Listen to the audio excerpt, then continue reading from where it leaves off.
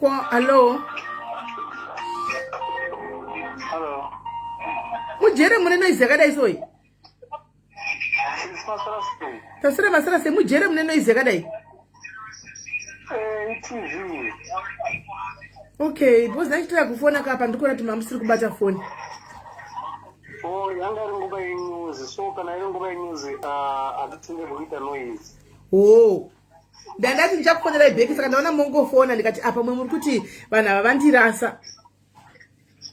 Munhu anenge ari pamahwana chaiwo chaiwo unopesa waita soshoro kunetsa but pane pakatoipa. Oh.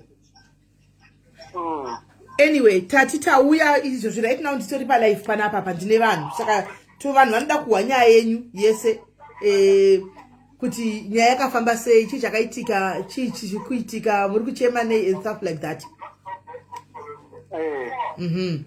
Saka itai Dre ndatugondibata undibate kuWhatsApp Dre. Right, saka ndida kuti mutange kutiudza kuti nyaya yenyu yakatanga papi, chii chakaitika. Okay. TV yacho ikutoitawo noise. Saka TV dzinobva kwanguva idzi. Oregedza ndizame ndibve padhuze neTV pacho ndinenge kumashoko. Alright. Kubata makadaro.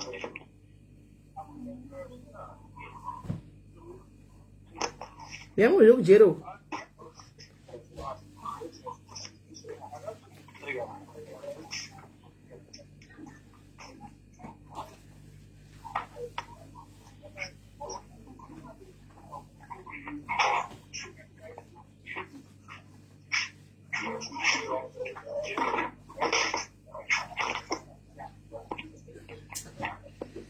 Nawe unanzi Eva Angelesa, how is it in the blogger? Don't you know that I'm a blogger? Nawe Eva, ungavuza try not what do you gain from this? Are you stupid or are you mad or what? Are you mad? Yes, ndakukunzwa yanzvanzi. Ndava kuno kumashuro kubvunza kuti TV yacho iri padhuze nepandorara chaipo chaipo so zvinonzi yake yaspeed. Alright, muri kujere ripi mimi? Ndiri kuRivonia. Rivonia. Njobheki inonzi kuRivonia padhuze neSandile. Inonzi local prison UDMC. Local prison. Yeah, local prison UDMC. Okay, right. Chii chakakupinza mujere momo? Muno mujere ndakapinda nenyaya yekuuraya. Makauraya? Imbomirai nimbo. Avasati vahwamirai chivovhara ava. Avanoita kunakigwawa. Hey, unobva wanzi block mwa vamwe nyaya ubva wanohwira kunext door, right? Chii chakaira makauraya ani zvakafamba sei? Zvakaitika ndezvekuti chete ndakaenda kune imwe friend yangu inoita zvekutengesa doro. Yanga iri Saturday azviti. So ndakati ndinodini ndinoona bhora like noditi ndanga ndisina TV pandogara but TV yanga iripo. So ndakati kandibora ndiri kupinda nefriend yangu. So pandakaenda kufriend yangu ipapo paimwa doro notengesa doro zvese like saizvozvo. Ifriend yenyu yaitengesa doro? Friend yangu yaitengesa doro. Okay. So after that panga pane vakomana vaitimwa doro zvichishona TV yanga ipanze papo. Neniwo ndakatamba ndakanga kuwirawo but ndiri anomwa doro like sometimes.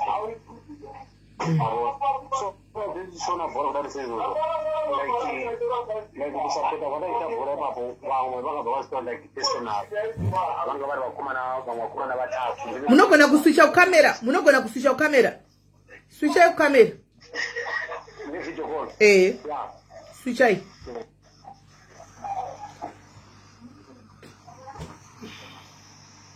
Tonewo kumasaidi kumwe and stuff like that kwa muno tonewo kumwe kwa muri. Muno mukati macho umwe. Ndomselu. Yeah, ndomselu mu. Ndafika muri kufana mbedha yacho 39. Alright. Ko vanogara kumaseu vanopfeka hembe dzavo.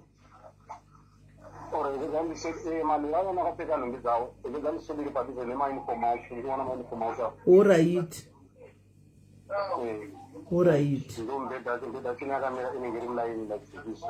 Alright. Okay. Saka alright.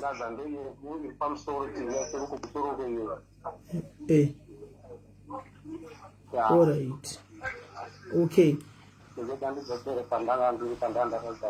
All right. So lo matikira vakaita saka takabhata tanga like yatanga bosi avanga vaku vasapaita vasapi yangatwa like scenario muza kuti vanhu kana vakati apati chinhu chidiki chingobva changobva kuti chabva chaita chinhu chihombe andi so ndo mafriend angati iwe sha bosi ni stara kuti niki nemurangu ndo kuti meya ndobva ati ame anoda kuti guys, muri kuti hazvibvumidzi vanozviziva, vagara kujere nguva yakareba. Antika vagara mujere more than 10 years varimo. Ameno kuti mimi mukutotaura zvamutaura muri kuzviwana kupi. Vane 10 years, more than 10 years varimo. Zvakutoita vanozviziva. Munoda kudhiwa kuziva zvese problem yenyu mazimba. You want to know everything. Vari kuziva zvavari kuita. He knows what he's doing. Taura izvenya zvadzi. So after ndo friend yangu yakandiperekeza nemotikari ndikaenda kuti ikanondisiya kumba kwangu. Pandaigara futi ipapo munini wangu anonditevera nini, munini wangu aitengesa doro. Pandasenda. So vakomana vaya panapa vakabva usiku vauya netsoka bcause vafana padhuze but nemotikari handikwanisi kuti ndikafamba nepavanofamba nena penetsoka. Mukomana aishangana akandiperekedza kutenderera kudaiso but ivo vakomana vandobva vazoyapa ndobva kuti vazonodoroka ndinogara pamunini wangu paya. So after that ipapo hakuna nina kuziva kuti vakomana vaya vadini vauya panapa. Munini wangu futi avanhu vachiona bhora kuti vachitamba nesinuka futi ipapo vakomana kuti ndobva kuti vatanga kuti noise yatisi saka paga ndiyo mbandobanhu kubuda vakomana vaiti no guys chii chiri kuitika vakati iwo meya unodherera zingaiti toda kuuraya hau toda kuuraya mudandouraya hau ndobva ndadzokeramba pana ndidzokeramba vandobva tanga kuputsa mawindo vakomana vaya putsa mawindo angu vachivana mabhodhoro nematombo. So pandakachidivhura mukova ine ndichovhura mukova ndichiti guys why muchiita zvamuri kuita izvi. Ndobva vandirova vandirova nebhotoro musoro kobe ndingobe dzangu rakura. Ndikutopaona pamuri kutatadza ndikupaona ndikupaona saka inini like mulungu wandaishandira akandipa ndakandine golf rakari nebhegi rakazara magolf stick. Ndakabva ndava neshungu wemupapa pandobva ndatsva golf stick iyaya wani ndobva ndabuda pano because pavakandorova nebhotoro ndakabva ndabva ndadzokera mukati ndakabhalanza mukova so chipusha mukova ivo vachida kupinda like vachikavakava vachitema namatombo.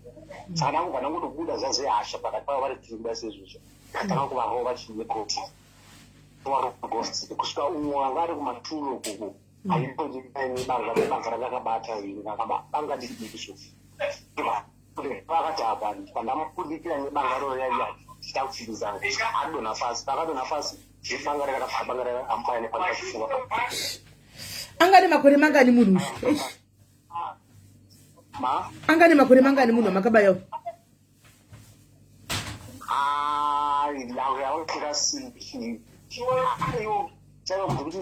Ndakavaona like panguva dzotofungo handina kuvaona zvakanaka. Ndakatozoona vanatuza acho vana achuzi vacho vaviri but ivarazva havakumana vechii vese vanga vasingasviki like oro 32 vasingasviki papa ndingangoti kubva pa23 up to 31 papa.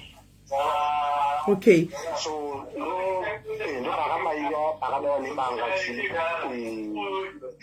vakaniva nebanga mukomana wacho agomba pati zinofana pahoro pana pamberi pechesi saka ndobvatsira ipapo pamba paninogara hanambotiza kana kuita sei ndo pakatomukana vamwe vana zhinji vakavarara nomunina wangu akachitovarika papo ndobva adana mapurisa ndikati hazvitizi ngozichi pane purufu iripo vanhu apa mabhotoro anotovapo tiyamba vachitema mawindo angu vaputsa mawindo angu.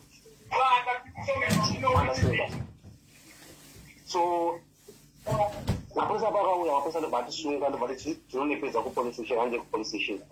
So dzisika kutisha kupolice station ndazosvika indava ndega ndobva ndabvunza kupolice station ndikati ko vanhu andosungwa navo vacho varipi panzai don't worry maybe the court 2015 mabona kunepedza kukoti how come kudaenda togarirwa paya ati sunday ndobatainda koti ndobva ndasvanika kuarimind network yacho iri kukata neita ichikata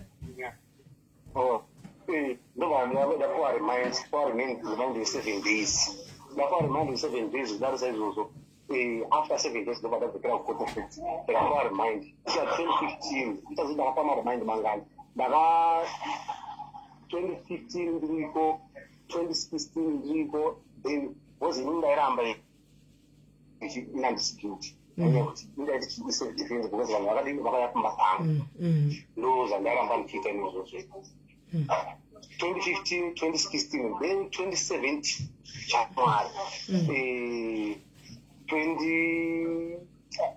January 8 because I think 2017 yapera 31 weeks find a guilt like step down mangwana come tomorrow mangwana unozotora sentence yako havana kundiudza kuti ameniesi anguti tofight find a guilt because iwe uri kuramba chitichi hausi guilt but isikakubata nemunhu okay it's fine ndadzokera mangwana uchidzoka akavati please pane mhosva yakapara was right it's assault nekuti ndakarova vanhu vaviri vana ndakarova negosi exactly uye one akashaya saka ndobva vati vari kundipa 14 years 6 months for murder then 6 months for assault so tinokuita 15 years so vakati ndo makore atinokupa iwa which means like nemutemo muno South Africa kana makore avanenge vakupa anogara hafi yacho so ndakagara 7 years 6 months kubva 2017 ndisingakaundi kana ikadzikaunda netrial ndatowana more than 9 years month handinayo zvimoyo like saizvozvo so okay ndagara makore avakati ndofanira kuti ndigare ndiri 7 years 6 months so now ndakaenda ini ndoropoa so ndobva vati no pane botisa makosi pamunomu like ima-social work botisa makosi mune ima-social worker ndakaita mamakosi sese ndobva vati pane kosi iri kushota inonzi substance abuse because nekesi yange yakasangana nedoro substance abuse ndobva ndaiita kosi yacho ndakaita last month ndakatobva ndatepedza kuti pandakaenda kuparoboti vakandipa remind ye-12 months hanzi ndinofanira kugara 12 months but immediately kana chine ndapedza kosi yavari kuti ndiite sei ndinofanira kuti ndidzoke bheki so now izvi ndangogara handisi kuziva kuti ndichibvunza ndichiita paofisi ndinoisa macomplaining yangu kuti inini like nekudarikidza kwandatoita emakore angu like ndapa ndakabuda July ndokapera absence yangu ipapo so handizivi kuti ichi ndoita semuofisi vacho vanachiona chiti aiwa noti awene izvozvo kuti awene sentence yako wakapedza chakudana because from July up to now hapana kana chinhu so ndopanda ndichikumbira weni papo chiti kana muchinge muno rubatsiro mundibatsire kuti ndikwanise kuti ndibude because now ndangogara handisi kuziva kuti ndinobuda zvarini or zvaita sei right because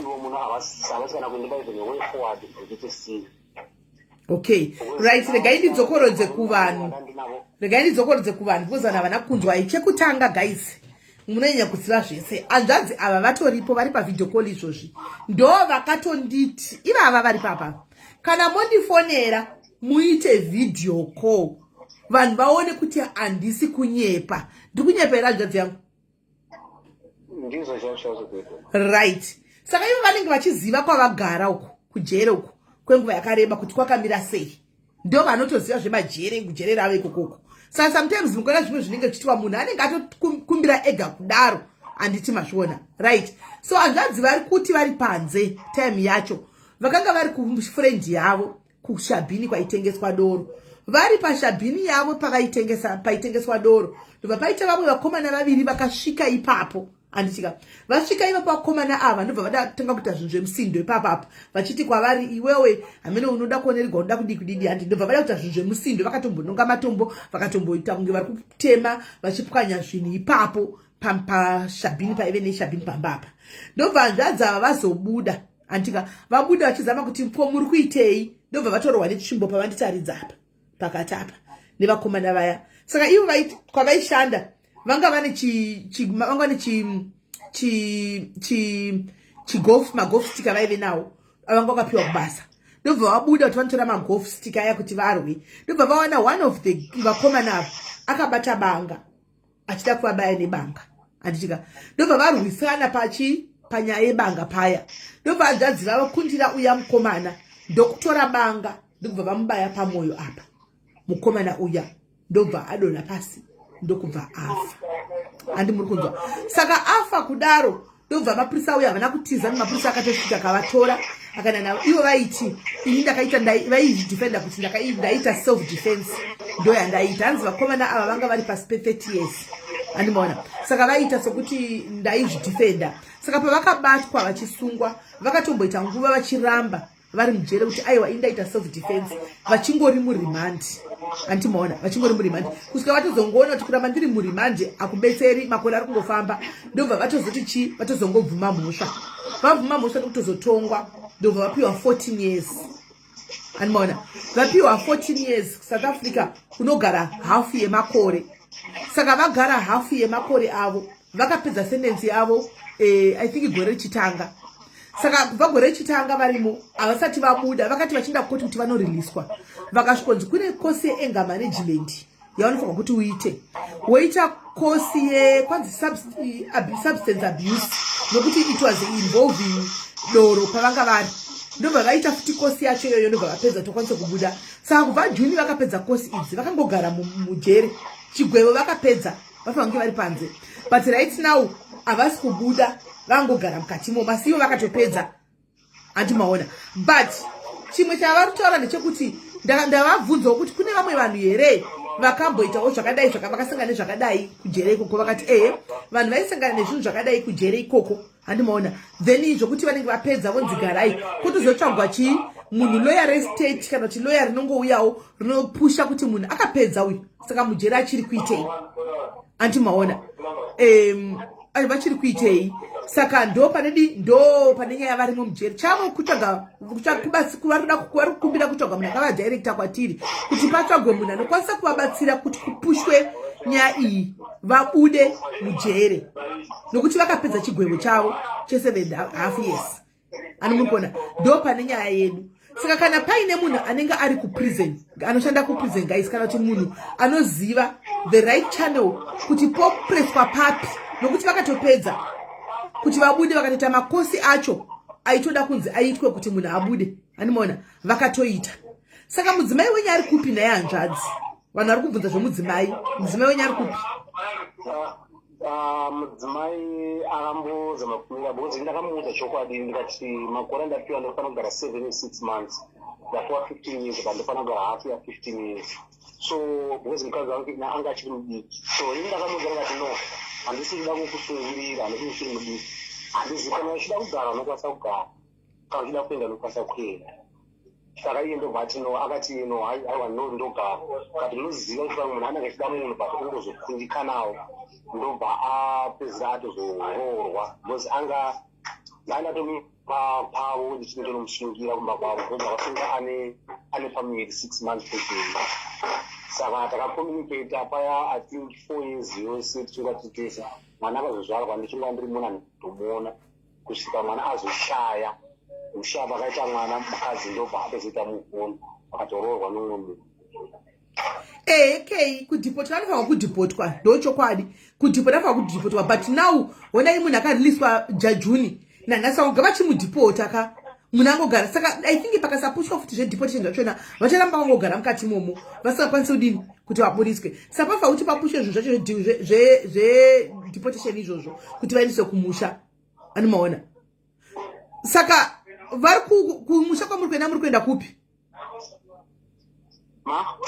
kumusha muri kuenda kupi kana vasvika kumusha kumusha ini ndobva kumasingo ndokandiri kuenda kumasingo.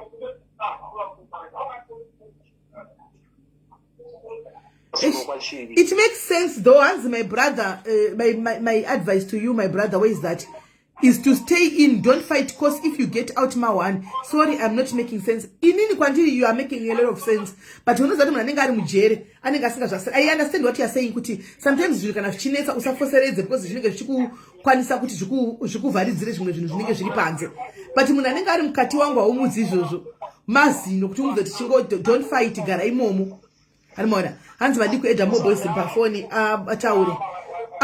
Ichemadi kumutega vategei vauye pano vategei mukavatega vanogona kuya panapa then tivakumbire kuti vafambire kesi ichi yanzvadzi pangoda loya rinongonoita mapepa ropusha chete kuti vakwanise kuti vabude vachinda kumba kumashungo koko kwavanobva animaona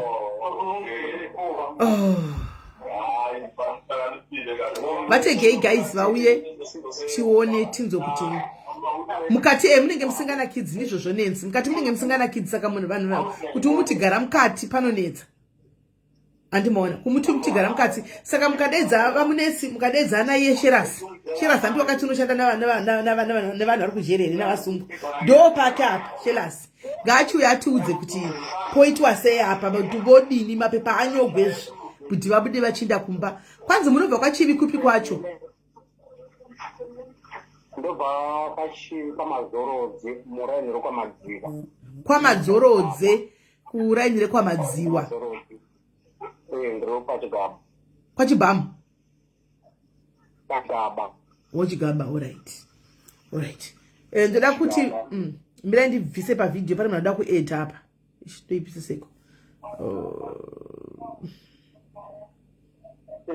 pasingo problem iripo tikurarama nekuda kwenyika Mwari mukugere kune nzara kana uchiva usina family inouya chikuona kana chikusora chikafu kunoku ezvakada hwakaoma like now ko munenge makasachitanda wani chitoothpick muri kunongona nyama vari kunge mamchidla nyama zvadzimiyo aiwa ndakadai ruoko ko masi makasimba kai makatosimba kakuita kunge munasiri kujere kutsvukira kudaro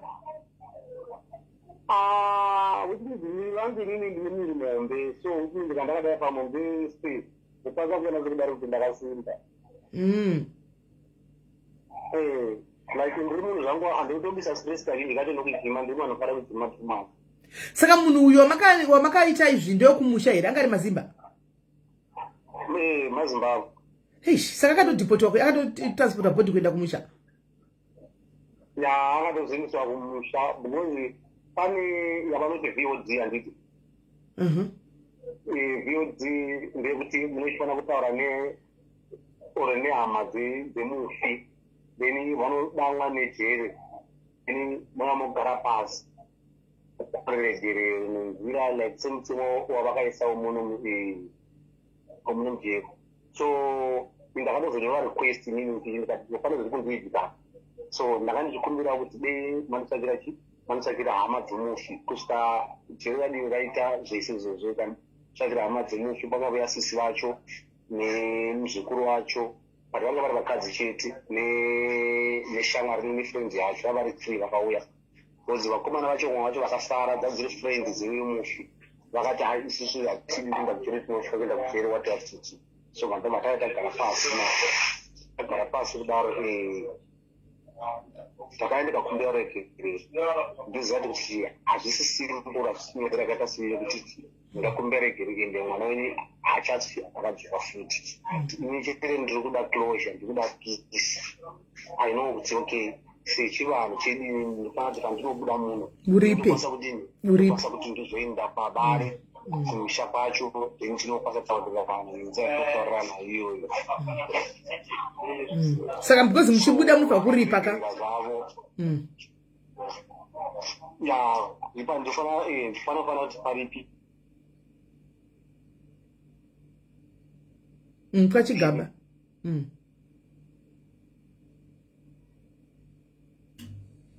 but ngozi yacho guys ichazouya here after 7 years ikati mbovabvunza pamanomuona mukomana wakavata amene ndikaiti vhunze 7 years guys ngozi yozouya izvozvo here ndofunga network yenyanga mabhotisa network aifongona ngachitondifonerawo zvakewo bcause kana kafonirwa necall ingasa whatsapp inobva kunga munotongofona kunge munotongofonirwa kunge muri kumba wena madiro ajojina apa foni haitenderwi kutenderwa anytime vanoitora sometimes vanonga ichisecha alright asi hamuhwi mose ndikutoona vanhu vakabata mafoni mose ndati ndikuona angu vanhu vakabata mafoni hamuhwi henyu mafoni munongoshandisa mumajere imomo saka imimi makati muchanoripa kana mabuda here handiziva kuti ivo vanonondira sei ndinofanira kuti ndichinobuda muno ndoenda ikoko kufamily yemufi ndoona kuti vanondotaura nemusei nekuti like to be honest handina even dzandinacho even madingi vangu vaitevera vachituva vese mune nange yatengesayo vese vakashaya kwakutosara inini nekanzadzi kangu kamanasipaga chirema anofamba nezviguru handizivi kuti shoka ndichaenda kwavari chinoti ndinotaura navo havachagamuchira sei like kuti oro ndicharipa nei or how but as long chinge ndabuda muno chinge ndakwanisa kuti ndinde kumusha kwacho ikoko aiwa hapana chakaipa vachandipindura zvipo sei but as long zvipasa ndasvika kuku ndasvika kumusha kwacho ikoko as long chinge ndakwanisa kuti ndinde saka imi pasi pamamuri mwenyu mujere makagara pese apa hapana pamaimbomurota kuhope kana kumuona kuhope ndinganyeba hapana kana pakamboitika like something kudedzi like kuti ndakamboinga mavhiki miri muhope oro kuona munhu kana kudini ndinganyeba hapana okay no that's at least that's better mukabuda muzongodzifambira right ndoda kudonedzai because pane munhu anoda zamakufonera pana alright vere tono ndikuna mufueta here chinzwe kuti procedure yacho zvinofamba sei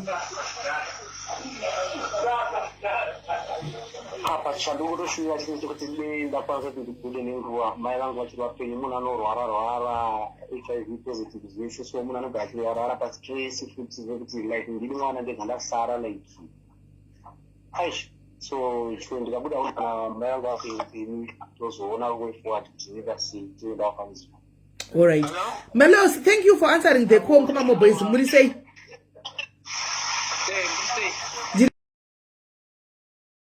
You pan up.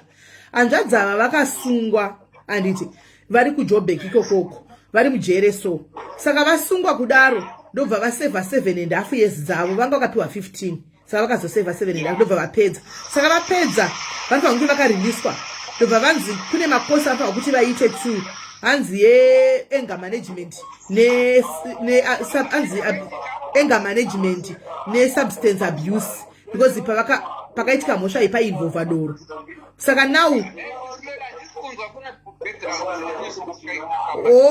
iyanzadza vanzadzi ndo vane noise alright anzadzi ndakudonedzai ndokufonera ikandapedza kutaura navo tizotaura kuti chiya nditi because mune noise havasi kunyatso kunzwai. Alright okay ndidonedze vese nditenge kundifonera ava vega yazvakaoma.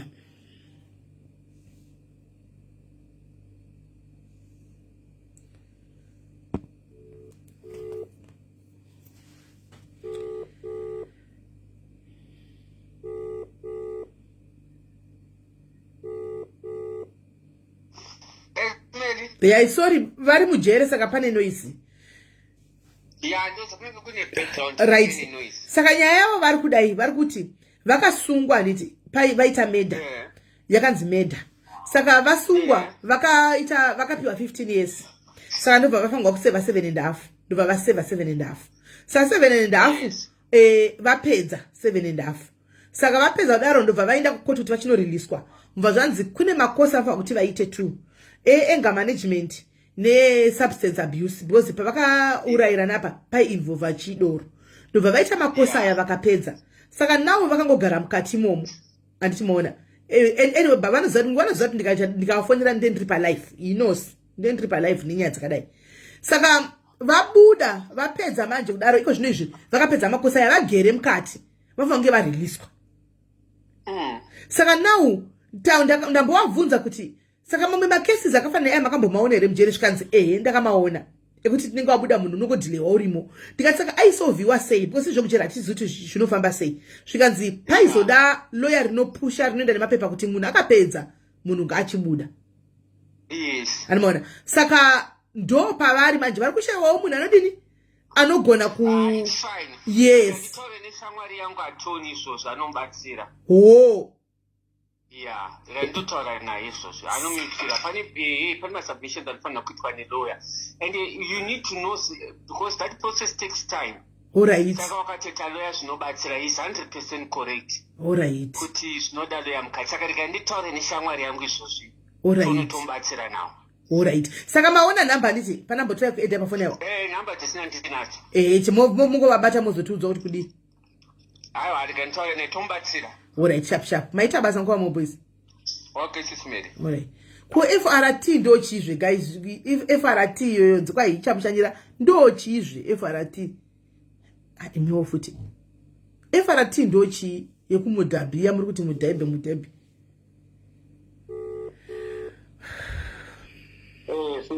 Right, ndani chitaura na vavatashara navo ndilo yavo. Saka vati izvozvi vari kubata one munhu ari kuzokubata izvozvi umwe loya ari koko then vakwanise kuti mutaure nyaya yacho vakubatsire mubude.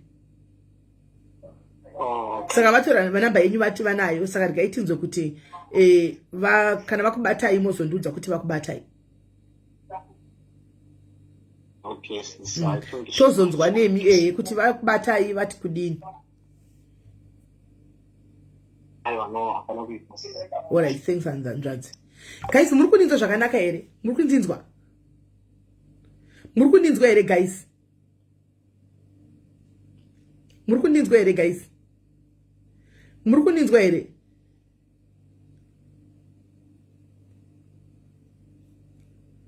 Muri kundinzwa here guys?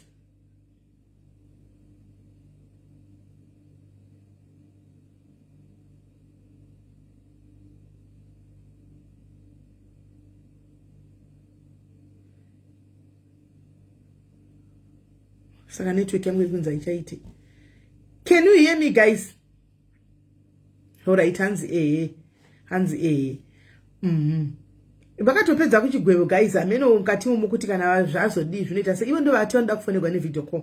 That's what he told me. Ndicho vachiti munhu akavarayira munhu akabuda mujere akamboya pano palife. Saka munhu atoya chitozoti palife ndikati saka vakati mundito video call kuti vanhu vaone kana paine ana hama yake inogona kundibatsira na lawyer kuti ndikwanise kubuda ndinenge ndibuda kuti vaone ndosaka ndaita video call ndikakutaridzai. Anomaona hasi yamunenge muchiti due diligence here paipa munenge chitokaibatsirai munhu itanga imati verify toita futi verification totaridza imoti zveverification haidiwi musaite nokuti kwai FRT kadi kana yazobata FRT ibhanditi ragara 7.5 years vanoziva yekutamba imomo ibhanditi iri tingatyira munhu kwai ukabatwa nefoni anotoziva zvaanenge achitoita mukati imomo ibhanditi ragara 7.5 guys moti zvinganetsa here guys kana makunyatsa kundinzwa zvakanaka handei topic yedu yandanga ndaya nayo yanhasi tichitandara zvedu guys anditika takatauya netopic yekuti speak it out ndiyo topic yedu tanga tauya nayo tichimirira vati vari kubatsira tozozwa kuti vari kubatsira zvikufamba sei anditika and toda kuti titaure tiri kutanga vhiki redu zvakanaka tapedza kuvhikira kutanga rimwe vhiki tichitanga zvakare November anditika tichitanga zvakare November wedu ushu speak it out chinhu chaunotaura chiri pamwoyo pako anditika kana kuti chiri kukunetsa kana kuti chiri kukudya kana kuti chaunogona kungoita lucky kana une dambudziko rako ukarisheya panapa ukatowanika kubatsirwa andimaona zvinongoenda zvakadaro zvichingoenda one kuti mwari wako akamira papi wakadini ini guys musati matanga kuti have you heard from comforts mom yeah mai comfort tinavo kumagroup edu WhatsApp iso tinavo mai comfort vari okay vari right. Hey King Race, sati tatanga chako guys kuti tipinde munhikikiri muchirongwa ichi. Indoda kutanga inini guys. I want to start I want to start guys. Ndiri kukupaiwo mukana panguva ino vanhu vangu vese please. Ndiri kukupaiwo mukana anditika I want to start on a new slate. Saka vanhu vese vakabirwa na Melly. Mukana wenyu ndiwo unoyu. Please call in and tell me. And tell the world, please, call in right now. Handizipo unongo uchifona kana kuti put an ad apo. Tiku ad and come and say your story here. Antika kuti makandibira paya makanditengesera COS harina kusvika kana kuti ndarakasvika ndiri kudla mumabhini kunoku. Toda kundati nditange ndataura ipapo. Tisemze nokuti information has come to me. Unoziva unodoseka so woshamisika woseka so kuti kasi vakadzi vakuru takakwana here. Information has come to me that kune chikwata somewhere. Chiri kuti kwai kune vanhu varikuti taka ingandichawisisi manje because I am not so sure right now. Kuti vakawiswa ku UK naMelly here. Nokuti kwai vanhu vari kuenda kunotora chikafu ku food bank. Vari kutambura vari muno andichawisisi papo. Kana kuti havana kutovera vaya ku UK asi vakadhila naMelly here. Zvemasiwo saka ndisingazowisisa which is which. But from where I'm sitting right now and where I'm standing, chunhu chandisina kubvera ndakawana access kwachiri. Kuti ndodawo vanhu veku UK kana magayizi vanhu veku UK vakaita mari panguva ine maCOS. Kuti aizombo kuti COS nditengeserewo makastoma kakawanda kudai vanhu vakabata mari. Ozokupa kuti mbotengesa. Takamashayiwa guys. Kuna saka ndiri kuda kuti nhasi pano mutaure makasununguka pano. Musina kubatigwa futi. Ipo pano. Hanzi makambodibira SIS. Alright, phone yako Julie uya. Mutaura makamira pano. Antika mutaure pano kuti ini ndatouya makanditengesera COS. Kana kuti ndakatadza kuuya kana kuti makazondibloka. I want to know here now and today. Because the information zamunofambisa dzekunyeba nditi magosta ningacho kutaura ndikudika ndikushaya, but still ndichine ndakamirira. Ndichiri ndakamirira pano. Ndichiri ndakatomirira kuti vanhu vachabuda tivaone. Saka ndati before maybe pamwe kuda kumwe vanotadza kuti vaende. Hanzi I want to speak about mabhangu amakani. Fonai mutaure mavi vacho. Dururai guys. Idururai. Fonai muuye tizorodze mweya yevanhu vari kugaya kuti ticharibata V11. SIS MELLY kuti vakaba ndakakuzati kumwe wese munogona kumawana ma-V11 but kumba vamunonyepa hakuna. That's a lie. Ndiri kubhenja ndakagara pano. It's a lie. It's a lie. Saka kana muripo guys chibudikirai ka guys nelana akakuruma ine mufoni here. Nai guys muri kupiwa platform zvakanaka. Nelari kubudai budikirai. Ndozve gore riya zvokuodzi ndakazonzi vakanditasa kuenda ku Poland kupi chitipa matsamba munhu akabva disappear anga riri ghost. Asi munhu abuda achichemedzera kuchema. Hanzi saina ndokumbira maadmin mise number. Admin, can you please put in the number? Isai number. Madmin ndokumbira mise number. Madmin ndokumbira mise number. Akuna zvakadaro ukataura nyaya yako ndwa kubuda nevanhu. Kwai kune vanhu vari kuti tikunodla kuma food bank. Ini ma food bank asana tombomaziva. Ena asana mboita munhu akandifonera kana 1. Inini kana 1.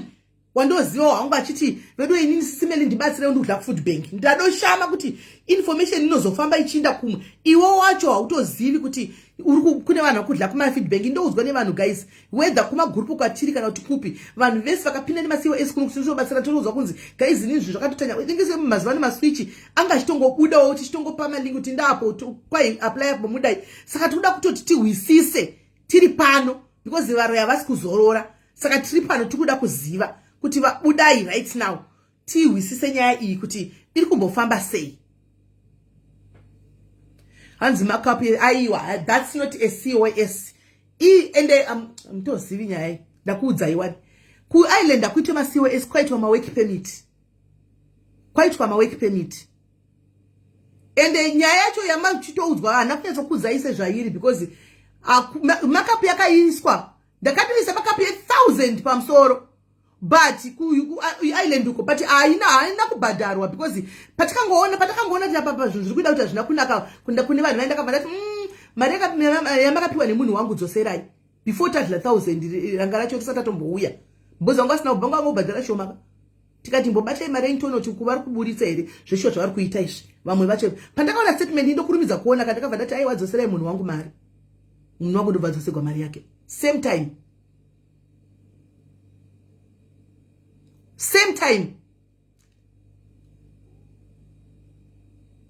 Saka markup unozo kana ukaisa markup uchitengesa chinhu unofanira kuzoidla kana mari ichinge yabuda. Saka apa pa markup iyi haina kutombovhera yatombodliwa hayo because yanga isati yabuda markup yacho. Yanga isati yabuda. Because takakurumidza kuona kuti statement dzake dzekutaura dzinenge dzisingasabudi musha apa. Ndikati ini munhu wangu yaya mudzoserei tuntu twake. Vadzoserwa. Saka tiri kuti dururai.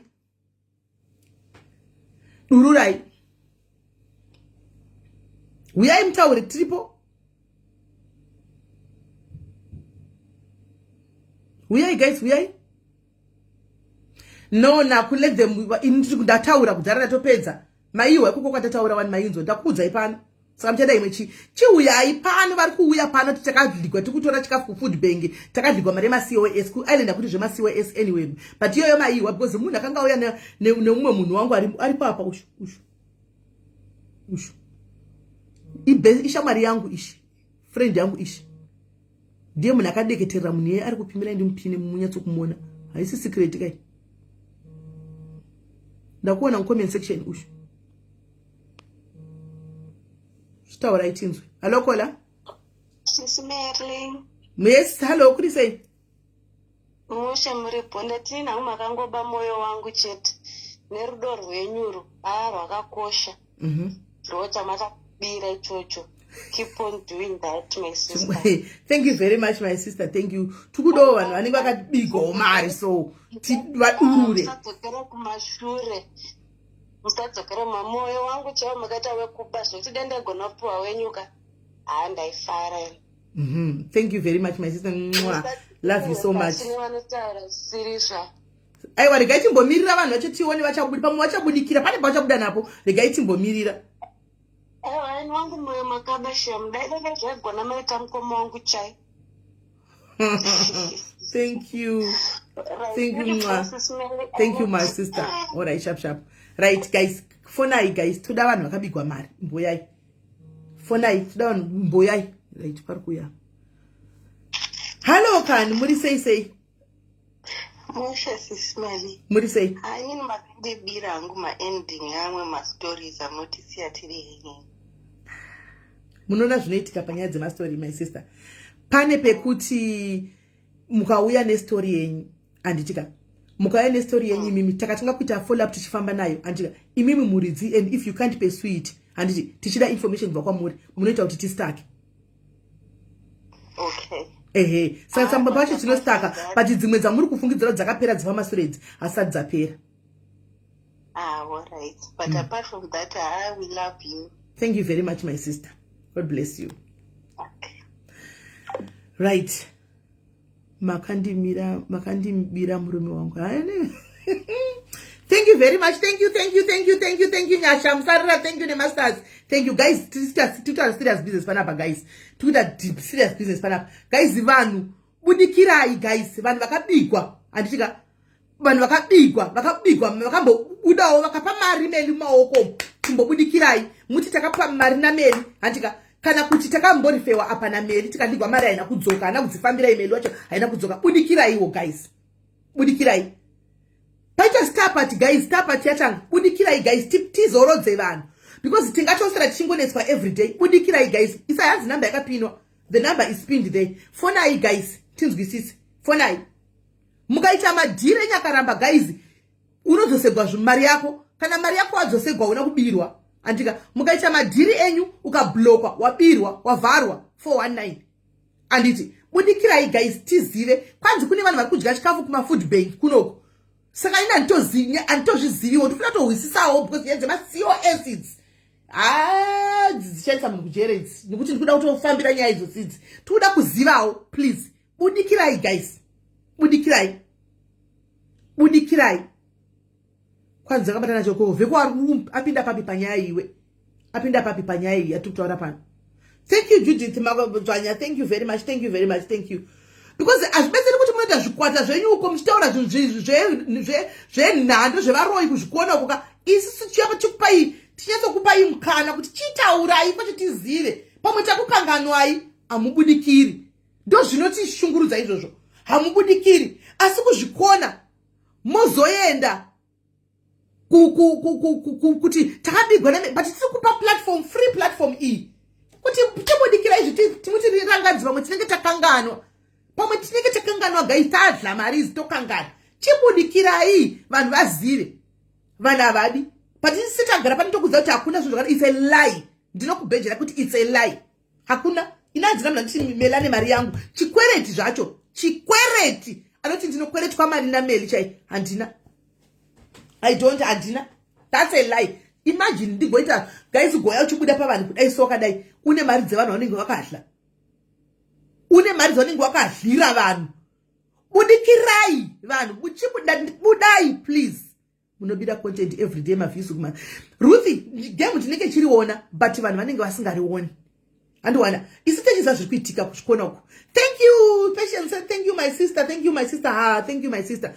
Tinenge tichida kuziva nokuti kuzvikona uku kune zvinenge zvichitaurika but tauya chitaurai vanhu chavatauri so masocialist anenge achitsvaga nyaya dzako anenge achifunga kuti tinadzoka vanenge vachitove convinced kuti kune nyaya dzevanhu hakuna munhu anozoenda kunoripota uku achisiya takavhura platform right now tikuti come and say munhu wese akateerera edha apa tiedhe uye utaura kuti inini gore rakati makanga muchitengesa maCOS ndikakusenderai mari yangu muaccount yenyu iyi yandinayo iyi screenshot mari yangu mukati mune company pakati kana kuti mukati ndikukuitira zvanhingi kuita agent chako guys agent handina Shelton General ndakamupa number chete takamupa number taiwana mushure mekunge taita group call chida kuti vamwe vedu vaitigwe mavisa ndipo patakawana number tapiwa nemunhu aive number tikangomupawo number recommendation thank you Nyasha thank you very much takaita recommendation ekungoti number E sezvo wati akanditraini ndiani munoziva chandidzisa chidzidzo thank you very much Milimel hanzi makandibira masters angu thank you very much ne 2000 stars thank you Linda thank you 900 stars thank you guys hanzi kuda vanokutya SIS MELLY nashamiso alright kana vachinditya kavachinda kakoko vabudikire nokuti ndavene nguva chikutaura vakunongonzi zviriko but havabudikiri saka vachabudikira rini voda vazobudikira rini zvaita sei vanhu vari kuuya panapa vachitaura takabigwa vari kuuya nemarisitsi avo neeverything zvavo zvese vanazvo vari kukanda handiti chinganetsa kuti unoisa proof yako mumainbox mevanhu mavari kuenda macho imomo kuti ndakabirwa don't mention my name but proof yangu iyo ndakabigwa apa neapa mascreenshot aya mari yandakabhadhara iyi account yavo iyi nokuti maakaunti angu anditi South Africa nanhasi ndichinawo ndiwayo ndinomashandisa ndeaya zvongopostwa akatoziva kana kuno kwandiri kusingaiti but ndofunga kutanga pano pane vangu kuti chiuyai kana muripo uyai kana muripo chiuyai mutauri kana vatya chindisai maproof enyu ikoko right kana muri kutya kuti vamwe kuda Melly unokumedzai pafoni Melly unokumedzai chindisai maproof enyu apostwe ndokumburawo kuti mirise maproof enyu kuti ndine proof yeapa pandakaisa 1000 ndikazoisa 200 apa ndikaisa 100 saka ndaisa maproof moisa maproof enyu koko opostwa tiche ini achasvika kwandiri chete anouya toziva kuti maproof zvokadariko hatika kana takatora mari dzenyu todzosera pamberi pavanhu ndotouya panoti guys thank you Risi nyika dzinoti 1000 stars ndobva ndati anyway ini transaction ndebhiri ndandaikangamwa ini handichaizivi ndataiwonawo izvozvi saka mari yenyu ndakuvaisira mari yavo inere simple takaenda zvingori simple as that as simple as that because zvicharamba nyaya yadzoka kechituka nhasika ndichada kuti inobudira kumberi because tatonetsa kanazvo zvokungonzi panzi pakabiwa vanhu vachona vanonzi vanhu izvo zvikwanzi vanonzi vachidla manhingikiri vachidla kumafood bank asi handizvizivi ende hakuna imi guys vanhu vakadinongwa 2020 papa pakatanga kuita zvinhu zvemaCOS 2020 papa vanhu vakatogwa pano palevo muchokurimemba kambani yako yachiti ndiri kutsvagawo vanhu chichichi vanhu vakaendesa maCV vakangopiwa maemail numbers chete anonzi maemail address chete vakanzi apply yuku tangonzi kune kambani yauya kuda vanhu 5 oima email address but from to my understanding vanhu vakapinda kudhara before satatongozacho chinonzi zviri kufamba sei what is going on vakangopiwa maemail address vakapinda free of charge vakauya saka anozoti akatenga COS ndiani hanzi muvhurai mewhatsapp yangu pane munakaro wabhegi ndichavhura whatsapp kana pane munakaro wabhegi toda kuziva musona ndakagara naLilian tiri kujob achitaura kuti ndine malingi tichitotsvaga malinki iwaya taitotsvaga malinki asingabudi kozongoita munhu ngonyukawo achiti ndakabudida ndakadai so kobudikira ikapachena. I'm asking you this ndichikuaska politely chibuda ikabudikirai budikirai wailepo tautavinga gwa pa live yoyo hanzi bata iphone. All right, phone Evelyn, phone to namba yako inopera na chindi kufondere bag hanzi mundu bata were nyaya vanhu vakutotaurawo vakadligwawo dzavo nyaya. All right, chifonai mundu bata were nyaya dzepoland ndiye munhu achari kufona here ndiwe chifonai phone akashamba ndakabata phone tone phone tone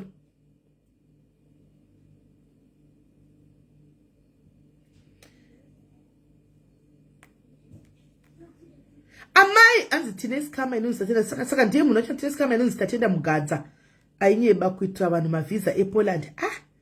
Ini nyaya dzePoland kaidzi nyaya dzemavisa ePoland ka dzakatowandisa kudarika vanhu guys pano pasi.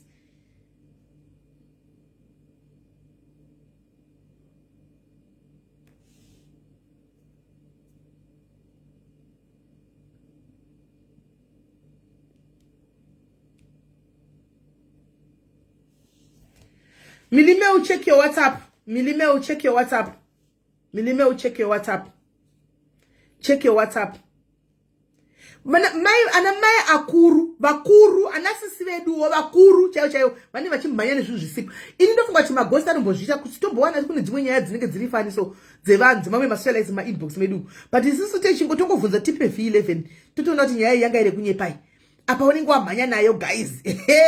Waipiwa apa vanenge vakanyora maghost anokunyatsa kunyorera juice nyaya yaka okuvigira tine nyaya dzakawanda dzakapiwa dzemasocialize.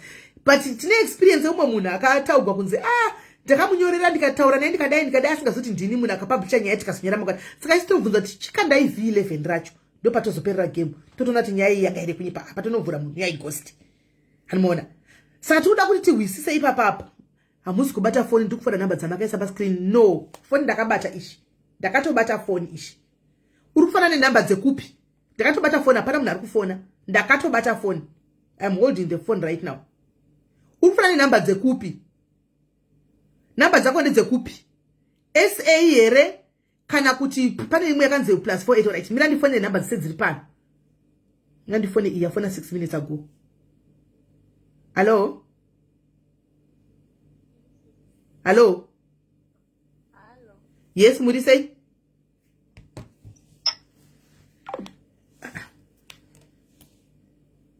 Get my phone in the foot.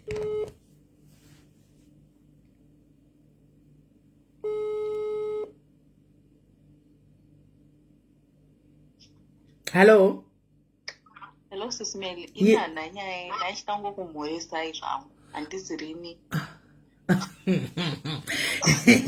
Alright, kuri sei kwauri? Uri kupi? Kuri Poland. Poland yenyanetsa iyi. Wakasvikawo sei kuPoland? Ndakauya 2019 nechikoro but ndakatopedza zvangu. Saka wakutoshanda? Ndoshanda. Alright. Mwari akuitira zvakanaka. Mwana uyu ndiwako here? Watori mwana wePoland? Kana. Mwana wanzvadzi dzangu. Alright. Aiwa, we love you baby girl. I love you too. Bye. Right. Umwe ndeupi reka tione uyu kuSouth Africa rumva kufona izvozvi. Hello? Yes, Melly. Yes, brother, muri sei? Ndiri right. Tanzwa program yako yauri kuita izvizvi. But COS yangu is similar to that. Ndiye visa, yema immigration. Okay. So I engaged this person. Aiti anokwanisa kundiwanira visa reAustralia. And time yangu yanga yasara shoma mbichana. So I engaged him. Then akati anokwanisa kundiwanira. Saka Australia tanga kuita nini? They were like another company. So pandakaenda vakandidaidza vakati we are now splitting. So this person is the one who started with you. So he will be carrying on with you akavhura company yake. Okay. Anonzi Praise Govea. So I engaged with him.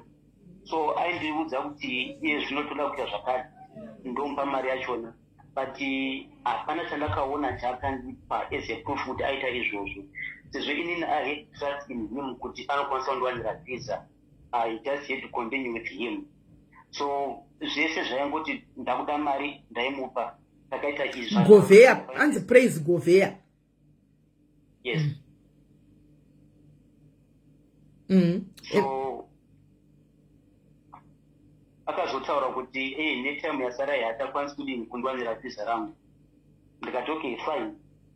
It was too late for me to engage another agent. So ndikangoti okay fine, I will talk kuchikoro kuti vanokwanisa here kundiita reschedule for next year.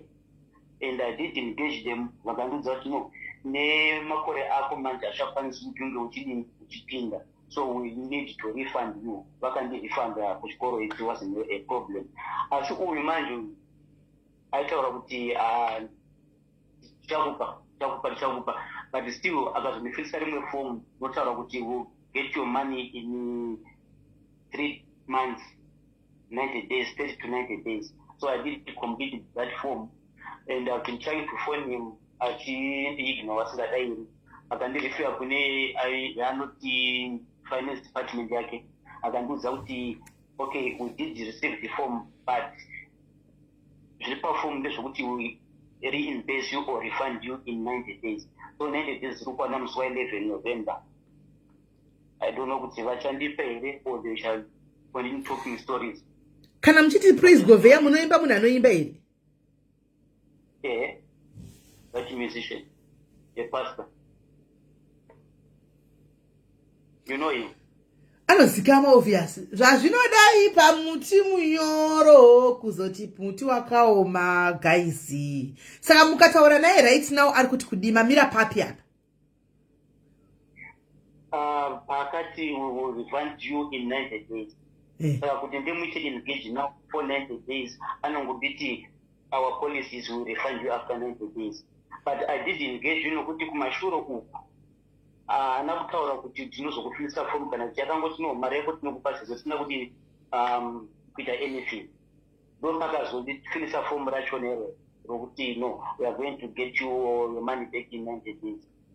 Saka mati 90 days zirikwana musi wa 11 November. Yes. Yeah.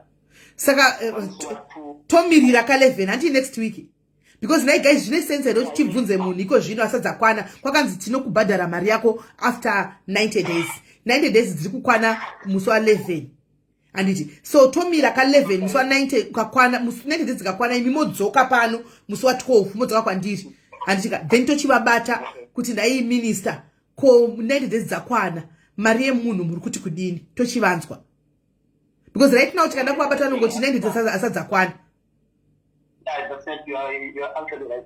Akataura kuti kuti andikwanisi kukupa the whole amount yakabhadhara because takaita all my services edu, so we need to be paid for those services that we did.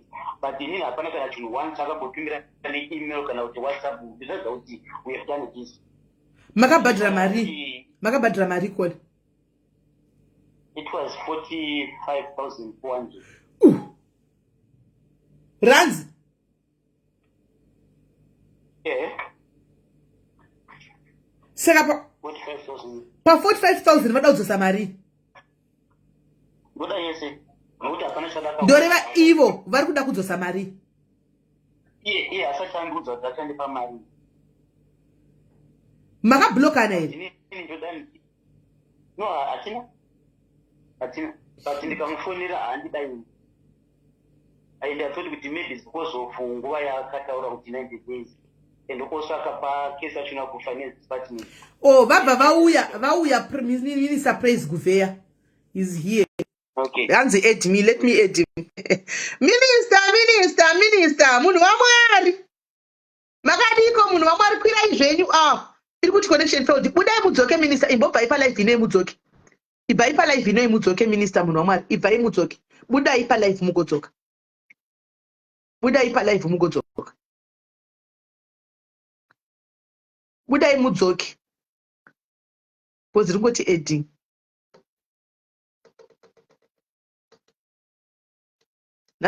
vanenge vachitozvimaketa panapa. Muimbi ka muimbi. Minister budai mudzoke. Minister Praise Govea budai mudzoke. Budai kana mabuda pa live inemuvha madzoka. Ndiri kuti connection failed. Budai mudzoke minister. Minister havana kunonoka hanzi nyatsondikwidza iri zvidairire naminister. Budai regai vadzoke. Dzokai minister mukadzoka mise request. Regai vadzoke. Ndavati because iri kuti connection failed. Regai vabude vadzoke.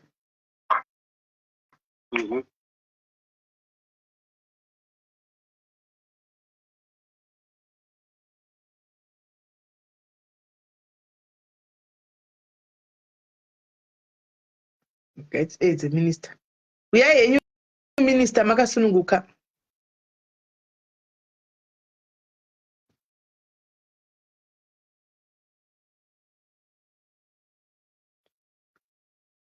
Minister Mamits. We are a minister, that's okay. Zokai minister, zokai. Okay, tuna kwenda kwa WhatsApp here. Mimi ngoja naenda kwa WhatsApp iko.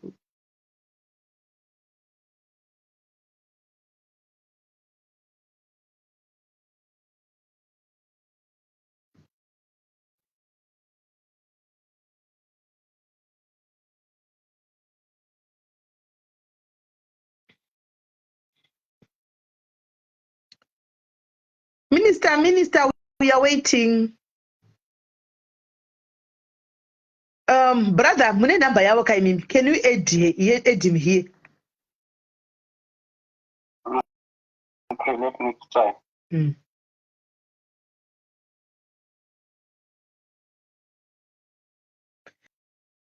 Thank you, Sis Peshi. Thank you, Patience. 700 stars. Thank you, 700 stars. Thank you, 700 stars, my sister. Right, date one. The guy to aid. Guys, Minister Munu, Mumu not Chikwe. Minister Munu. What aid? Nigma account. The EP. And now we want a very part. Ko budimu amudo ni zve budimu nodzoka. Ni budimu. Ndo.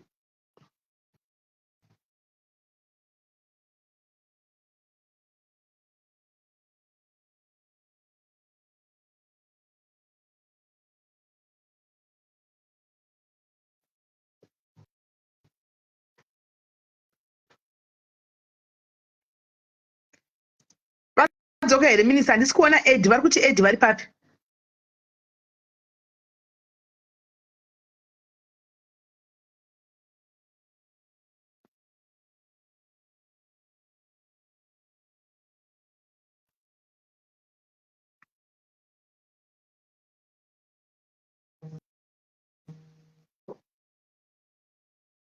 Hello. Oh, sorry, I was trying to aid him, and that press capacity. What I try to aid me papa tins.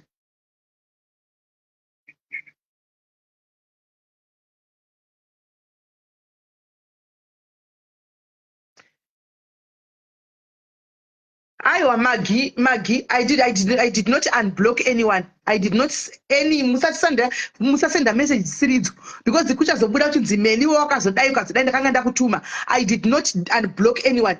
It's the admins. No unblocker. But it should have unblocker. Tega kutativa taurevega nyaya. It's not me or in me I'm on life.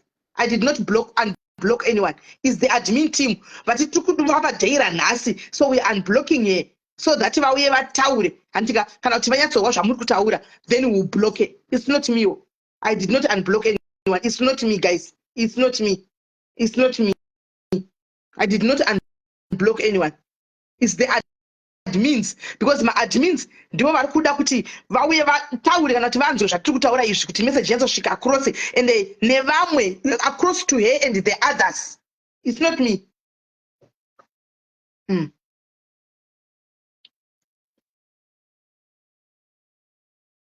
Kuvari kupinisa vasati vauya seko vari kuramba kupinda pinisa chiuya ika muri kuedwa uko havasi kukwanisa kuti vakwire.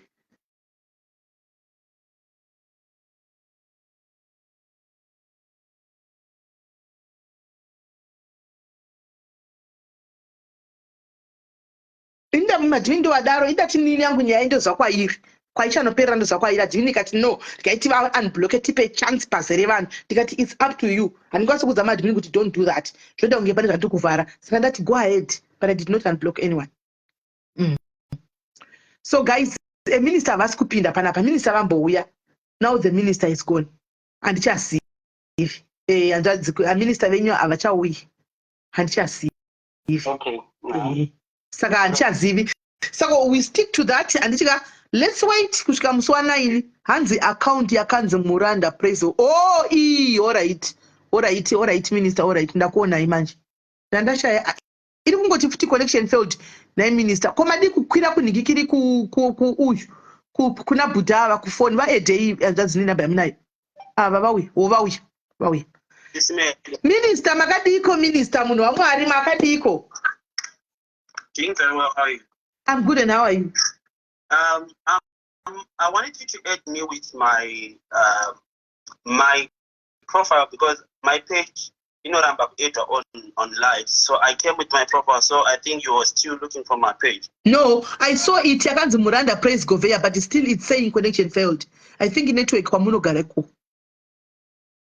No, it's not network. I'm touring a green button. You don't have the green button.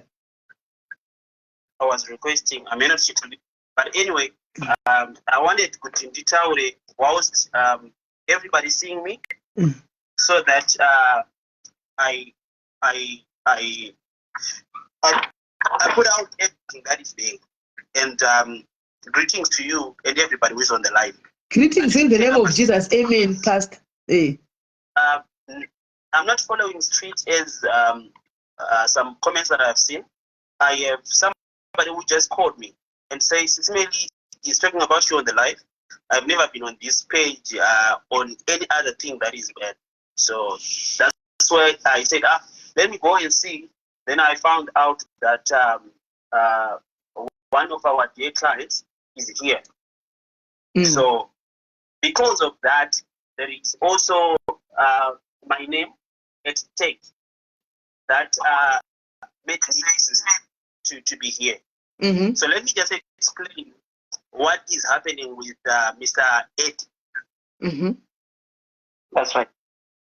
I don't know. I wanted to explain without interruptions. I'm sure I won't have interruptions. All right. So this is what happened.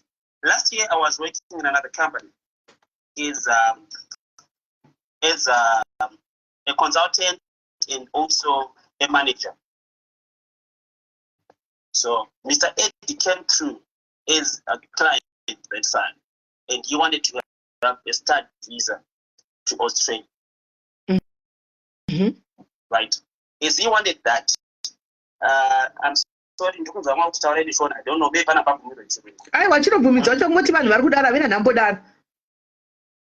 all right, it's okay. So when he came to that company, I'm not going to mention the name of the company because it's not professional. He knows the company that he came to. All right. So last year, November, around November, December, I then resigned working with that company.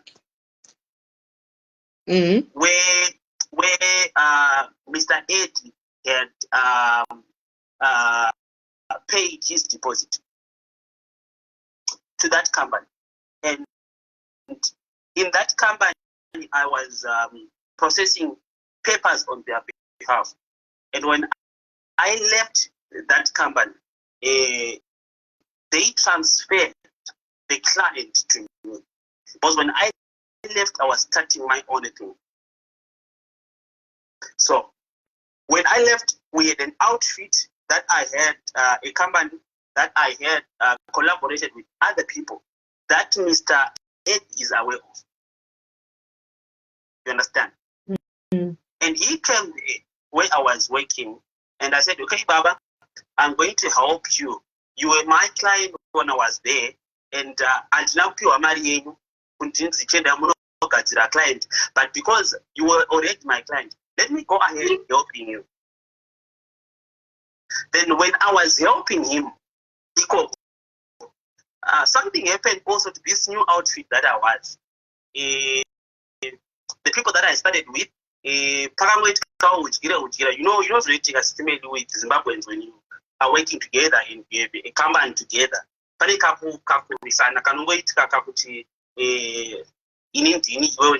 So. Then I left that it's fine.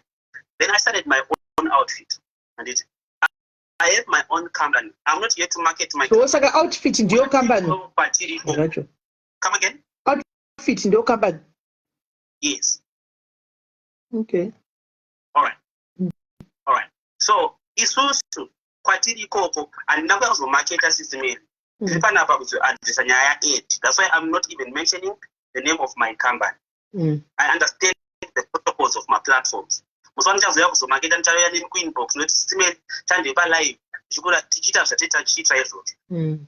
Right. So Mkoma vanogara South Africa and it South Africa passport according to the last things that I know zvakaitika pavari vakuda kuenda kuAustralia ndoko vaonesa kuti baba ndikakuitirai visa renyu passport yenyu yakadai you cannot submit muno South Africa and it hamuna chinhu chinoratidza kuti chinoita kuti visa yenyu approve ende rikarambwa you will come to me muchiti chi makuda mari yenyu and it so ndo batati alright kuri kudiwa kuti muite 3 months bank statement to Zimbabwe and it kuri kudiwa kuti kuite zvakati ndo takagadzira mapapers neumbo unoita kuti visa riite sisimeli munozviziva kuti visa haringoiti kunopinda muoffice. There are things that we have to put in place. Amwe kutaura nemunhu who have crossed the borders anozvisisa ndo bataita zvinhu zvatakaita mapapers esaiti ndichivaudza baba ita pakati mukubhadhara kwavo mari vaibhadhara zvishoma nezvishoma handiti pavakazoenda kunobhadhara takuda kuita visa appointment mapapers aripo ndakavaudza ndikati baba ndinokuratidza mapapers and everything that we have done and the payments that we have done on behalf of your visa we have done ABCD. You delayed to do ABCD and now imi makuti handichadi kuenda tete ndodati munzise chinhu tiri kuitirana visa handita wauya kwandiri you need help yangu then you just call off pakati pekuti people have already because handisi ndinodya mari yako there is a lot of things handisingaiti muoffice mangu can I just finish? I don't want to let you finish. I want to correct you there. And my purpose was to go there. So there was no way that I was going to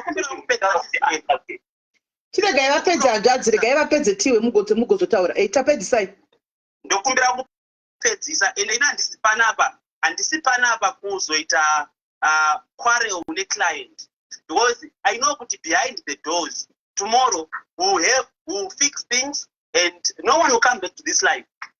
Feedback ngatigasana tongovapa kuti vaya vakazogadzirisana tinovapa hedu feedback vanhu. Anyway, that's fine. So advice is now ndo pavazobhadhara ndikati ona imabhadhara nhasi but we have other documents that have expired dzinofanira kunge like my bank statements atete akaitwa acho 3 months that is zakari ari kufanira kuti achiitwa redo again inenge saagent wako ndinofanira kukuputitsira mari here kuti zviitwe izvozvo then you have delayed the whole process zvinyoreva ndezvekuti zvataita zvese izvi hazvicharevi chinhu we have to do again handiti vakati handichada kuenda izvo kuti havachadi kuenda izvi handisi ndakavati musaenda izvi ndivo handiti okay kana vari kuti vakati havasi kuda kuenda saka process yavo yakamirira pano because already you have heard about the refund kana munhu achada kuti refund akureva kuti I have stopped the process that I was doing refund. Nai minister pekutanga mati passport yavo yanga isina kana chitindo chemuSouth Africa handiti saka process iyi makazoitira kupi kuZimbabwe because muno havana chitindo muno we then say ngatichiitai visa renyu muchibva kuZimbabwe of course yeah handiti kuti riapprove because handigoni sisimendika. I know kuti kwazara mbava ma-agents out there, but number one thing chandinotya inini chinhu chakafanira chataita nhasi chelife. So I'll always try to make sure kuti zvinhu zviri straight. Besides kuoirwa palife sisimeri, munhu akabatirwa kunzi ane madocuments are forged and whatsoever, anosungwa ndini. Maona? So I said, let's do something that is straight munhu wamwari. Tiende kuZimbabwe, tonoitira from Zimbabwe. My papers are right now, kana muchida sisimeri, ndinokupai link reportal yavo yeposten. Okay. Ndinokupai number dzaingadziona dziri pagroup panapa. I can give you the link, you go into the portal and it look, this is a business. This is a business. And it's business. But Zimbabwe ngavasaita tsika yekuti when they breach the contracts, they go online. Right? Ndakapirwa, hauna kupirwa. Hauna kupirwa. You breached the contract. Inini kuvapa isipano tinotaura zviri fair minister Gouveia. Isipano takamitawo toda kunzwa side range handiti. Tonzwa side range kuti isipano pamanje we are very fair mufunge. Very fair. Kana vari wrong tinotongovaudza chokwadi. Totovaudzawo chokwadi. Hatisi tomboita zvekuti paino kuti munhu auya akaripota. Saka totosa nyaya yadzo saka mauya. Totosa both sides of the nyaya. Saka pedzisai inini tivape mukana vataure then totagira ipapo. Yes. So when I say Baba, to me, he's older than me. And one, that's what I expected. Number two, ndikuitira zita rangu inini ne company yangu. Mangwana pasaita dance because we've got a lot of things that we have done and that we are still doing. And saka tidi kuti panzi uyo. Mazona. So that's why ndakavati Baba, it's fine. Right now, regaiti werengwedze admin yedu iri kuita zvakati vapei mukana vauye pamuri, then they will come to you nereport kuti aiwa munhu wamwari tarisai ndakupai mapoints akafanana nekuti first payment yavo yakabhadharwa to another company. Handiti vanoziva maamounts avakabhadhara ndokuzoya kwatiri isusu. Then daikwaitika izvi zvese zvazvoitika izvi kuti visa ravo risaienda nekuda kwokuti vakanonoka. Number one, vanhu vakutoenda kuchikoro vakaya vachindiudza reason kuti ndanzi ndakufanira extend apply for next year because ndanonoka whatever. That was the reason that he told. Makadaro here nayanzvadzi naiye hanzvadzi yangu makadaro here kuna vaGouveia. Handina kudaro. Vakati hatichakwanisi kuenda mberi nokuti hapasina nguva kuprocess zvasara. Ndikasajesta kuti okay fine. Kana pasina nguva let me talk to neti navanhu vekucollege toone kuti vanokwanisa here kufundisa over the next day. All right. And vakazoti hauchakwanisi kuti mupinde next year because of your age. That's when I came to him and say okay, this is what they say. Saka imiti makaudza Gouveia here hanzvadzi kuti ina handichadikweya handichakwanisa kuti ndiende ndakuda refund. No, handichakuudza kudaro. Saka Ivo is the one who stopped the process. Sisimeli.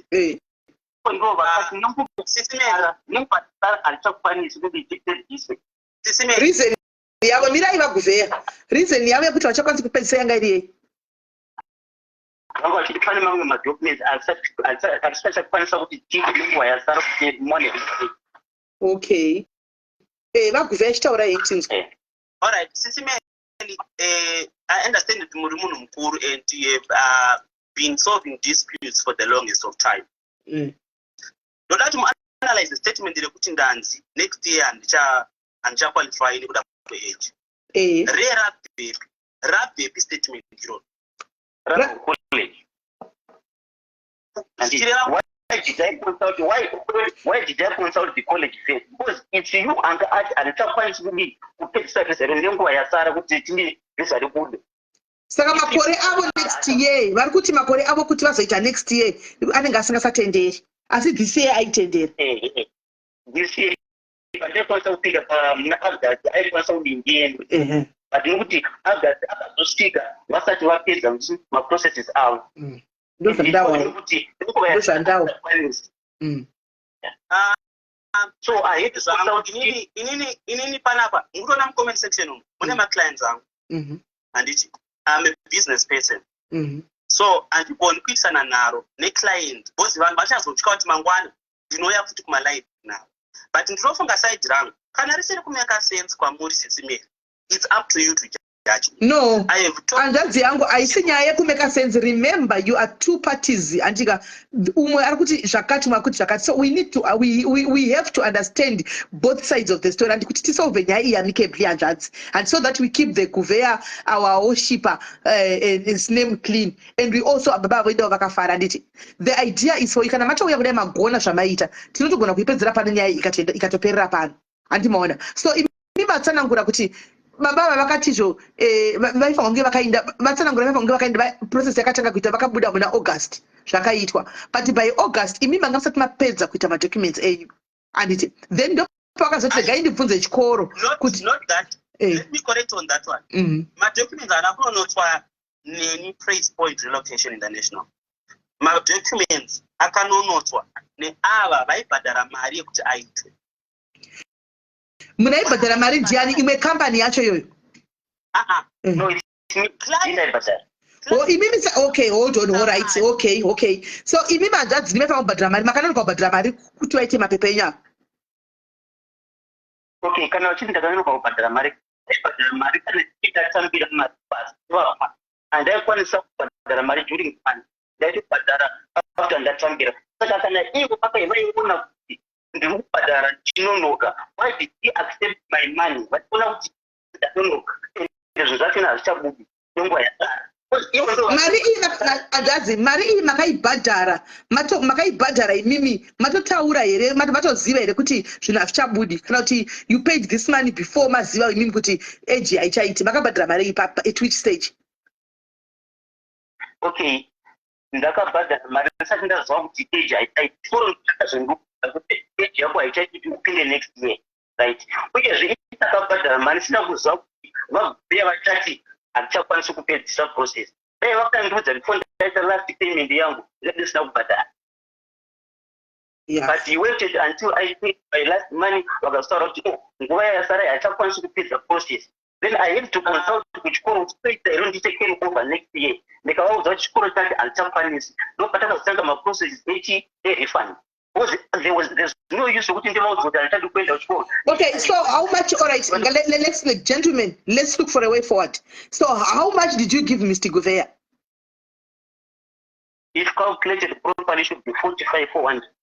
45. And are you saying Mr. Gouveia said you get your money after 90 days? That's what he said. Mr. Gouveia, ndizvo here kuti mari iyi yamakapiwa 45,000 and you said he can get his money after 90 days? Right. SIS MELLY, I've explained to you kubva ndichitanga kuya pana kuti the first payment client iyi yakabva kune imwe company. I think you should agree on that one first. Is it true? Yaibva kune imwe company? Yes, I was working there. You know I was working there. Hey. You know that it was for another company, it's your business. In the Kabadara Pamuri, Jimakanditanga, the Kabadara Pamuri. Mr. Eddie, Antizukurwa, that it's all right. Badara to another company. Company, you have to share that you have to transfer it to me. You came to you, yes.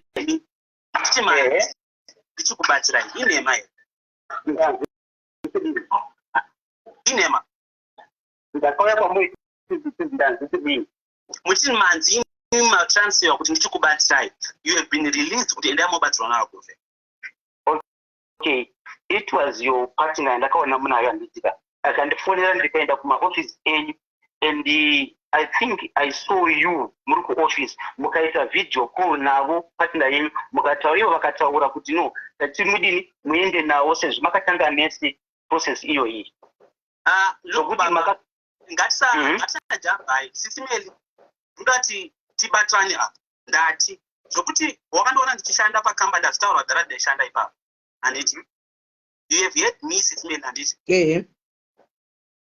right ndokubhadhara kukambani kwandaishanda kwavari kutoziva kuti nanhasi that company is still existing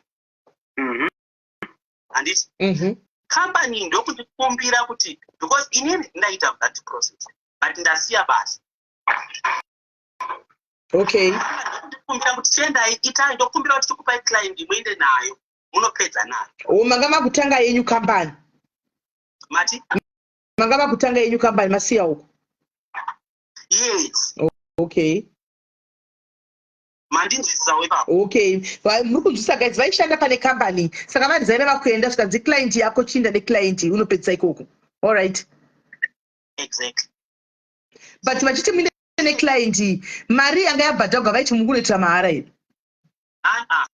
Vaiti some of the things that were paid iyo company ingatotora ma-administration fees haine mari dzayo handiti. Then Okay. mari dzavainga vakumbira kuti vabhadhare vaita payment plan ndo dzavaiti unozoshandisa kudini munhu uyu munhu wekuti ndakashanda naye for a long time, so to me is more of a fun. So I was not even expecting profit. So when even pavisa rao baba handina profit yandakaita. Muri kundinzwa? That month section 1 that muterere up. You ask kuti ndokumbira kuita payment plan handiti. Yet company mutemo wayo uyo tunobvisa deposit half voita basa kusvika pakati then wopedzisa then iwewe woti ndokumbira ndiite payment plan vokubvumira then pauno uchibhadharewo zvakafanira kuti health insurance student insurance yemunhu yekuaustralia inodhura wabhadhara tobhadhara isusu tichiti next month uri kuunza mari then wobva kuti this month ndokumbirawo ndimbomira pane zvakati zviri kuitika ndinouya nayo yese yakakwana pakadai handiti then visa rozotadza kuitwa. So health insurance iyi ndigovhe anofanira kudzosera. Alright, atindei pamain mubvunzo chaiwo makati vanopiwa mari yavo aisha 90 days and ivo kuti ndakaisa 45,000 saka imimi hanzi mukapindura kuti handisi kuzokupai 45,000 ndine mari yangu yemacharges basa ndakaita ndinofanira kutora ndichakupai part of the money. So how much are you expecting to give him, Mr. Gove? Honestly, Sisi Melly, I would love to talk to you even after the line. I want you to know the kind of person that I am. And you're going to put a show common and put mari. I have said,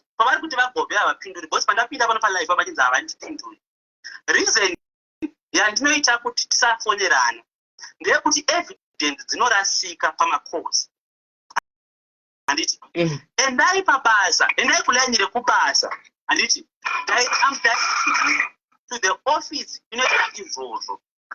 That office haigoni kutadza kukupindurai at any given time that you want a response, they will respond to you. Then I say, baba regai vanhu vekuadmin vawerengedze zvinhu zvese zviripo, then the remainder they will come to you and tell you kuti baba pakabhadharwa zvakati zvakati tine mari yenyu yakati yatiri kufanira kukupai. That's exactly that I've asked. So for him to come to the live and call and name me kuti ndiri mbavha, to me that's very Avana kuti mbavha muri mbavha. He did not say that. He did not say that. I'm grateful, Baba. Sorry, for that, I'm very sorry, Mr. Ed. Our office is still working with him. Our office is still in communication with him. He has never requested to come and see us and denied the right to see us. Okay. Mune anything change chamakanyorana pasi here nai Machinda? All right. I'll be honest with you, Sisi. I'll be honest with you.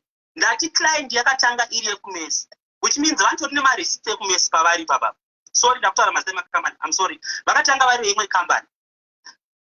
Vakatova nemari receipt ikoko. Ndikamutaura kuti after ndakabata nawo nemamwe maZimbabweans kukaitika zvakaitika vane mari receipt ikoko. Then ndobva vauya kwatiri inini ndazvimirira ndava my own outfit. Handiti still ndichiri kunzwisisa kuti my name is at the center because ndini ndakashanda uku ndikanoshanda uku ndikazoya pangu. Saka imimi handanzi kuvene ngikiri nekuona kwenyuwo nekuziva kwenyu semunhu ari ane kambani akari muindustry handi pa 45 mari yamukango estimation yemari yavangangowana ingave kumamari. It now depends nekuti zvinhu zvakabhadharwa ndezvipi. In already I am close but redeeming the name. But yeah. Obvious semunhu anoita basa iri mufanira kutoziva kuti mukatarisa pa 45 tikabhadhara apa neapa neapa mari inofanira kugara isara yemari yakati so that tizive kuti mari yavanofanira kuti vapiwe imari. We have to ask the office. Imi munogona kuya kuinbox kwangu then I'll do the whole process. Ndokumbirawo kuti pandichapedza process na8 mundichenese pa same platform. Saka no, munokwanisa kudzoka henyu. Saka you can't even give the breakdown right now kuti takaitawo process yakati tikabhadhara mari yakati, tikaitawo process yakati tikabhadhara mari yakati, tikaitawo chakati tikabhadhara mari yakati, because at least this man vanofanira kuti vazivewo. Handimaona at least he deserves to know kuti mari yangu mari yakati, then votaurawo mafungiro avo pamari iyoyo yamunenge muchiti munoda vapa. The breakdown, like I said, inini ndinogona kupa Ed breakdown. Kana ariye anopublisha ndiye achazoita izvozvo, nekuti pamwe pacho ndoida kutopara mhosva yakafanana nekuti mapepa angu ekubasa anonditi handikwanise kubudisa information yeclient. Ivo ndova ndinogona kupa breakdown, ivo vozokupai. And in my worry, since we started the whole process, Mr. Govea, mangotaura kuti taita chakati, statement yetakaita, tauda kuita letter of employment. Maitaura zvese izvo ndibhadhara mari dzezvo zvamaitaura. Ipapo kubate murungu. Okay, taurai. Handina kumbotara letter of employment kustart kudyiza. No, so it's not employment letter, sorry for that. It was bank statement and bank account. That's what you say. Sorry for saying letter of employment. It was bank account as well as what bank statement. And apana kana chamaka monita kuti ichigo chakaita through email kana kuti WhatsApp. No, Baba. Look at this. If you can go back to the chat. Kuti Baba uyai muone zvatakaita. Baba uyai muone zvatakaita. And it's kubasa.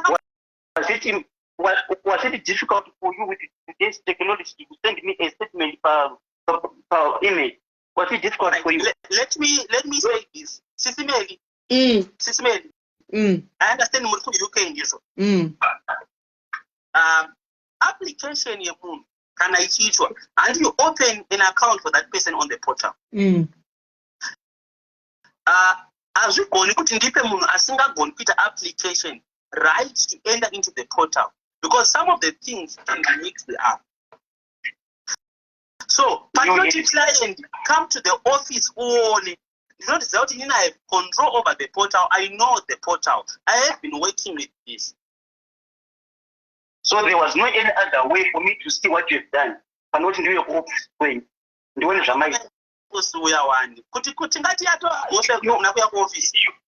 did not answer my question. Was there no any other way? If you had no, I don't need to send you even the screenshots of whatever. I don't need to request. Brother, we have done it this. You show me the evidence. And I trusted you. Couldn't the bank account. This number on any bank statement. Because I defend in you. But you never showed me anything. But you made the means to show me anything. That's not in the far away of explain. Nani sikuvea azvitera kuti papa ipayanzvadza vamungopa mari yavo vese musiyane navo vapei mari yavo vaindi 90 days dzikakwana 90 days dzikakwana musi wa11 ingovanyorera icheki yavo ye45,000 vaindi. So inini hangu personally SIS MELLY, you rather call me mbavha seZimbabwe yose. Handigoni kuti ndibhadhare mari yandakakuitira chinhu. Ndichavabhadhara mari neinda yemari yavo. Aiwa Govea, pane chimwe chekuti iona kawangu. Pane zvimwe zvokuti wochada kuita masima zvakutaura pana pandakazita chakati baba vari kuti hapana chavakaboona para zvinhu zvawaita. Waingovaudza kuti ndazita zvakati, but you never showed him anything.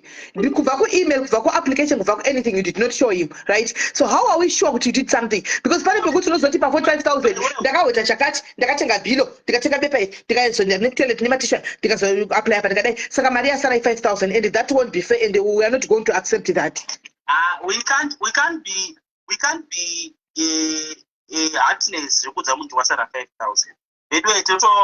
Saka figure munayo. Saka why are you unozati data topedza nyaya yodhara. Saka you know the figure. Just give us the figure kuti mari yachakupai i35,000, i30,000, i20,000, i10,000, i5,000 from 45. Then we know. Ndati SIS MELLY, ndati inini Ed is in communication with admin.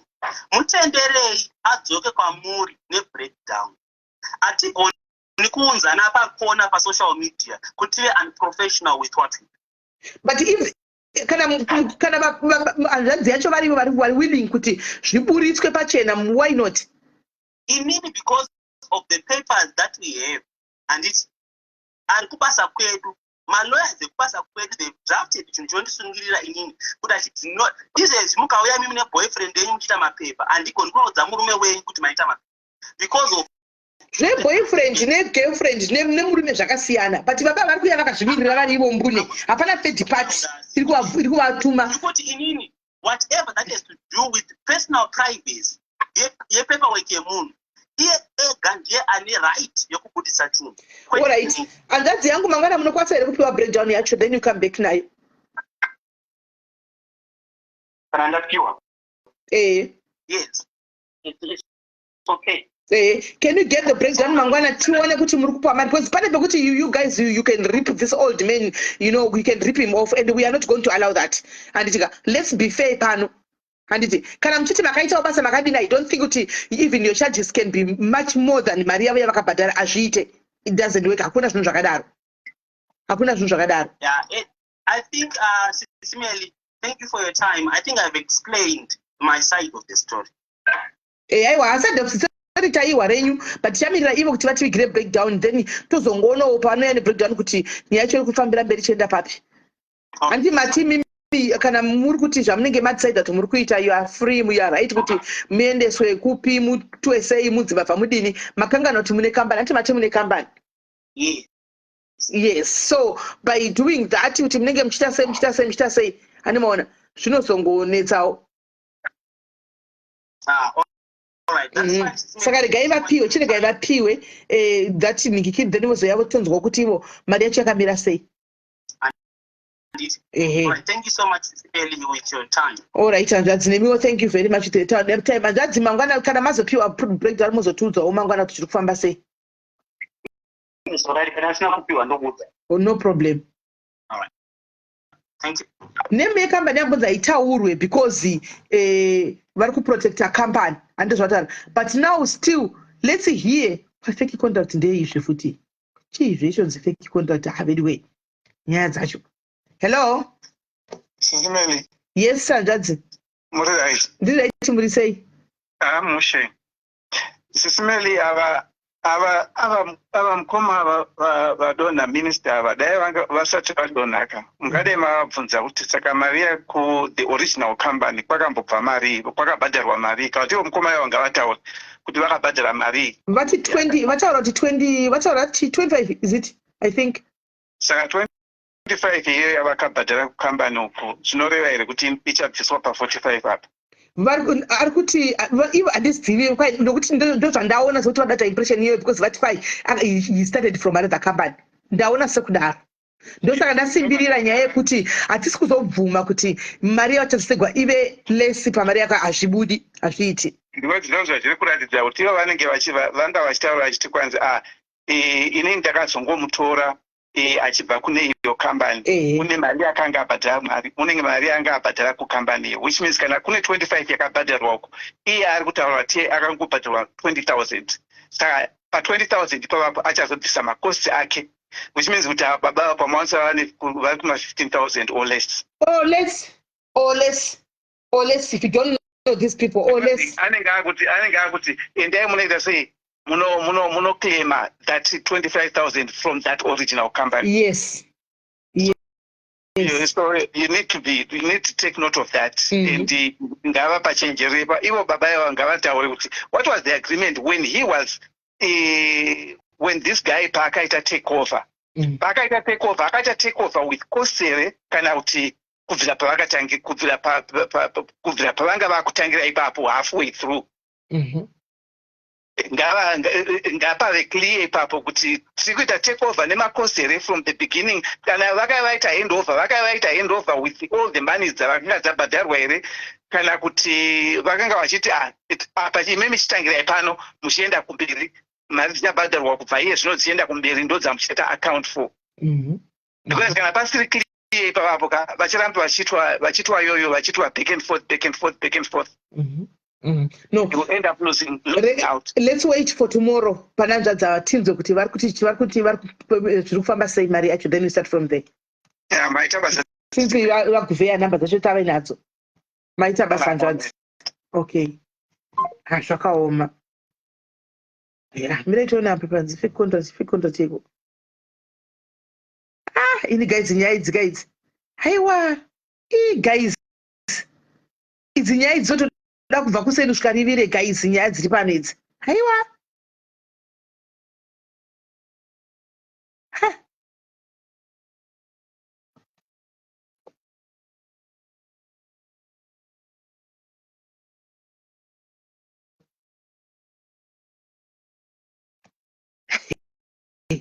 Guys, handichazivi ndoti kudini guys, I don't know. Pane company iyi yauya ishi handika ava vanenzi tendai mugadza.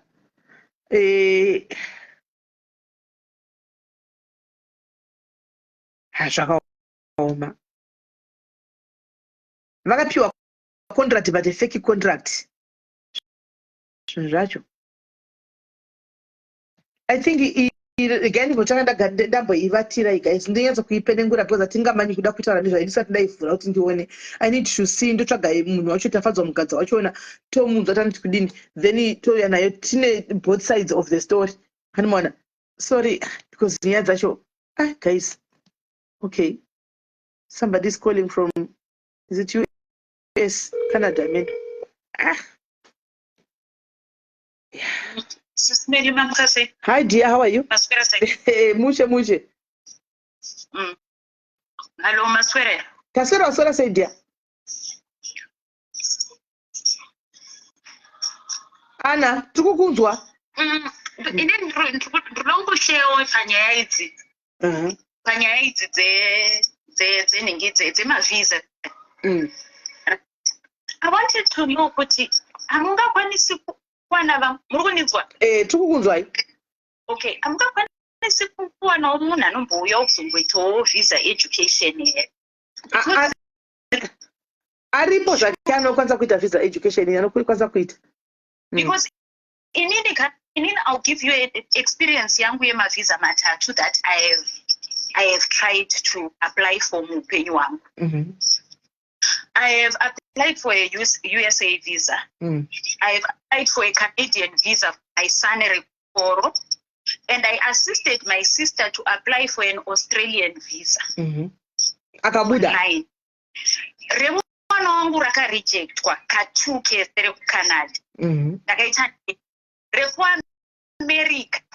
SIS MELLY ndakariwana. Anti muri kuona namba. Ndazviona Ndakudza kuti ndakaita research yanga iri so intense. It was so intense research yoyo to the extent yekuti ndaita zveshe zvokuti sendiri kuona mamovie, binge watching my YouTube videos nema TikTok videos for me just to get educated on the different types of visas and how I can maneuver my way into getting an American visa. Then muningi akaita ega rekuAustralia.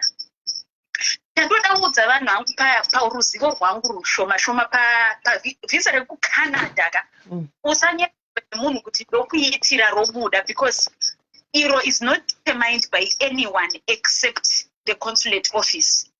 And rekuCanada harina kuchipa. RekuCanada nerekuAmerica mavisa maviri yaya hana kuchipa. Zvacho sena chose. EkuAmerica it's one-on-one. Newakatotarisana na consulate officer wobo watopuwa ipapo it's either a yes or no. And it's saka vanenge vaine maintaneti vanenge vachidawo kuenda vane access to the internet chero pabasa une basa une access yekupisa internet ka endai paYouTube endai paTikTok endai mosearcha moedza mobhamba zvenyu musina kubvisa but mavisa aya haana kuchipenda the fight that not lie with munhu wapamari it lies with the consulate. Kungoedzawo kungoudza vanhu ini ndinongo student visa chairo ndakaedza ka2 zvakaramba but ini ndakaenda one sisvika saka izi apedza kuitira nezvitira wega dzimwe nguva nakutogula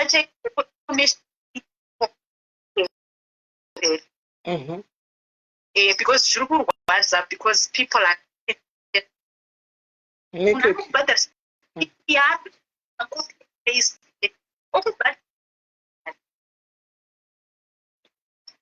saka deni mambotsvagawo munhu anogona kungotiwo kana paine vanhu vanoziva zvemavhisa epaile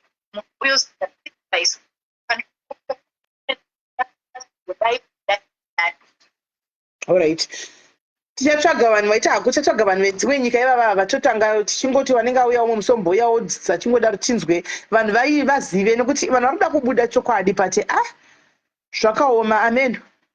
If you can allow me to share how someone can get into America. Yes, you can. Yes, you can share with others. Story nani? Kune vanhu vese vakateerera. If you want to come to the United States, try to get a visitor. And my visitor's visa, anowanikwa nenzira dzakasiyana siyana. Unogona kuenda kunoapply chaiko kunoenda ala on ugona kuti marathons hatisi kunyatsokunzwa ana hausi kunyatsonzwika foni yako iri kubreka okay makundinzwa manje zvanani okay saka munoita sei unogona enda marathons in the USA kubuda mamarathon woapply wopuwa invitation letter woapply marathon woenda neningine marathon ndio yekumanya inotinda kunomanya yekumanya chaiyo tine vanhu vanoziva vandakauya navo vakauya nemamarathon mazimbabwe mazviwa here kwai munogona kunomanya kuamerica uko apply marathon visa kuenda kunomanya kuamerica uko munokonomanya muchingonofendawo muri mutrek muchiinda vakadaro indei munovamanya uko taura because marathon yacho haizodiwa wakaita sanikemeli wobva waenda kunombira pamberi paconsulate officer kuti rino anomhanya marathon anokubvunza kuti magaro ese ayo unomhanya marathon yerudzi koti magaro anomhanya wani vasikana saka unoti munhu ane magaro amanye here iwe kuamerica kwausikuona zvanhu zvinobuda pamaworld cup vazvita maniki zvine magaro zvichimanya zvokuti du but manje unogona kutozvichekeresa the other things that you guys bata information muri kupiwa free information apa muri kunzwa vanhu vari kuda kubuda kuafrica muri kuinzwa kai torai free information ishi torai free information iyi yamuri kuudzwa apa kwaita zvokumanya uko mobva matanga kuslima nemobayiwa monjaro muonde moapply marathon chindamberi ndamberi okay and then wanditika mamwe maoption ezvinoda kutaura nezvevanhu vese vari padhuze neni vandoziva vakauya kuno kune visitors visa wapinda kuti unoendepi that one I can for you ndine mwana shamwari yangu akauya ne-floral expo she applied for a floral expo floral expo muri kunyora pasi here guys nyorai pasi marathon floral expo monogoogla zvinhu izvozvo visa to america nemarathon visa to america using floral iyoyo yataugwa iyo nyorai pasi guys saka floral ndei floral expo iexpo yemaflorist nevanhu vanoita zvedheko kuzongoonawo information it's benchmarking it's getting international trends ndozvaunonyora ndozvandiri kuda enda unodzidza nekutiwo ndine nyange maruva tikudawo kuzoita kati nezvakati handiti koita mumwe wandoziva akauya nebeauty expo iyeye aiita zvenzara nezvebeauty izvi kumasaluni hezvo exact expo zvakatowanda naiwe kuti zvine information yakawanda kudai kuvanhu mavisa ari kushayiwa seiko aiwa unozokondera vanhu ndekupi manje handiti kana waapply handitika ari online say okay fine let me start from the beginning una apply for a marathon handiti marathon and then wobva wadownloada rinonzi D160 form because marathon vachakupindura. Alright.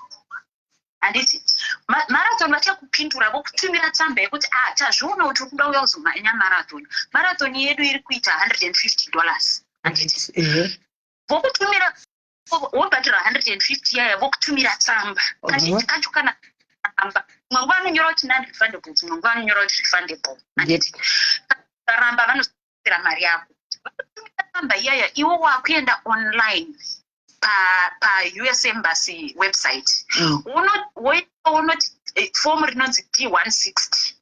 Handiti pa-D160 taenter information yako yese vakubvunza kuti une mukadzi here kana kuti une murume here vana vako vachakubvunza information yakawanda. And then area yavanokubvunza kuti uri kuenda kupi, address yako kwauri kuenda, phone number, munhu wacho. Zvinhu izvozvo zvine tsamba iyaya yawatumirwa ye-invitation yaya. Handiti yekuti ine marathon riri kumusokati. Handiti uploada picture yako, waupload picture yako vanokudza kuti wapedza. Handiti wapedza kudaro wobva wazoenda painonzi NIV appointment system. NIV appointment system inokuratidza kuti madates ari open for a visa interview ndirini. Okay, watiwe pa-interview apa. Say for example waaplya uri kuZimbabwe hakuna madate, unobvumidzwa kuenda South Africa, kuBotswana, kuNamibia, anywhere you are allowed. Okay. Right. Waseta appointment date rako riya panobhadhirwa $180. Okay. What $180 yako iyoyoyo ichatongonyura whether wari wana. Igaroziva. Wasvika kuembassy wobhadhira 180 yako wopinda muchibhokisi wobvunzwa ndiwe vanzi Ana handini. Saka apa mati munonomhanya marathon asi munomboita zvekumhanya marathon just stereki yaitova hobby kubva kuchikoro. Iwo manje wada kuti wakukonvinza manje wakukonvinza munhu. Saka uri kunogara kwenguva yakareba zvakadii. Don't ever make a mistake yekuti ndiri kuuya kuzogara munomu for one month or 2 months. Because Americans believe kuti munhu anochengetwa for more than a month. Okay, nda kunoenda 2 weeks ndodzoka 1 week. 2 weeks 1 week ndodzoka. Right. Saka kwauri kuenda uku kunonzi kuti kunonzi kuverengwa. Akunoti wakubvunzwa kunonzi kuti wakuti okay, saka ndiri kuona kuti uri kunyora kuti apa une mwana mudiki, mwana akusara nani? Ari kusara namai vangu kana kuti ari kusara nababa vake. Right. Because it concerns them also. Okay. All right. Ukatoona wamukonvinza kudaro anobva atoti congratulations, today I'm giving you a visa to the United States. Zvatopera. Just like that. Naimi. Ndira kuvhura gurupu nendichaja consultation $200 handivati nchi research $100 ndichavhura gurupu. Saka mchingodhigwa sure interview app pinda muchikoro kwanisa kuaplya wakwanisa kuwana appointment. Hold on. Koma bank vanodiwa bank statement ndepapi? Bank statement the American Embassy iri weird. Unogona kuenda naro dutu kudai vakasakubvunza. Jara vanenge vapedza newe kudhara iwo by the time yanosvika uchimira mberi kwake anenge achitonyatsoziva kuti ndiwe ani ende unoita nezvinhu. Anenge atokugugula. Vanenge vatokutsvaga nokuti pane pamwe pekuti unonzi isa Facebook page. Alright. Kana kuti unonzi isa social media page yako pane pekunzi unonzi kana unogona kuti handischool unogona you can choose to not put it there, right? So and then also the way you speak, the way you convince them. Saka apa manje usati waenda kuinterview semunhu anofarira social media chimbomira zvituka enda pa YouTube woenda kuna mock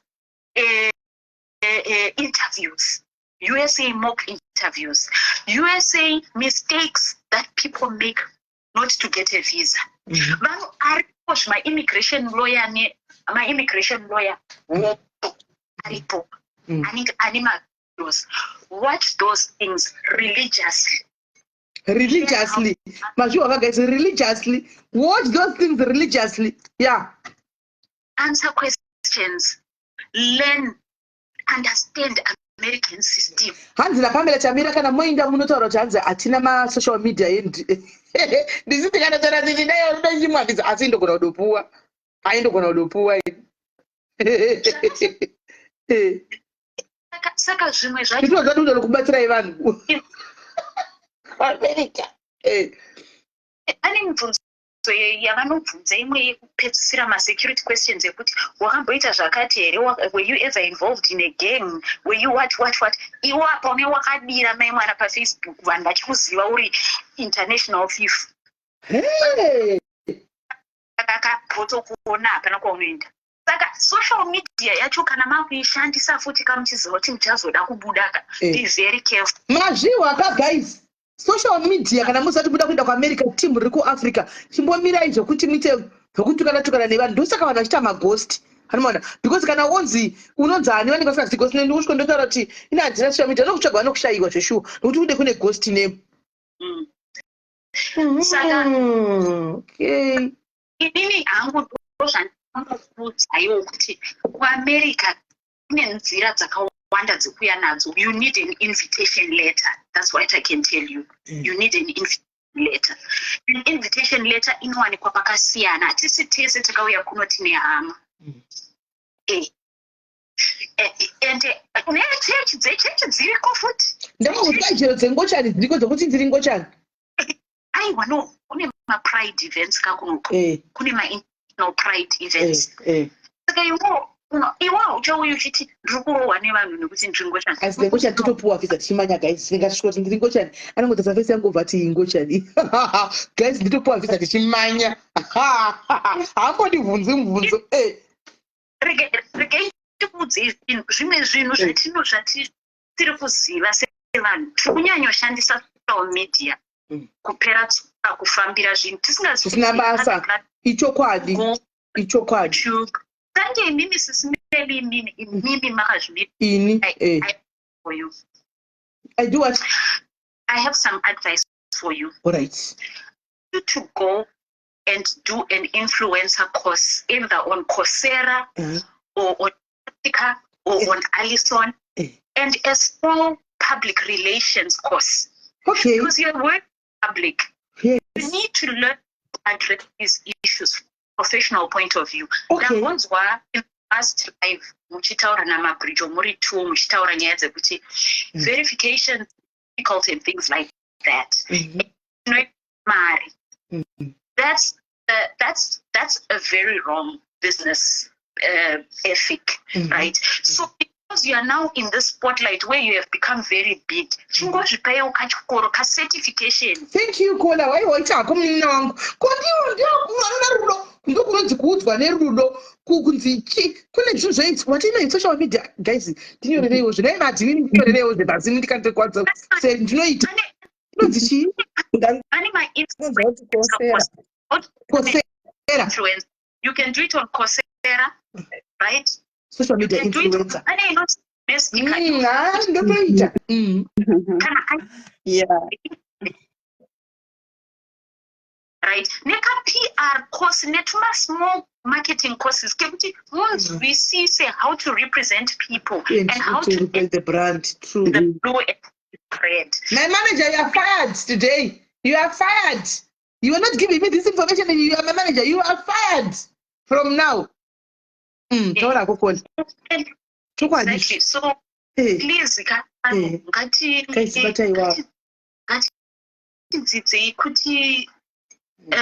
YouTube is it's a school on its own. Register, guys. Register online. Don't register nasi online. I'm going to register those two courses. I will call and to wait. I'm coming now. The shadow we have an certificate. I need to put up online. The show and I can't encourage and I know it. Ina ndina usimbo kuvereka kana ndine zvokuvereka ndina usimbo kuvereka. How to respond to certain things you learn mukaita PR. Guys, kana ndakudzoka kana PR kukanzisa kuti kunogwiwa hondo ndondo ndichange ndichigwa hondo. Kana PR ikati unohendla so ndichange ndakuita izvo guys I'm going back to school online. Yeah. Thank you, Kola. Coursera. Yes, All right. has Coursera. Twitter ni Coursera. Yeah. All right.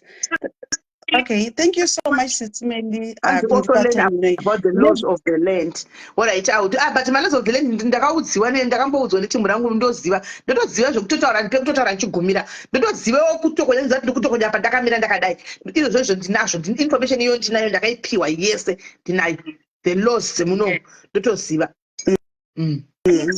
Okay, Sis Melly, ndangachida ngotaura zvinhu two.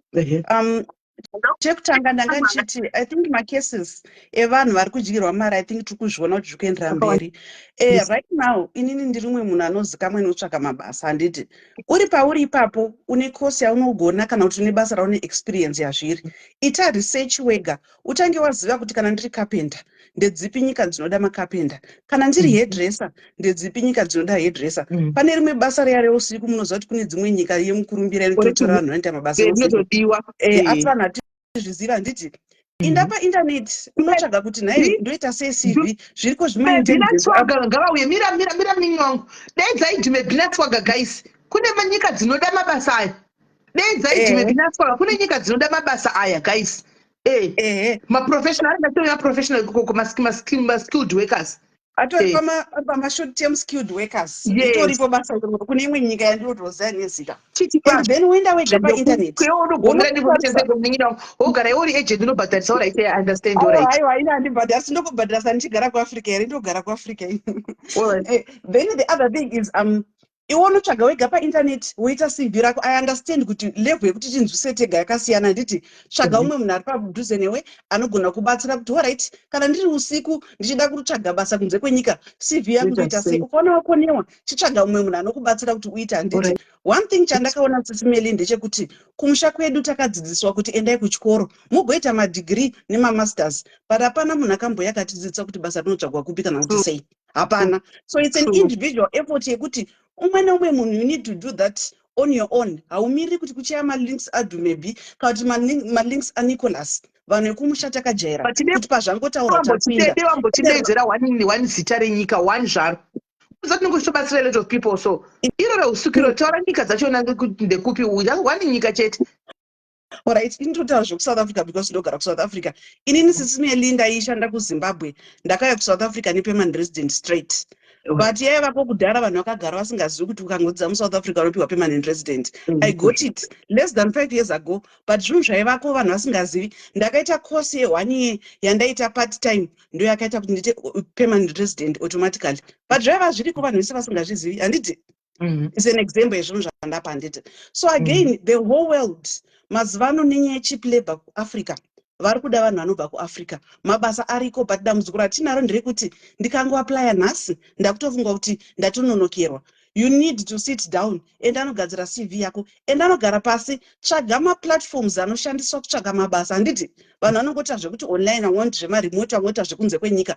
Vamwe vanhu hatinongoziva kuti tine masocial media sites. Kana uri munhu ari kutsvaka basa iva nemasites aunoziva kuti inini as a professional I need to have a LinkedIn account. I need to know how to use LinkedIn ndichitsvaga mabasa. Sis Melly every day ndege dzinongobva kuJohannesburg nevanhu vari kuenda kunoshanda mabasa and yet the other side we've got thousands of people vari kungochema kuti ndadyirwa mari yangu.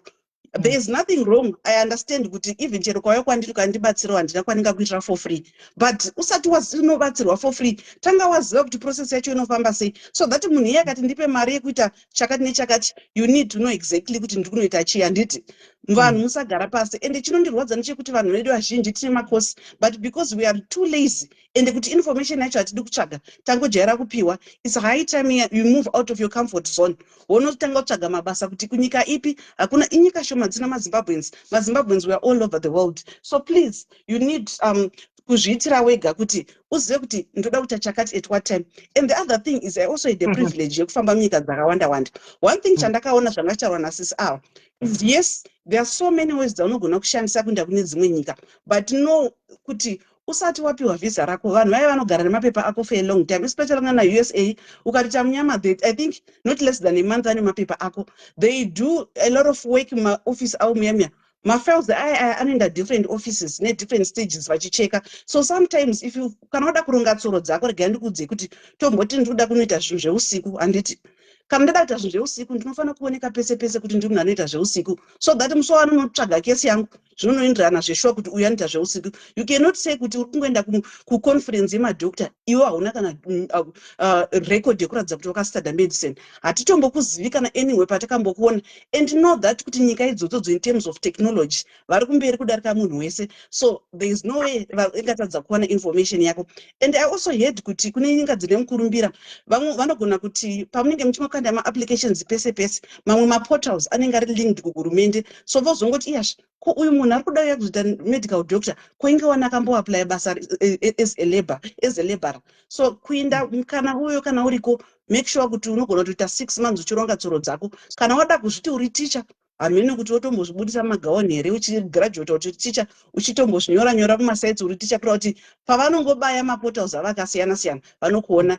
Inini ndiri mutengesi, inini semutengesi kudai so tiri kumabasa edu tine mamwe maportals ekuti tikangonologa kuti SIS MELLY inobva yatobudisa information yavo including phone number because ndo zvatinoshandisa kutengesa. So the same information zvinogona nge zviri available futi kumaembassy akawanda wanda kuti vakangoda kudai so zita rako vanotoziva kuti uri kupi wakambogunisira kuonekwa pakati nepakati. And inini I also think kuti zvanga zvitaura naSIS zvekuAmerica zviya vanhu vaya vanotarisa kesi yako kumashure usati waenda zviyesi zvaunozongoendawo I think 90% vanenge vaita vanenge vangosara ne10%. That's why muchiona kuti vachita maminutes mashoma. So it's always good kuti usati wafunga kuti ndakuda kuenda nyika yakati make sure kuti zvinhu zvako zviri kuenderana handiti. I think neiwaya yana ndapedza kusvika panapa. Thank you so much. Yes. Wow, thank you very much Mningina, thank you very much. Kune vamwe watoti vachazodawo information kubva kwauri. Follow away guys, ane page rake, then you can get more information from your page. Ngati follow away guys. Ngati follow away. Right, Anna, back to you. Yes. I need to go, so I just need to say one more thing before I leave. Anditi. Ndoshanda kumachembesa kanda kunobika lunch. All right. I have a link. I will send it to you, Mel, on this WhatsApp. Hey, ndakodza mari dzenyu zvino. Guys, link irapo ndakutotengesa link. Indere link iri an. Pane mukadzi wandoziva the nurse. Through a certain hiring organization iri kunoku. Anditi. Ndakaipawo cousin yangu, but cousin yangu is 54. Saka vakamuri ndine Zimbabwe akarambirwa. I have not given it anyone else. Vanoda makore manganiko vanhu ava naiko nai an. I'm not sure andizivi because ndipero linkiro guys mobata munhu nemunhu $50 yake $50 link rako $50 link rako $50 link rako wakaenda asi 54 years don't because mwakanyimwa saka tiri kugara madligwa mari dzenu unozotwa chini ndelinda palink saka basa nenda toita andiona saka usagara wauyako kuti tingokavha matiri saka saka pavanenge vachiapply sechii ndere manesi saka kunodiwa manesi ndere manesi but uyu mukadzi uyu wandoziva uyani akandipa link iro she's Kenyan, she's not Zimbabwean. Saka kana link tazoshare kana vachikurejecta ipamwe ari kurejecta nenyaya yekuti muri maZimbabweans, right? But I'm going to send it unless if you want me to mention it here. Smelly. Ayo zveniki unondipa kusera ako zvandivatengesera hangu aiwa handivatengeseri link handivatengeseri ndinowapa. Okay. All right. Saka ndichakupa link racho vanongoclicka. Oh guys, ngatiwiranei panapa. Mugatiwiranei pano. Problem inoitika ndeyekudai so maZimbabweans. Handimukona kuti link rari kutipa. Haana kutipa munhu. It's just a link yekuti unotora uapply wega. Vamwe venyu mukapiwa malinki mukanoapply uko mangwana. Munoisa mari dzenyu ikoko. Ndokwamunenge vaisa mari kwamuchaenda mahamene kumalinki ikoko. Zvoramba mangwana modzoka muchiti kwaitakadligwa mari naMelly naAnna. Mapiwa ni kwaitakapiwa linki iroro naMelly naAnna mari dzedu dzakanodliwa. Asi munhu wamuri kunopa guys. Ndozvakuita kuti vanhu vakawanda mutedze kupiwa malinki. Hani muri kuona? Nokuti sometimes anenge achingori mareferrals anenge aitika kana kuti ningangopiwa linki kunzi linki riri kubuda neapp. Iwe woenda kulinki kuya. Kana waenda kulinki kuya zvonoramba kuti wakudzoka kuti ndakabigwa ndakazopindinhinga zvakutoita kunge vanhu ipapa. Ndosaka pamusoro sometimes malinki musiri kumapiwa. Ringori linki riri kuda kunokandwa kuti uri chendo apply. Maybe totipa ndiri pine pano linki iroro. Anenge angotora pano take at your own risk. Tipe link tiri poste. Take the link, apply at your own risk. Kukazi kudiwa mari, pay at your own risk. Don't involve me and Anna. Me, as you don't know anything. Link iroro aribhadharwi mari. Aubhadhari mari. Okay. Pure application, yes. It's a real application. You apply, process yacho, link rancha kutumira ika, rinotokuratidza process. And a process. Right. It's a legit organization. Pamela Tamira, ari kutoti kunotodiwa manesi. Hana nesing. Ari kuti panotodiwa manesi. Haikona kuti unoita nesing. Aiwa Pamela. Haikona kuti unoita nesing. Pari kudiwa manesi kudhara. Kana wagara udori nesi akapedza ndi manesi azere. Manesi aya akaita nesing aya. Whether uri muno noti kumakeras kuzere manesi ka. Kumakeras muno mu UK kuzere manesi chao qualified nurse ari kuita chikaring. Ndo kuti vachitora malinka aya kaya vochi apply. Antimaona nokuti manesi kudhara vochiinda kwaMeka. Sister Inzwai, this is a message from my cousin Wandakati apply. Hello Ini. I applied but I was rejected. Maybe age they didn't say. She's 54 turning 55. Saka ndona sekuti inyaya ye age. Saka handisambori pamwe munhu ndakangopa iye chete ari one. Saka ndenda kutongokupa. I'm sending it to you right away. I'm forwarding it to you. Yeah, but ipapo right noku. Zvendi kuti post azviti noti mungachatora link panapa. Over atizvo link iro riri ndakaripiwa kwaSIS MELLY. Kana guys. Da. Kuva vanhu mune kwenyu here mangwana. Aiwa kana. Kwanzi ukaenda ikoko kuri kunzi kwani kwaina Pamela uyu ukaenda ku UK unotanga nesing kuti one. Kupi? Ikoko. Kuno ku America. Ikoko. Kuno weird, honestly.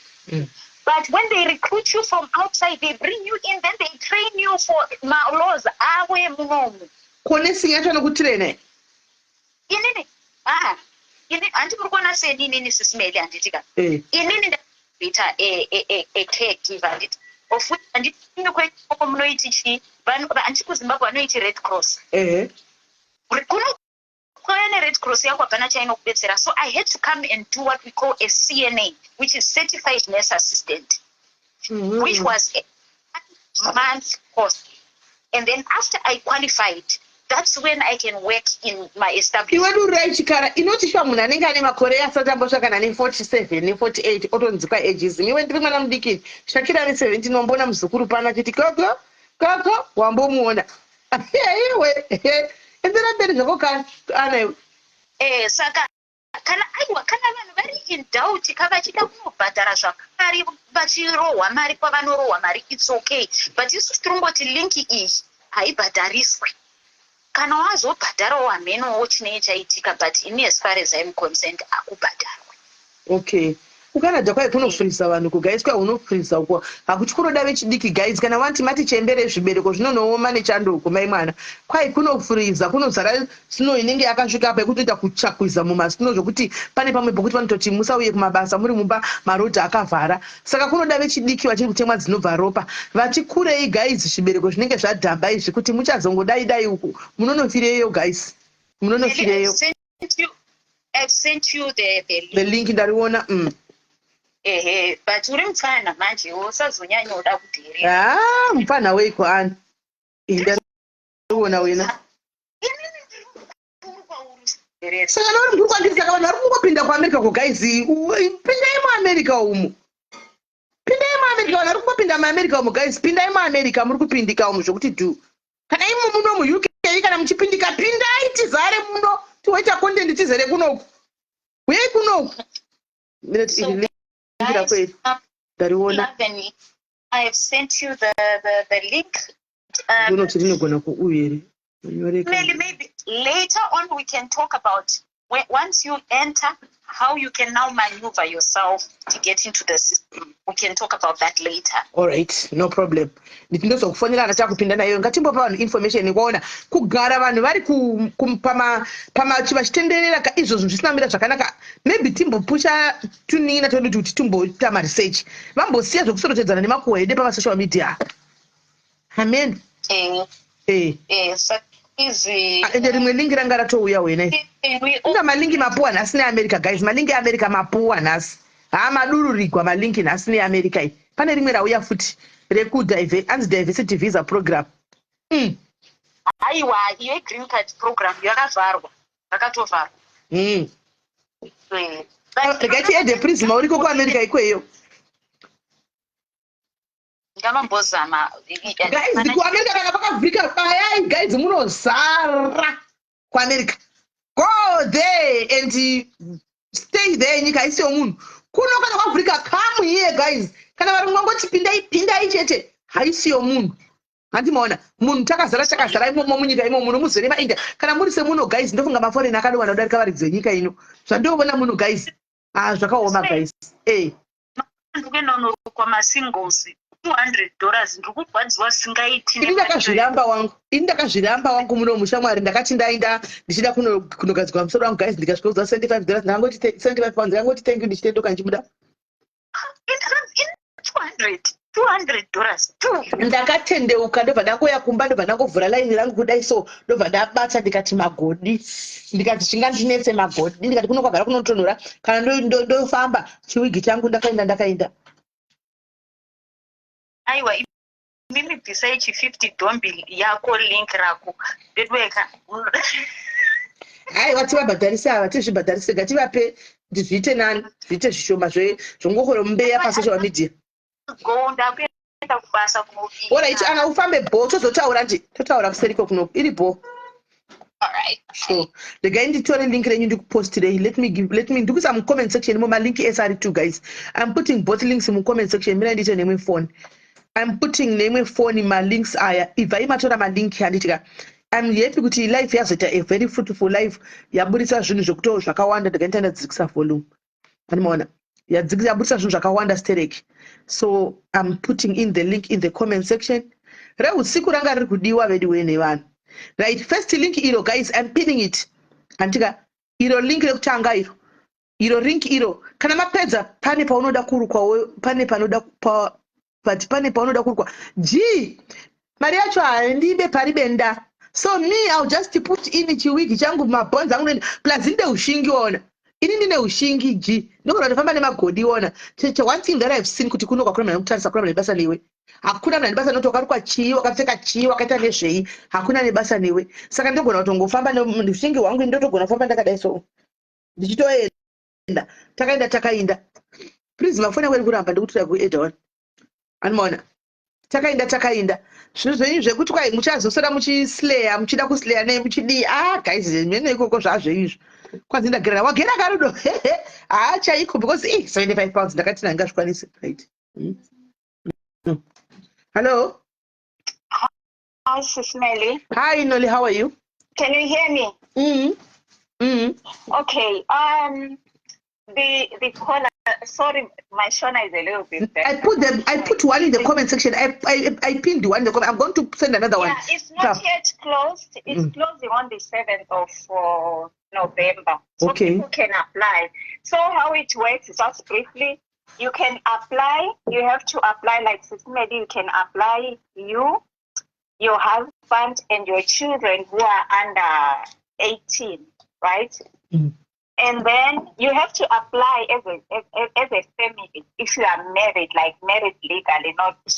Yeah. Not you have to apply as a family, and then if you have a child who is 17 years, that child can also apply Ariega. So, for example, you will apply, right? You include your husband and your children who are under 18. Then your husband applies. He includes you and your children who are under 18. And if you have a child who is 17, the child can apply Ariega. So this gives you a chance. It's like a lottery. So each country is given a certain percentage every year. Okay. Kunopinda vanhu vangani in that country. So Zimbabwe is still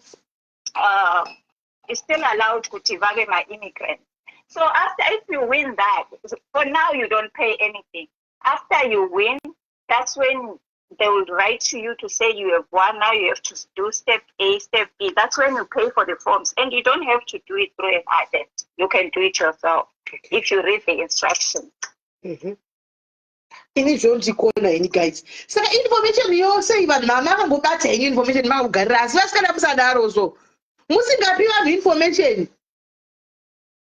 Well, I just came across the life program as this, so I said, let me just listen. There's this one which is closing on the 7th.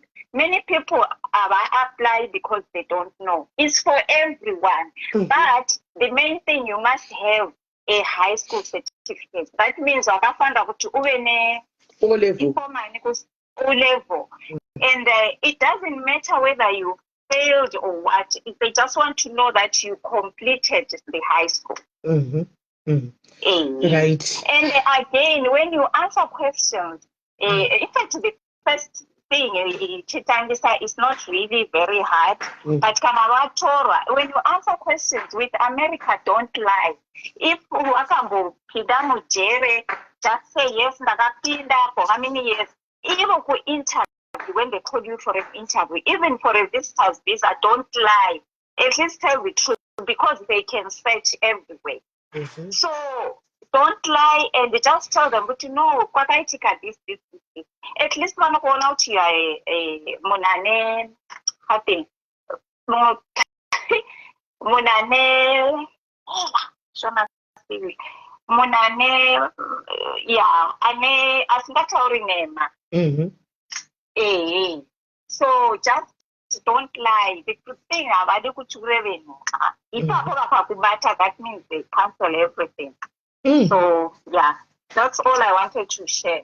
Thank you very much, Kola. And thank you very much, Kola. Thank you, my sister. I think guys, vanhu vari tiri busy kusoreta makuwa pana patichedza kutedza information iri important.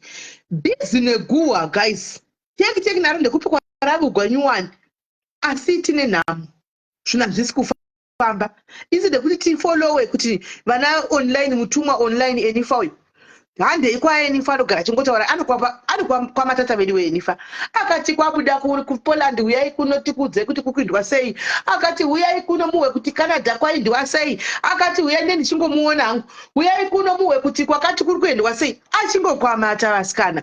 Asi live yakunona ine 120 people panoti guwa kwaita guwa hada vechidiki tikuda kuti mubude isu mugotichengetawo mangwana. Budai muindi guys, budai munyika murove pasi, budai munyika murove pasi guys, zvomene zvokwamwari chaiko chaiko. Budai muinde, regai ndichisenda rimwe link rechitu information iri kuuya iyi guys. Iyi ndo yamanzi muite yaya rimwe link racho rechitu ramanzi ranzi raana iri raana ndakuposta manje raana iri raana ndakuisa ndakubvisa iro ndakuisa raana iro raana ndaisa guys iri ndakubvisa riripo iro ndakuisa iri right ndabvisa raana guys mazviona ka ndabvisa raana ndaisa iro saka iro guys link riripo iro moita zvese zvekutaurwa apo andika iro link riripo iro moisa zviri kutaurwa apo. Sure guys, ngatimbochinjai mafungiro mufunge hanzi enifa anombonyepera vanhu hake handizozivi hangu but chino chinzi anonyepera vanhu guys, anouya neinformation mwana uyu dzakasiyana siyana angazonyeba zvose. Amen. Kati yakuda udzoke, kati ya go out of this life and come back, hanzi anoda mari. Asi guys, mazuva kola chitanzi intense research yanenge aita moda kungota kupe mahara. Guys, let's be fair. Come on, let's be fair guys. Research yese yenyika dzanenge achita idzodzo ongoya kuti uyai kuno ndikupei for free. No. Chidendinga veini guys, ndo hustle yake oyoyo. But as long as ari kukupa information zvinhu zviri correct, andifungi kuti zvinenge zvakaipa ini. Hello Kola. Hi Sis Melly, how are you? Mushe kuti sei? I'm okay. Just 1 minute, Sis Melly. I came in to the lady. Your phone is breaking, Colin. Your phone is breaking big time. Hold on, Sis Melly. Your phone is breaking. I think it's network. I think it's the network where I am. Hello, can you hear me now? Yes, that's better. Yeah, I was saying when Anna came in and she was speaking about moving to America, in the end, she eventually said she'll come back and talk about, what you do when you get there. All I wanted to add into that is, people that have got, especially people in Zimbabwe with qualifications like degrees and people, skilled workers, to say, unlike UK, you can go to America maybe with a visitor's visa. You are allowed to switch while you're there. And also, if you go with a tournament visa, it can be marathon, it can be golf, there are loads of these visas that you can apply for. When you go there, Sis Melly, make sure before you go, what I advise people to do is start looking for a job that you want to do when you get to America before you even go. Do you understand? So that when you get there for this marathon thing or whatever you're going via, you already have a job waiting for you, and then you can switch and then you just go in and get into work. Don't wait. Remember, you would have said you're coming in for a week or two. Don't wait until you get there. For those that have got qualifications. So what do you do, Kola? Let's say that you are the marathon visa, right? They've given me the marathon visa. I'm there and I'm about to reach the 2 weeks that I've requested. What do I do? Do I have to go and seek for asylum or what? Sis Melly, this is what I'm saying. If you don't have a qualification, yes, you can do that. But for those that have got degrees or have got jobs, people that had jobs back home, or even skilled workers, or even going to school, Sis Melly, or even going to school. This is why I'm saying you apply before you leave. Isn't you would have gotten your visa? So you'll be knowing when you're traveling. Start making your applications for school or whatever when you get there, so that by the time you get there, you're already in the process. Why would you want to apply for asylum if you can switch when you get there? Do you know what I mean, Sis Melly? Especially for people that have got their degrees already, people who've got skilled jobs already, young people that can still go to university, who can still study. It's not like UK to say, oh, if you come to UK with the visitor's visa, you can't switch, you have to go back home. You know how UK system is like. But in America, you can do that. That's all I wanted to clarify for people. And then, when you're talking about the marathon visa, they're actually called tournament visas. It's not just marathon. There's golf. There's, all these things that people can look into. But obviously, you need to fit the category that you're going, that you're going through. Okay. Wow. Yeah. Thank you. Hey, Team America today is bringing in information per diaries, and I've seen kuti tato live ilikwendera by the time atagara panapa, and people are keen to listen and taking, advice. Guys, take these advices, guys. Torai my advices. I told you panapa, put them into practice, please. Thank you very much, Kola. Thank you, my sister. God bless you. Thank you, Sis Melly. Thank you very much. Bye. Never. Prisma. Yes, Sis Melly, right. Mushe kanjani? Ndimi chichonzi kwa America magarisa. Sis Melly. Garisa. Mamda tigare nguwa yakareba zvakadiko na Sis Melly. Pana ndizvo zvokugara ndokumba kwakumba kwenyu zvetingagoti kudika. Imwe muri kutiza Africa yacho. Kutiza zvokwadi iwe akaoma. Anyway, ndachida ngotsigira zvachitaura uyo anonzi Ana uyo anga achitaura zvenhingirikini, especially munhingiri muline yemanesi. Kanga achitaura agents yaatotumira iyo kai. MaKenyans akawanda, they come through ne-agency. Saka I'm hoping madhairies angu chipinda iwo zvevasikana. Kana maKenyans ari kupinda kwaina Prisma, maKenyans ari kupinda nelink irori. Saka munokwanavo guys, kwana ivo mulink umu. Pindai muno apply guys, indai kuAmerica uko mugopota muchitifonera muri kuAmerica. Hamudi kundifonera muri kuAmerica guys, tigouyawo kuAmerica kuzoita haiti ikoko. Hamudi. Kwaiti maKenyans, maFilipino vanouya nayo iyoyo. Avanti health care iyoyo. Shumbresi vatopinda vatoveko kuAmerica vana Shumbresi kaivaindi. Saka kana uri registered nurse, ukanyatso apply iyoyo step by step, kunyatso apply step by step iyoyo inoita. The only thing is unouya nenhingirikini, unouya vanogona kuisa pacontract yavo, but who cares? Vanhu vakawanda vanongouya. Unozogone kutamba wayo, unozati chikuru kupinda Prisma. Ukabvera ukapinda panzvimbo kana wakangwara chako you find your way around.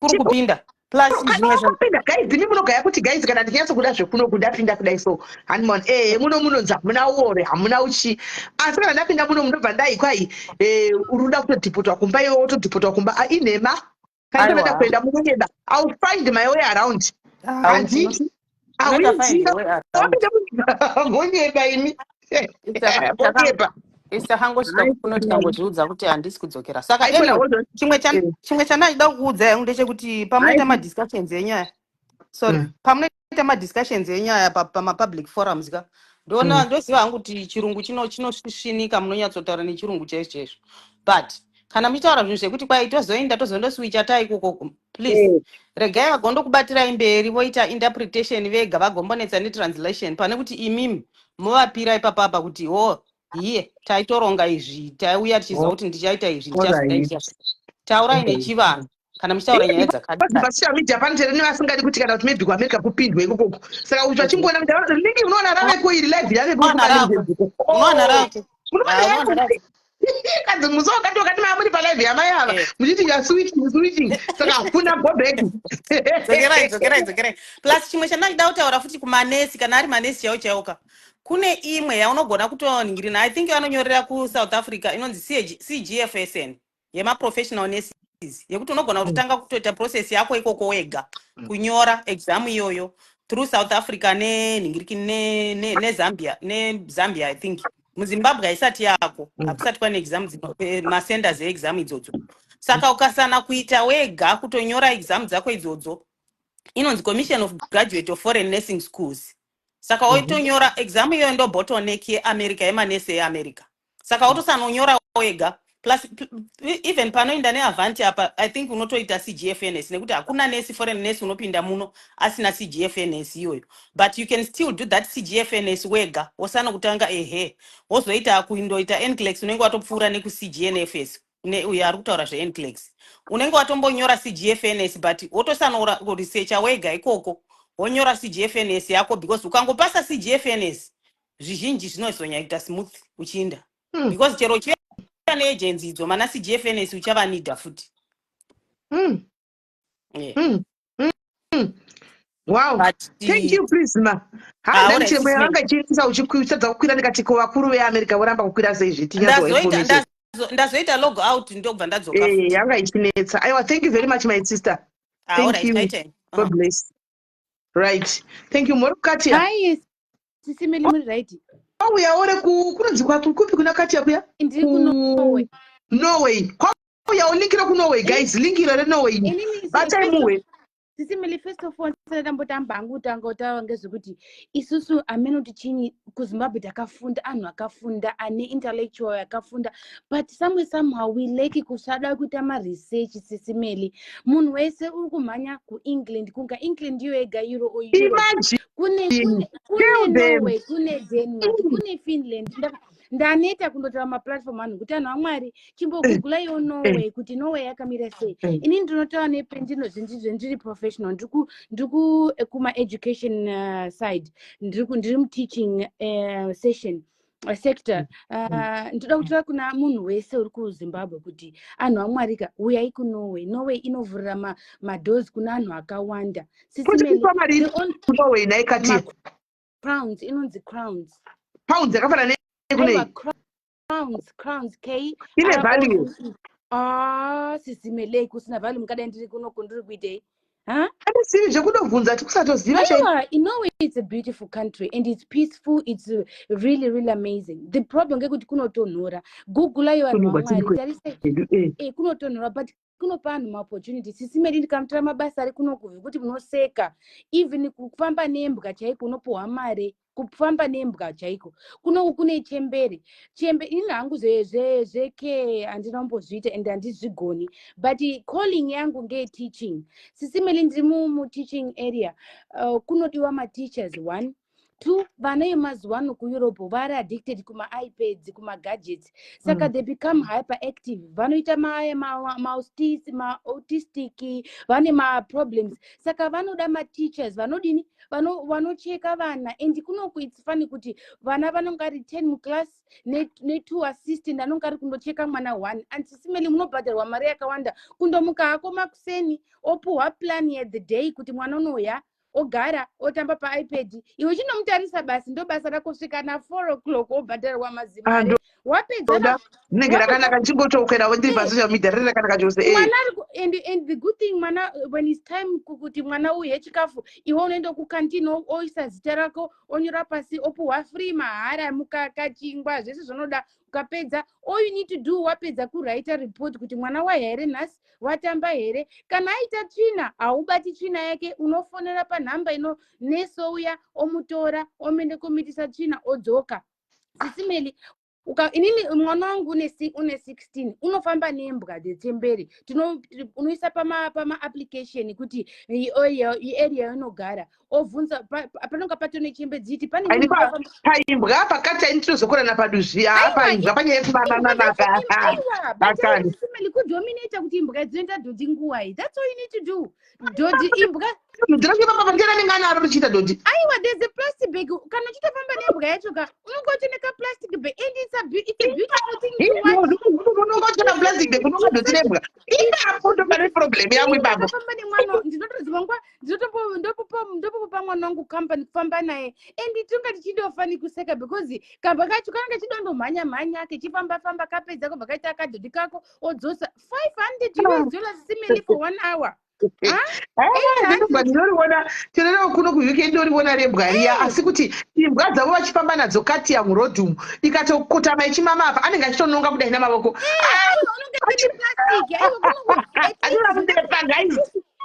ndakaona kunokugazi unonganeka plastic bag kako kofamba but mwana wangu wakamaster manje timetable haachafambi nembwa makusena maweekends unofamba manheru hadzichaiti dhodhi dzinoita makuseni if you pay attention imbwa dzinobuda makuseni kuita weti nemadhodhi masikati maybe but manheru never it's very rare saka mwana wangu and it's nice and antisisemelika kunoku kunodiwa mabasa ese doti wangu chiro rikavere chikafu chakanaka sei doti kuzimbabwe kuti unosekwa kuti uri kuita zvakati unosekwa zvakati inini ndiri muteaching area asisimeli ndiri munhu mutema ndega wese munhu mungezi and chindinodire mangezi ngechekuti ukandoena trust yawo wechiita basa rakoka unosenza zvakanaka zvisina problem and anotokupromota kuzoti munhu uri kuziva zvaari kuita zvasiyana isisi kuzimbabwe tinotora majelasi tinodzvinyirana kunoku hakuna kudzvinyirana simba rako chete sisimeli simba rako chete ukauya uine waita mindset yako kuti ndiri kuenda koshanda ozvishandira this is a peace work sendikuti dzembwa hangu dzema-peace work sisimeli $500 ku1 hour kufamba nekambwa kanonga karondozvifambiro hako haukatakuri saka kune mari 500 1 hour handononga hangu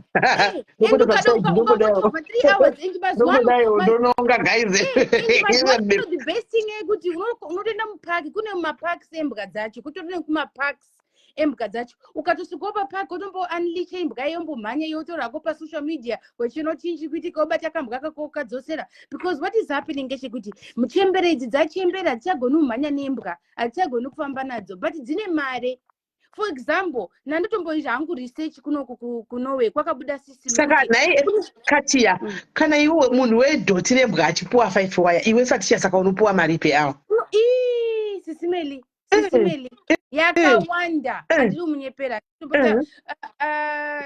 jesi what is 1500 krona per US dollars yeah more or less 250 per hour kubasa no job yakawandisa and to be honest handisi teacher ndiri assistant because ini ndikufunda Norwegian I'm still going to school saka kana before ndisati ndapedza course I'm just want to do this course kuti ndiite ndigare musystem as a teacher but ndanga ndiri ticha kuMozambique, but kunoku ndiri assisted.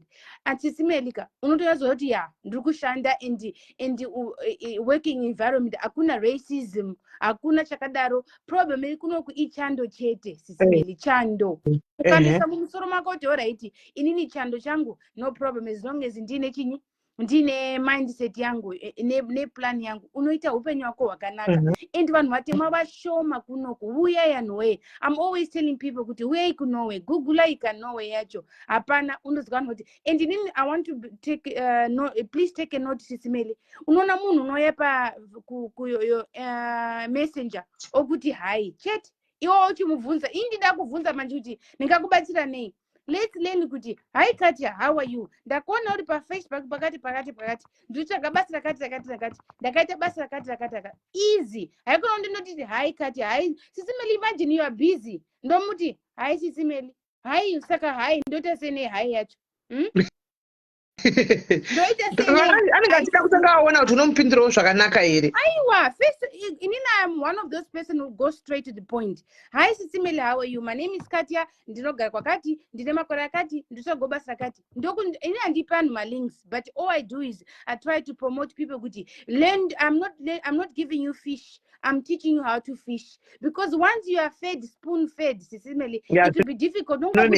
Zvinonetsa ngotongokukumbira futi kuti Katya we ndidai, saka ndikakufundisa kuti ita kudai wega, munhu unozviitira wega. Saka ndo zvinoedza kuti inini kana kunowe kwacho vekuvana wachirungu here nhai Katya.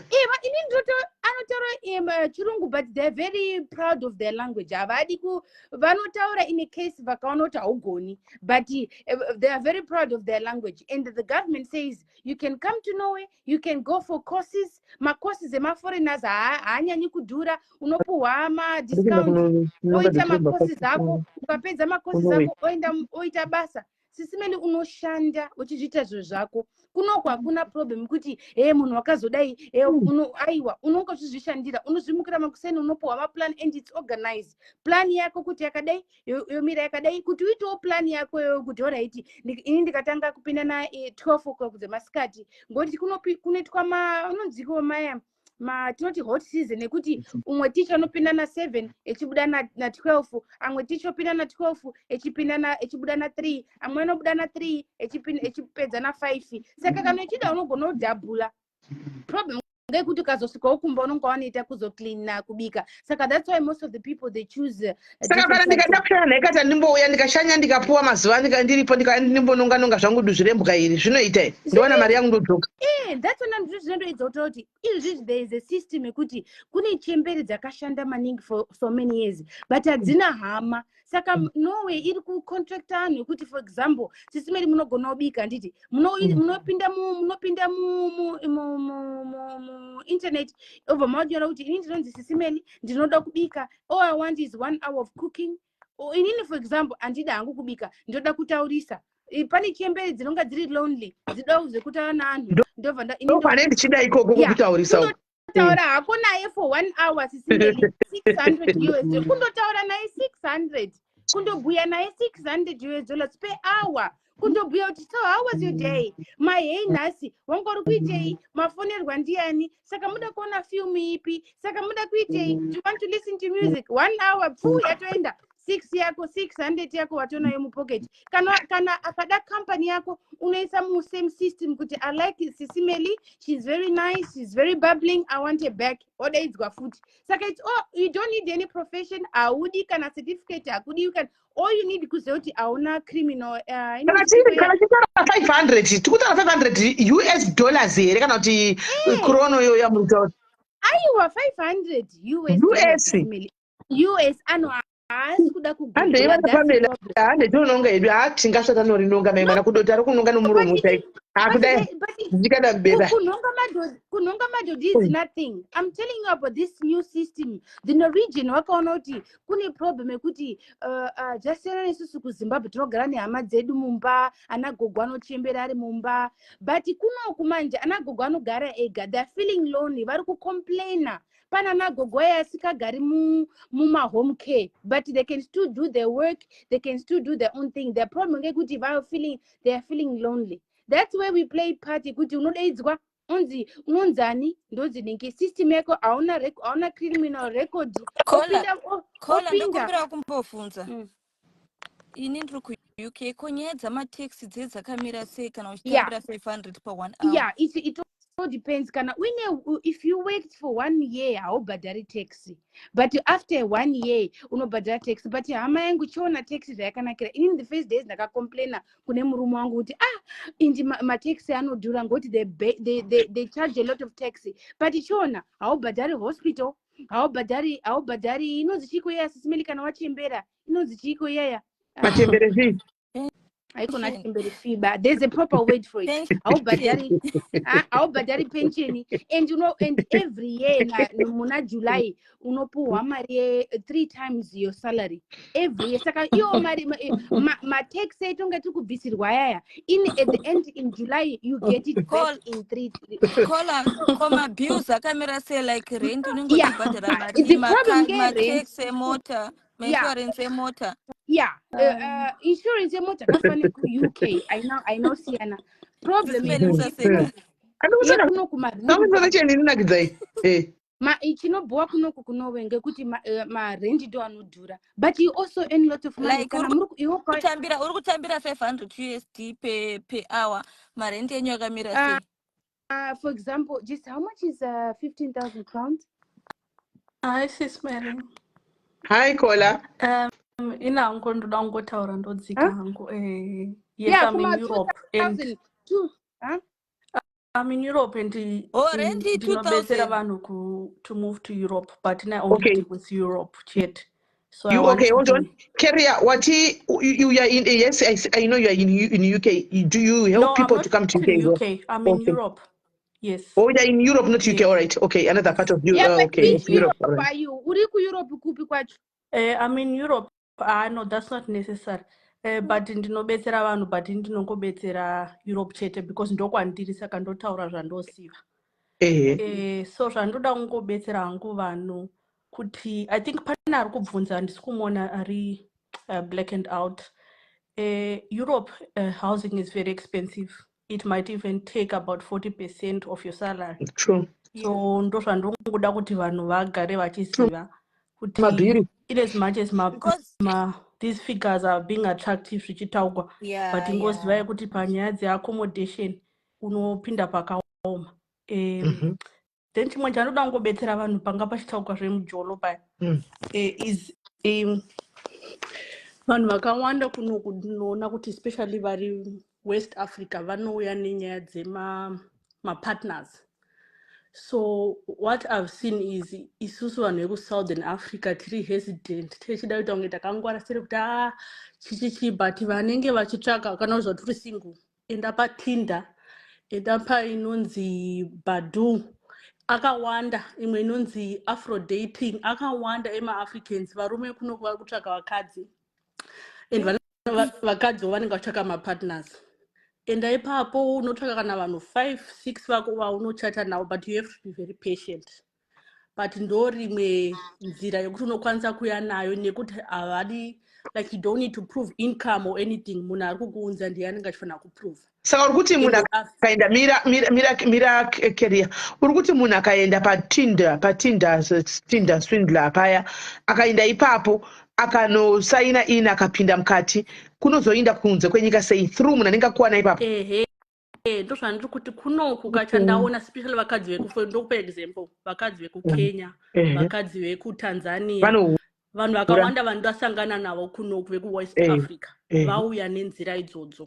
Even varume vakagarira zvinhu ini tingowadza chokwadi vanhu vanina vedava guys, mune zvinhu zvamunazvo izvi zvinhu zvimuri kutambisa mahara muchipa mazibora ngoma kuSouth Africa, kuAfrica uko richingokutengera airtime kana chocolate kana kuti handitorina mari yeairtime. Zviri nani kuchipinda paTinder apa guys, ushandise zvinhu zvacho kuinda mberi kuEurope kuadvance pane kungopa maziromba ndokwakagara pabridge zvinhu uko vai mwana risina kana charinokupa guys. Heyo information iri kubuda iyi. Chinodiwa SIS MELLY patience because varungu vacho vanenge vachikutesta, anotaura newe anenge achida kuona kuti uri munhu wezveshuwa huzu anenge achida zvekuuya here. Unofanira kuva munhu like you keep on maintaining a relationship for a long time. So that is just something I just wanted to talk about. And also ino kupage kwangu ndinobatsira vanhu right now. I just posted about kana uchiziva kuti une O level unokwanisa kumuvha kuEurope une ma-O level chete.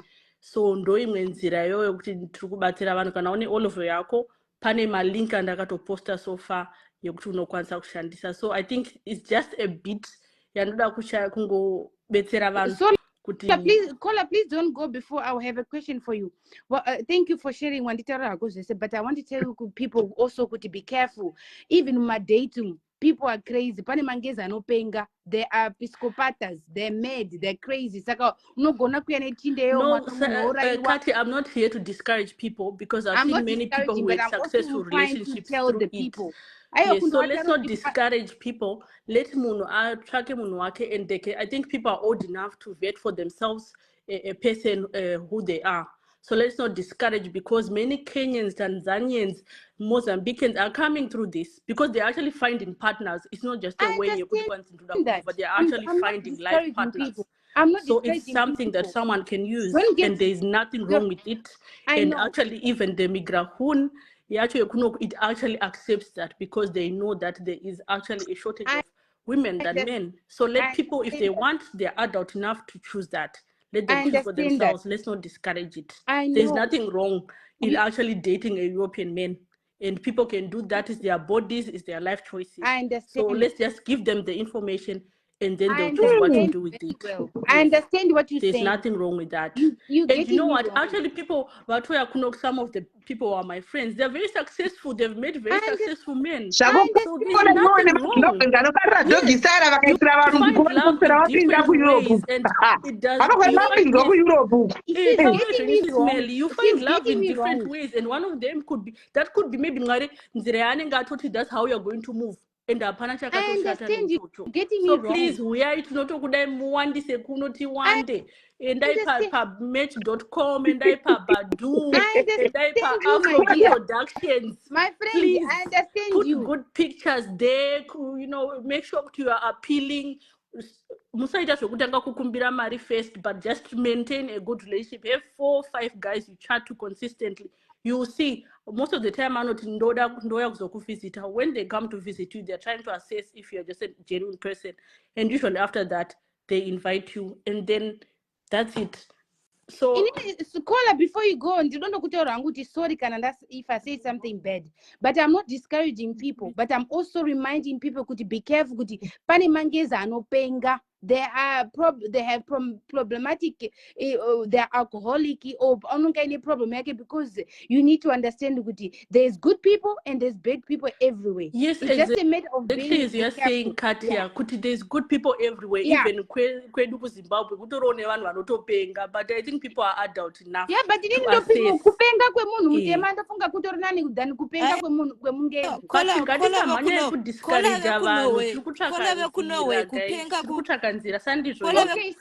Kana ndauya neinformation yake tiri vanhu vakuru kuziva kuti hatichaitei nayo kana hatichaitei imatauro yenyu yokunhonga madhodhi. And also imwe point so regai kuda kuvharira vanhu.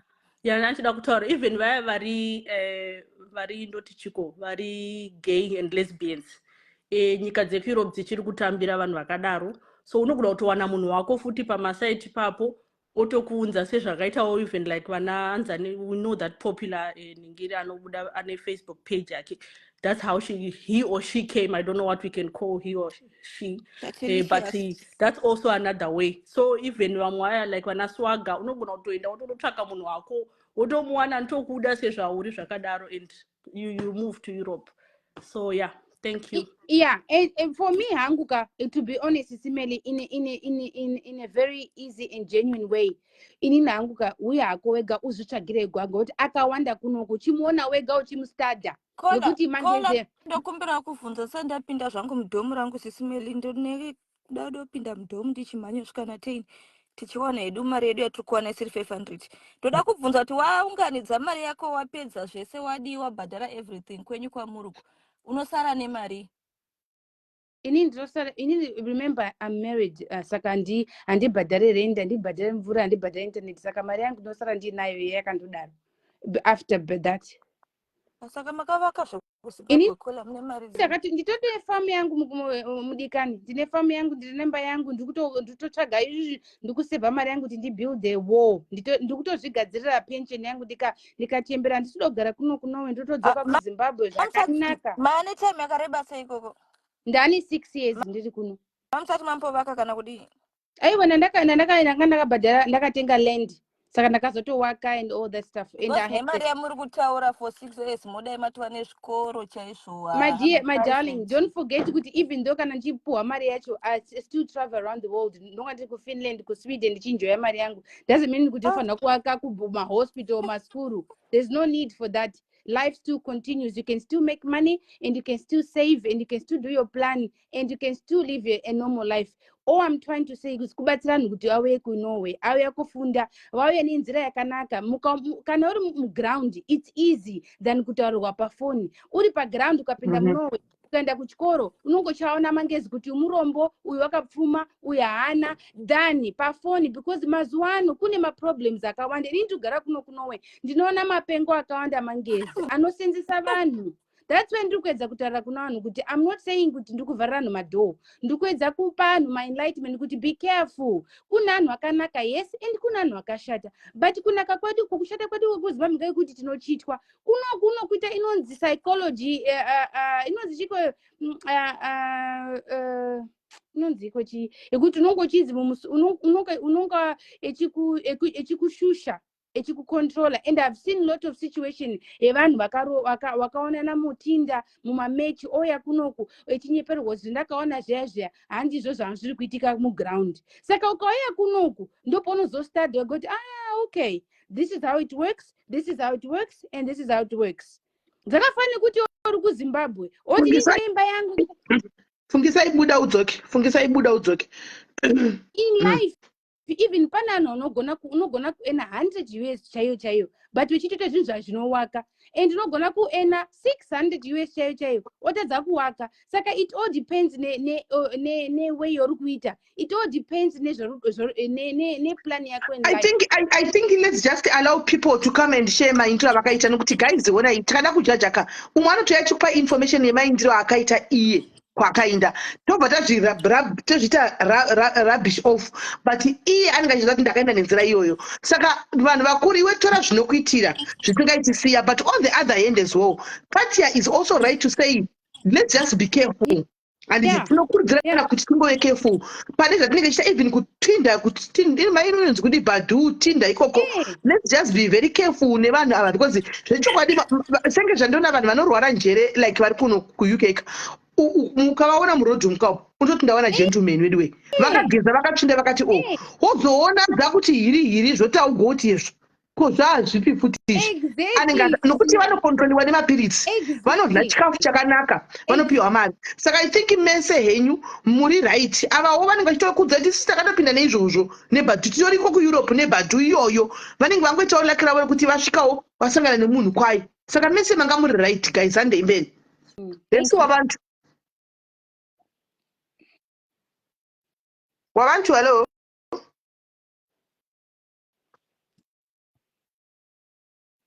Wabantu hello.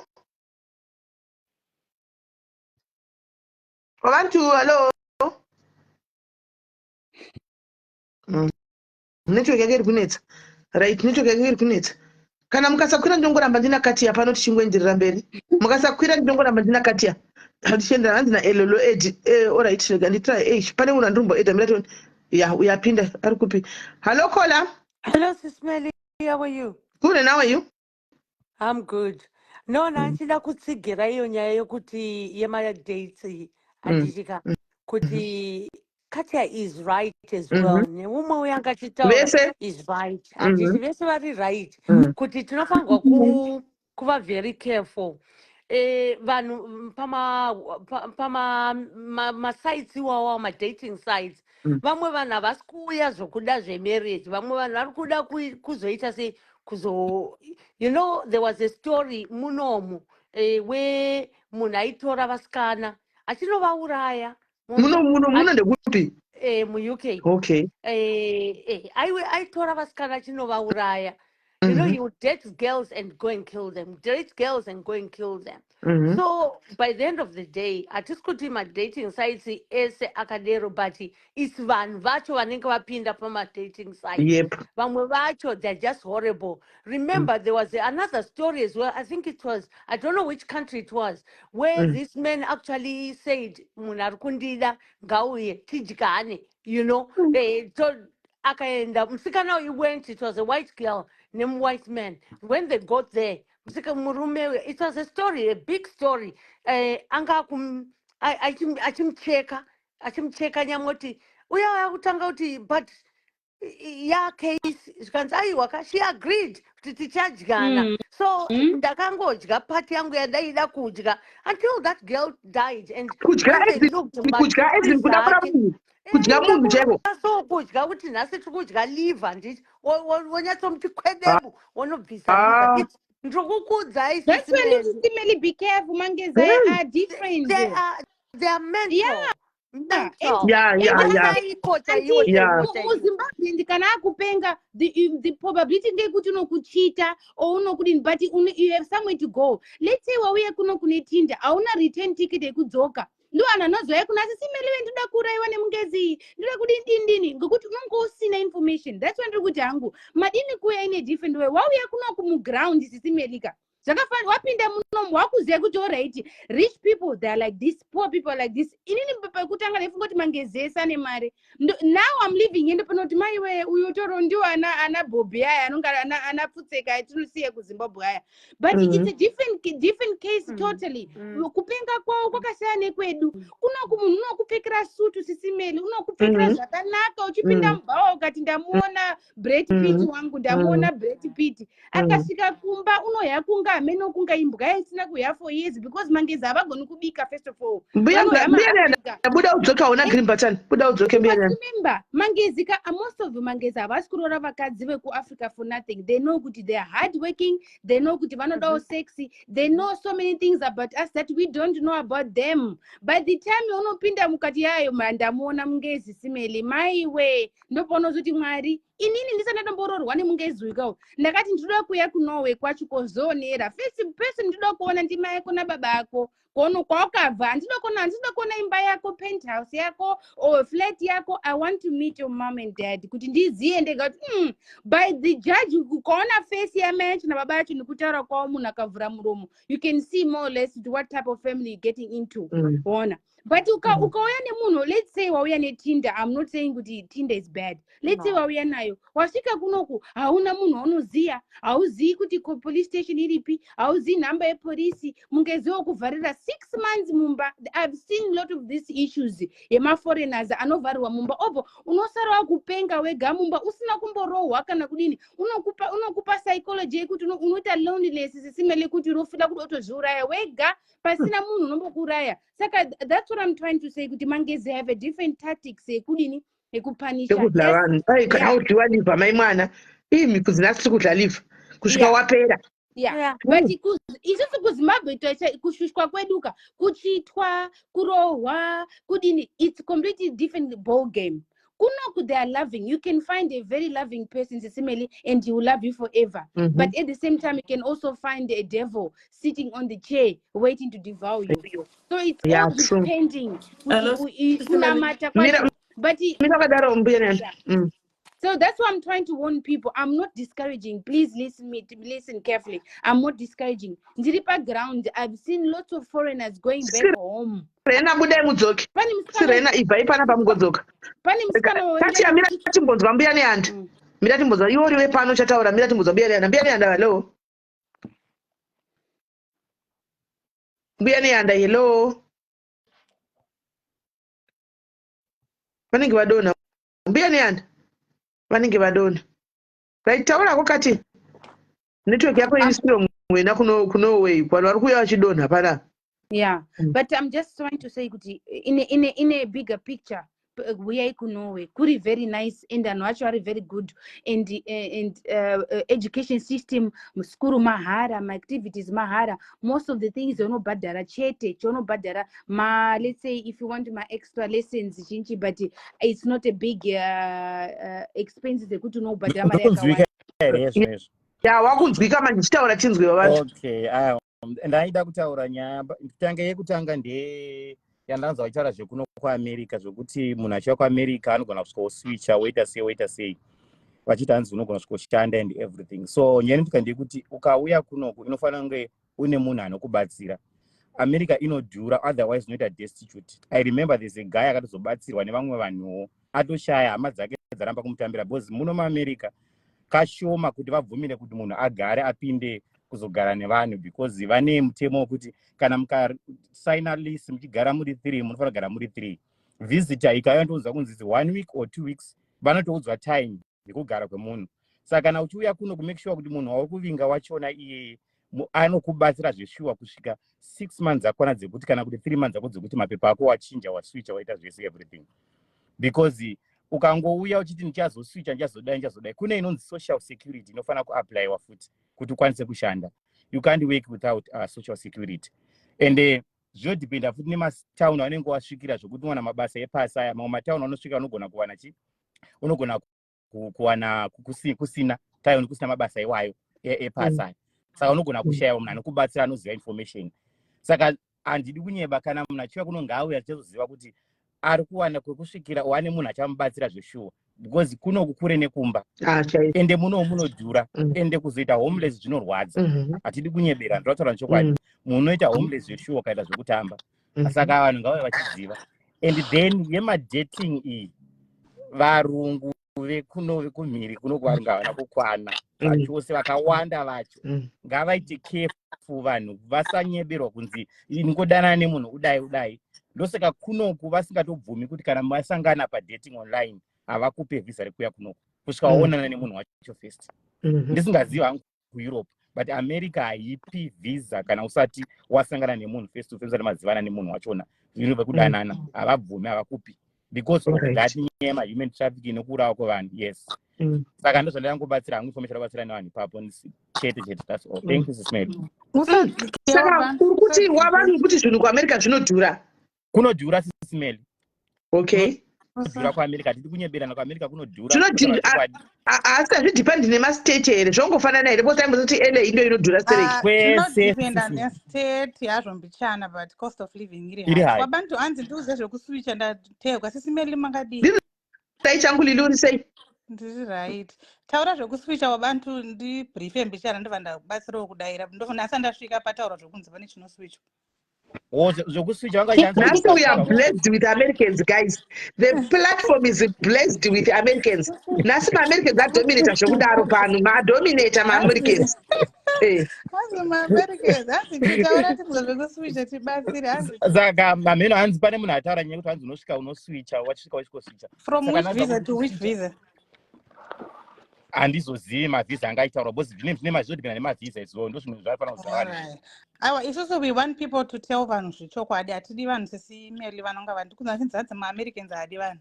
Aiwa tinotoda vanhu. Toda kuti vanhu vaudzwe zvinhu zvechokwadi Sis Melly. We don't want masituations ekuona vanhu vakanofira kuDarian watakazoitira magofund. Those people were coming to America. Vanhu vakanostaka kuBahamas. Those people were trying to come to America. That lady Lily wokufira kuMexico achitapinda muAmerica. Darian, yes.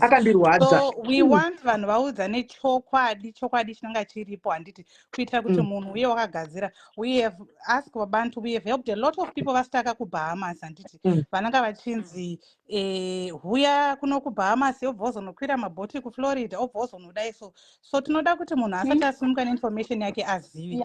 Coming kunyaya yekuswitcha iyi Sis Melly kana wauya nevisiting visa rinova B1 B2 to switch from that visa zvogona kukuti netsei.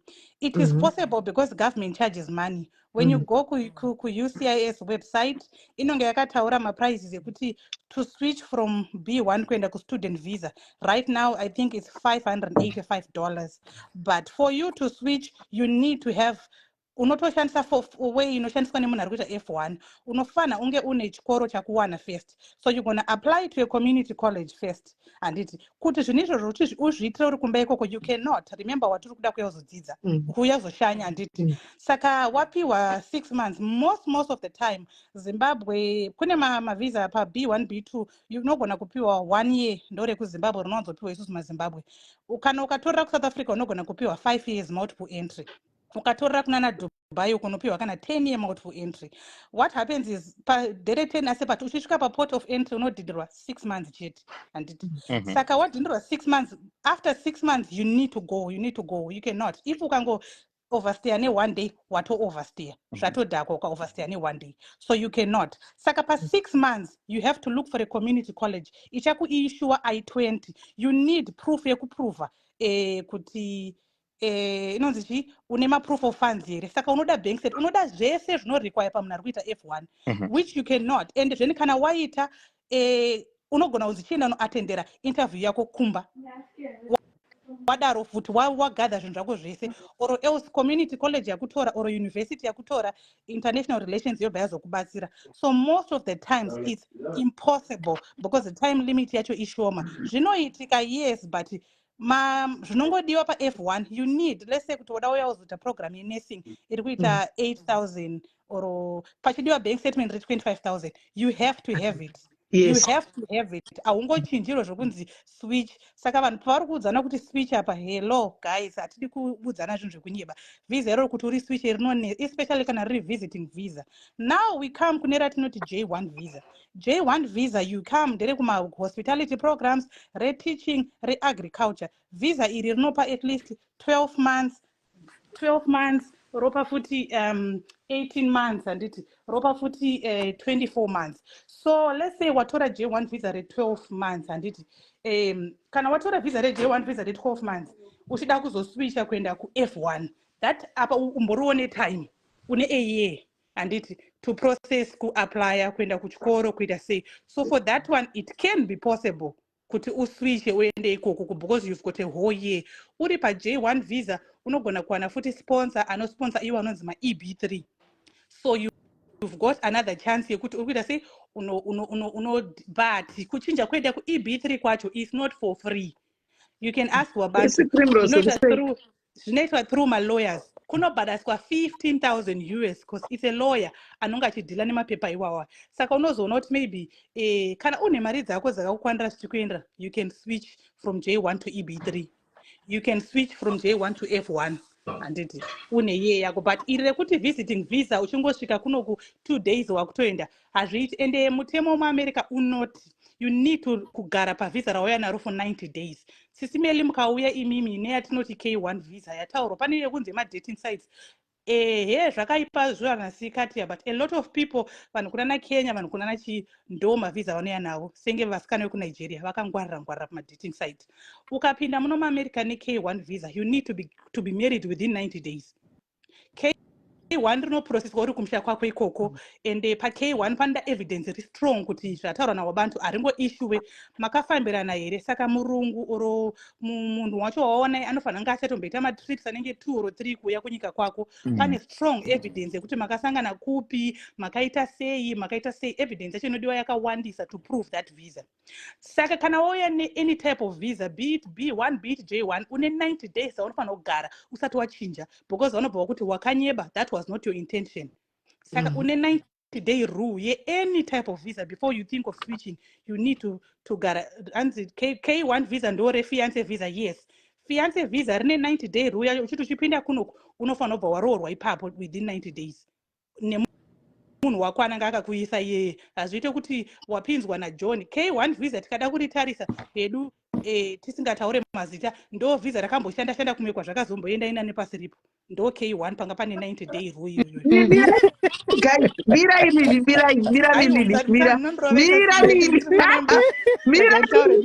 Guys, come pachakazoenda nezvakamboshanda pakazoenda nepa tiripi tapapia.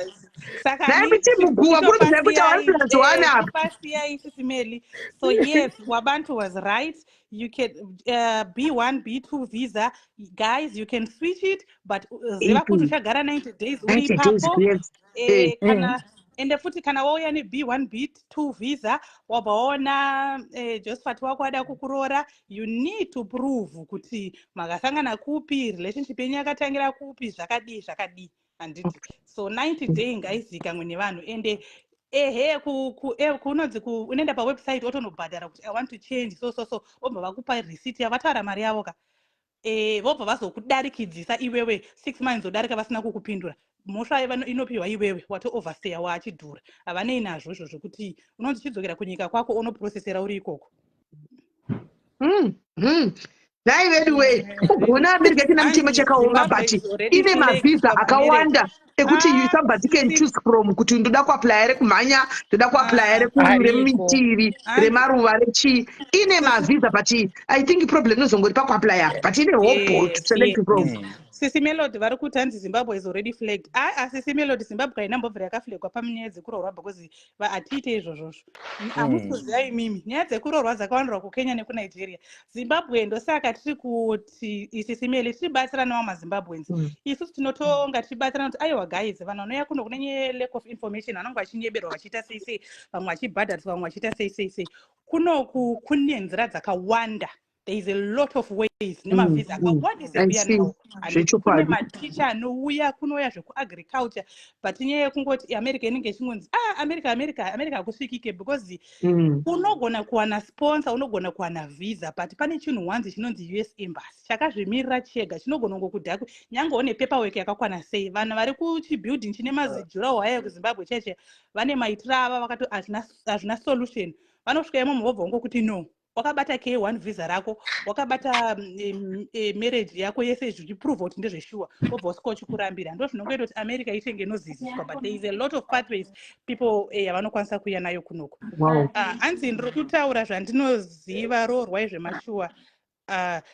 But Zimbabwe hainambobvira yakaflagwa panyaya dzekuroorwa hadzo. I don't know Sisi. Zimbabwe hainamboflagwa anything guys, musanyebera vanhu. Masanctions aya doesn't go with vanhu vemukati. Ani masanctions anoenda kwawo. Ananzani Sisi Melody Nicole, the reason I'm kutaura kudaro because inini I went through a marriage based green card. So I talk what I know. Ndiri kutaura zvandoziva. Akaroorwa nemaAmerican usaka. Saka haina kumbobvira yakaflagwa. It's very very rare. Kwana tima marriages okuZimbabwe tatinoita turi 2% zvakangofanana neku-DV visa lottery yataiti vanhu apply yekuwina lotto iyi. Zimbabwe ishoma pane dzimwe makantries. Zvinhu zvese even kuma J1 visa Zimbabwe ishoma kune countries ese. Jamaica chaichaya inotoramba kunzi haidiwe. Vamwe vekunana oga vanotoramba kunzi havadiwe. But Zimbabwe no, hakuna, hatisati taiswa pane zvekurambidzwa. Wow. Saka vari maAmericans, mablack Americans varume vekuvantodawo makadzi maforeign. Mukwasha wenyu black American.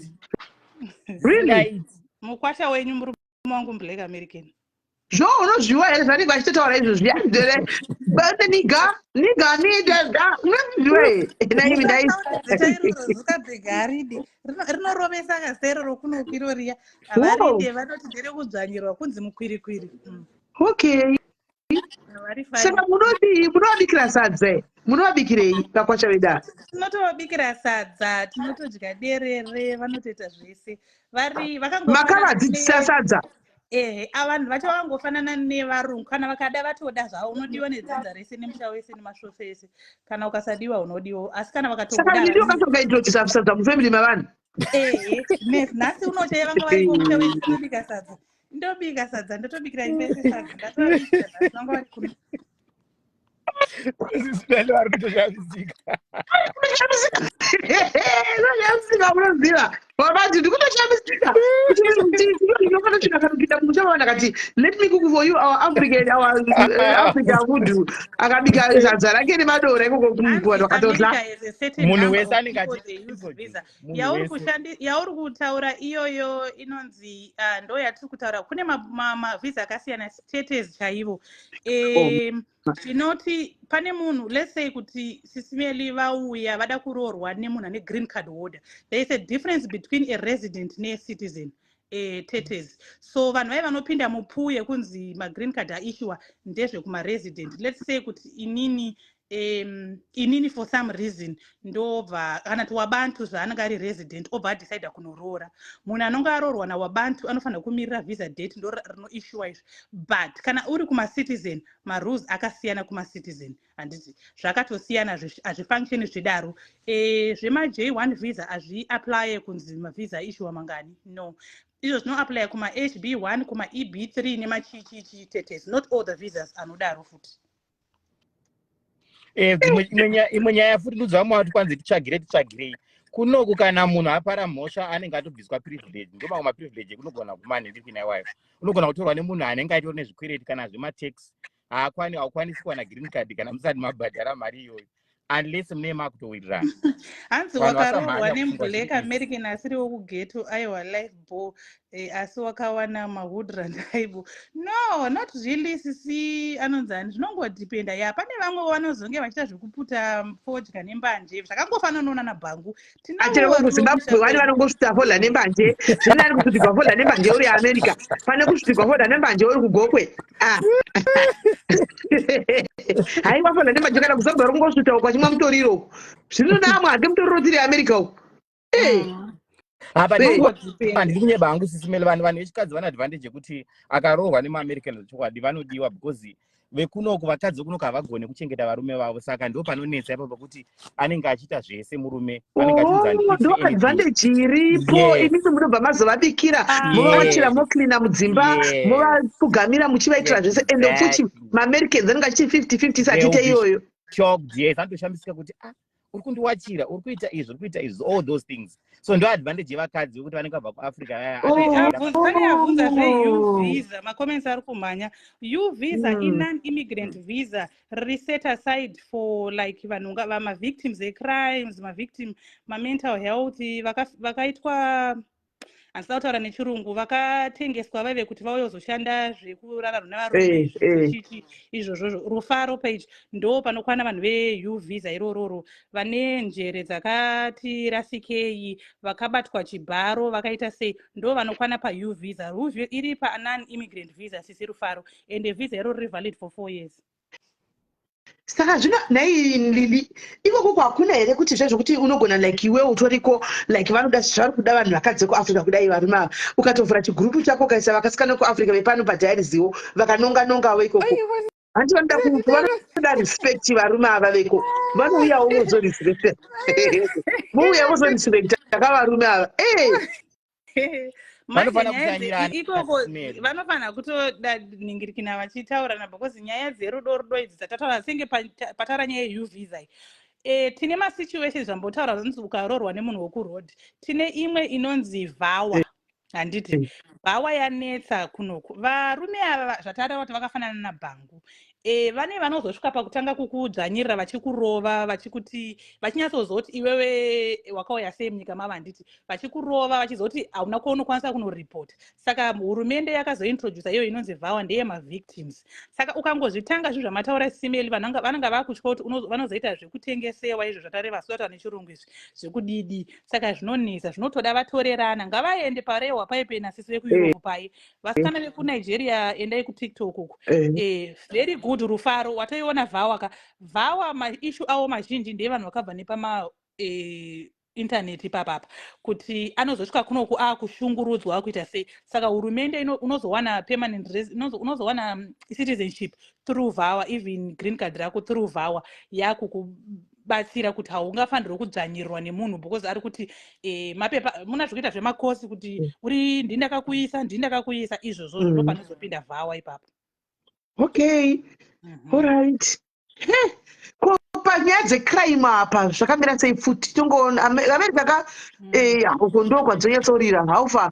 I should become a migration. Yeah, CCP. Aiwa, panyaya dzefuti zvinodependa kuti iwe waenda wrong side here. Hazvineni zviya akashoma kuti ungobatanidzirwa, because that's why tiona kusina kunzi kana kunzwa kuti muzimba aurawa nepfuti wazopfurwa. Ndivo pachavo vanenge vachinetsanawo pachavo, vanenge vane magrudges avo. But kana ukazoitawo part of it ukada kutambira kumadrug ukaita sei, that's when you can get a crossfire. But pasina izvozvo it's rare kuti unzoti kwanzi munhu angopfurwa from Norway pasina zvamatadzira, never. Vanenge mune matonetsana, vanenge vatonetsana pachavo. saka but kuti yayo aiwa senyika dzese hazvingoiti zvinoita tingati hazviitike hazvinoitika zvakangofanana zvasiyana nezvekuSouth Africa zvezviya South Africa unogona kutongobaigwa foni chaichaiyo maimwana. aiwa manje akuurayiwe munhu achingoenda akadaro even papfurwa ipapo nyaya yacho painozonoperera ka but zvinongodhipenda nekusaidi rauri kugara haro kashoma kekungoti ungosanganisirwa hanzi crime it depends nestate issue. Sure. Saka which one takazi kuti quite the most expensive state ndiyo LA? It's true. Yes, that's true. California, yes. California kunoti dhuri. California ndo LA. Yes, ndo California ndo state. Ndo kune Los Angeles is like zvakafanana nekuti Midlands, Gweru, Kwekwe, matown mukati. Saka California is like a state. And then mukati macho ndo mune matowns ana LA, ana San Diego, Narufaro, Hanzi.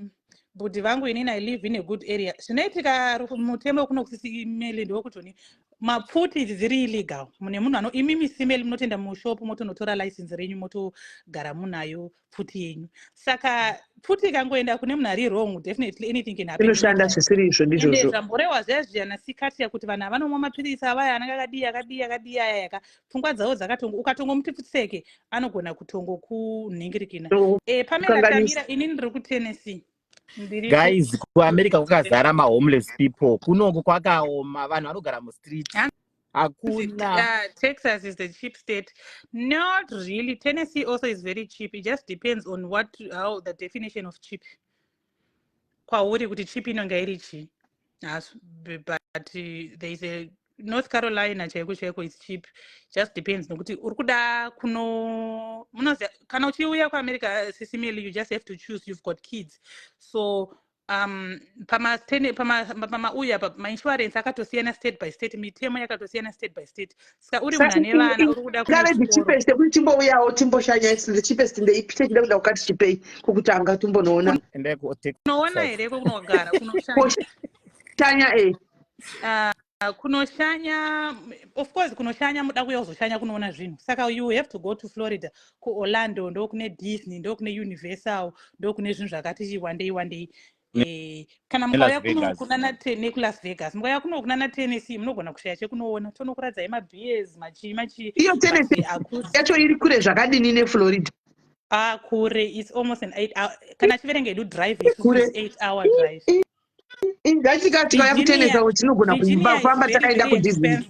Virginia is part of Washington DC. Kuri very very expensive. Kunodhura kuVirginia. Cost of living is munoenda kuFlorida smell good, right? Florida is right. Munoenda kuFlorida. Hakudhuri. Florida is good. Georgia is also not expensive. Pazongo ipira hako kuti mazano kuritika floods and all that, but ndo kune zvinhu zvakawanda zvetourism and stuff. Okay. All right. Hata dzidza nhasi wedu we. Naiti mungasvara team America aiwa sando dzenyu. Guys, boys nawo malafu nemalike team America nhasi yauya neinformation guys. Yauya neinformation team America aiwa tinokupai sando dzenyu maite henyu taziva zvakawanda nhasi. We have done a lot of magofunds sisimeli tine zvimwe zvinhu aya Facebook tine magofunds atinoita akawanda evanhu vanonostakira kuBahamas uko. Saka munonzi forward nezvo chirungu chacho chinonzi chi, but tinongoda kuti vanhu ngavati uchishanya ushanye neinformation yakakwana.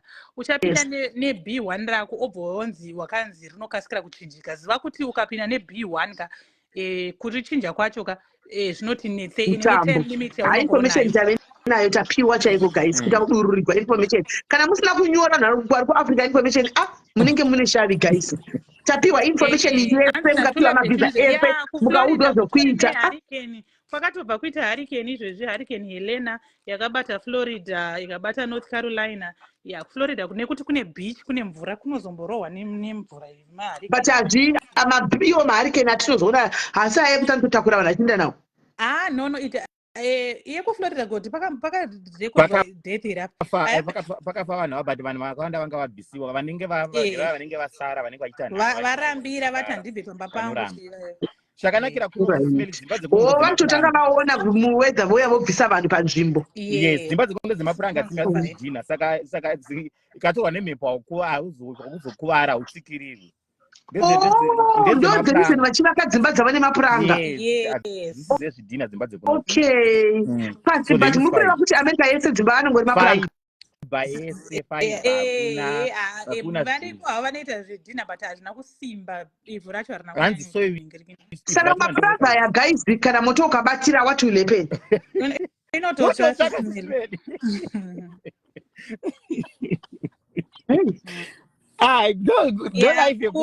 Mississippi kunoti netsei, kune vanhu vanonyanya kusarudza ruganda, kune vanhu vakanadoda vanhu vanonyanya kufarira zvangu. Ari kubvunza zveMississippi. Hanzi aiwa inonzi ataura zvetry the DV kutovhara musi wa5 November. Tanga tiitaurawo kumapeji edu tinongoriwo netumwe tumapeji totakangovhurawo simeli, not kuti zvekutodaro but zvekungobatsirawo vanhu nenyaya iyo yekuti maMerica tanzwa nevanhu vanenge vachipana information yenhema uko then chaiyo yefeki chaiyo mai mwana. Vanhu vari kuno kusimeli havasi vanhu vane drama senge veuko kunyika kwaCharles uko kunotoya munhu hanzi asitaka kuMexico simeli munhu anotobatsirika. Saka hamuna ini drama America yo haina vanhu vakawanda vane drama. Aiwa hatinganyepa America haina vanhu vakawanda vane drama. Si varikowo va 1 2 vane drama inokutoita kuti nayo anyway iko America here uko. Takatotanga izvezvi zvekuti manurses handiti inini hangu I usually like to talk zvandakauya nazvo nezvandakafamba nazvo because mumwe anenge achitokupikisa kuti aiwa zvirizvo. Inini personally ndakauya neprogram yange iri muhospitality yandoti J1 visa vanofamba tichibatsirana navo abantu tichipa vanhu malinki yatakashandisawo because pandakatouyawo ndauya ndisingazivi ndatoshandisa hatibhadharisi disclaimer hatibhadharisi anything hakuna chinokubatsirai. Saka tauya neprogram iyoyo ande kuAmerica wangu takaenda ade America achini hatizame America takaenda kotoregerere. Ndauyawo neprogram iyoyo sesimeliwo yandaitoshandawo muhoterawo zvakashoreka ndichitoputowo matebho. Nyasha dzakazongondizorora right now I'm a nurse and I'm still going. Sandapedza zangu degree rangu ndiri kunursing. Saka paunongoshanda apa ndakatodzwa vane vachitaura zvemanurses vanhu havashare information yakawanda, mateachers uchisanganawo nevamwe nekune dzimwe nyika zvinokupawo mukana wekuti usangane nevanhu vakawanda and through that mahotera iyoyo ndakazoziva kuti kuzva zvisingatodi kana agent naini nekuti ndakazolinka nawo Wabantu is one of the ambassadors emamwe masponsor acho anotora inini kunoti nangu masponsor atinoziva. Saka kungobatirana tichipanana malinki because we don't want right now masponsor atakashandisa akuchaja kuma 7,500 chinhu chinongoda kuti ubhadhare kana 1,500 vanhu vangochaja kwese mai mwana kungoinda vanhu vangochaja chaiko kwakutongochaja. Asi vamwe vakaona ndine vakaona madhairi andikuziva pana pakatosvika kuAmerica ikokoko mhino maagents ava vaishandisa but vatoveko. Saka we want to say kuti you can come neroute yemaagents but kuna asinawo $7,500 handizvozvo kuna asina chokwadi kuna asina ende maagents asi ese vamwe vanozokunza mamwe vanogona kusazotokunza kutadza kutokunza iwaisa mari.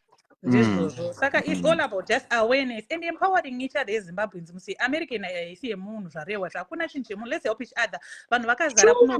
Thank you very much Lily. Sure zvinoita vamwe voita kuti nyika dzama yavo chaikunge nyika dzakatobva kudzimba dzavo. That's not the case.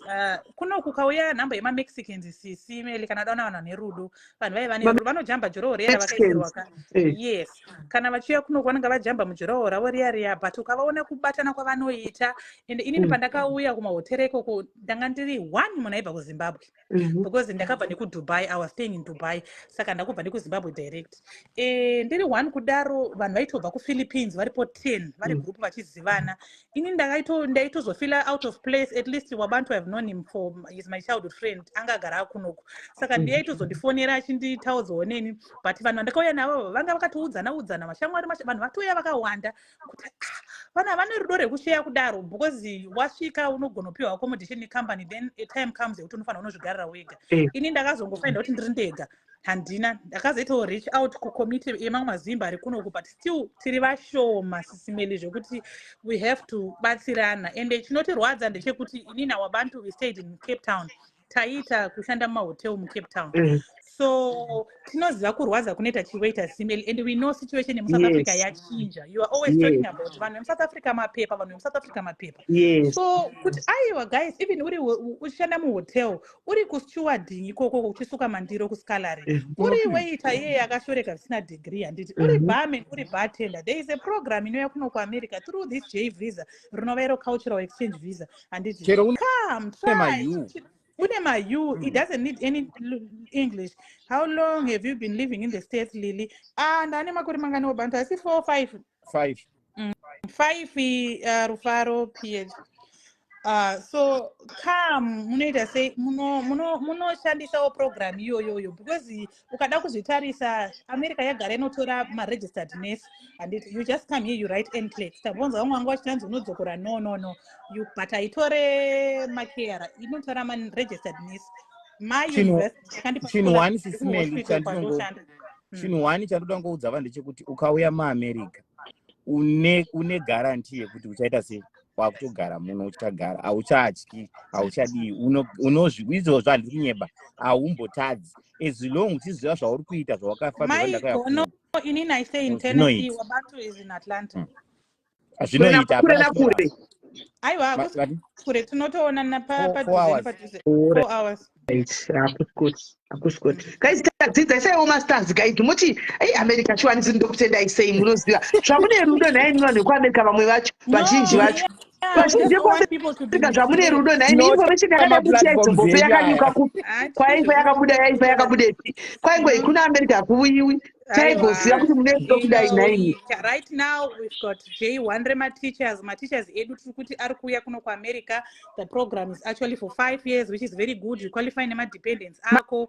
Maticha muri kuzviwa here, maticha muri kuzvinzwa here, maticha muri kuzvinzwa here, kwanzi kune 5 years dziri kupindwa nadzo kuko nemhuri yako kuningi kuUK yuko, muri kuzvinzwa here maticha? Hanzi tukaendere kwaDavid musa 21 totoenda.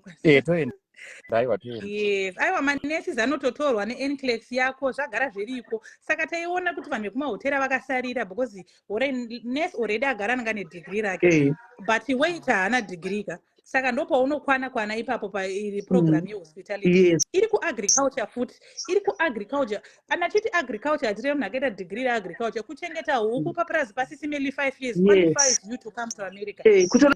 Unonga magrapes namaruva koko kuningi kwenyu kuAmerica.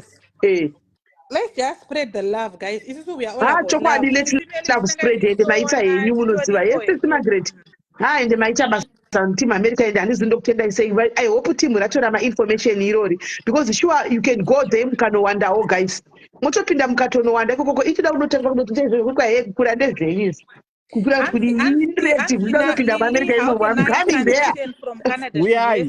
We are coming there. Susan, takaenda America yende Susan.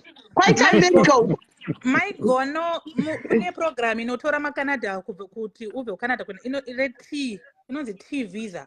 T visa rakanaka. Saka imi muCanada kwacho it just depends kuti manga muchishandisa chi, but from Canada to here it's very easy. You just use the T inonzi T visa. And tipewo link rema-teachers, maticha ndofunga ada kutojambirawo. Vano apply papi. Aripo kana ndichasenda aripo malingi ematichers akawanda. Mapitirwa wani moms Florence zvehospitality. Mapitirwa wani. Hanzi zina afambisa ma-comments acho. Pindirewo zvehospitality. Ndozvari kubva kusanangura izvozvo zvehospitality.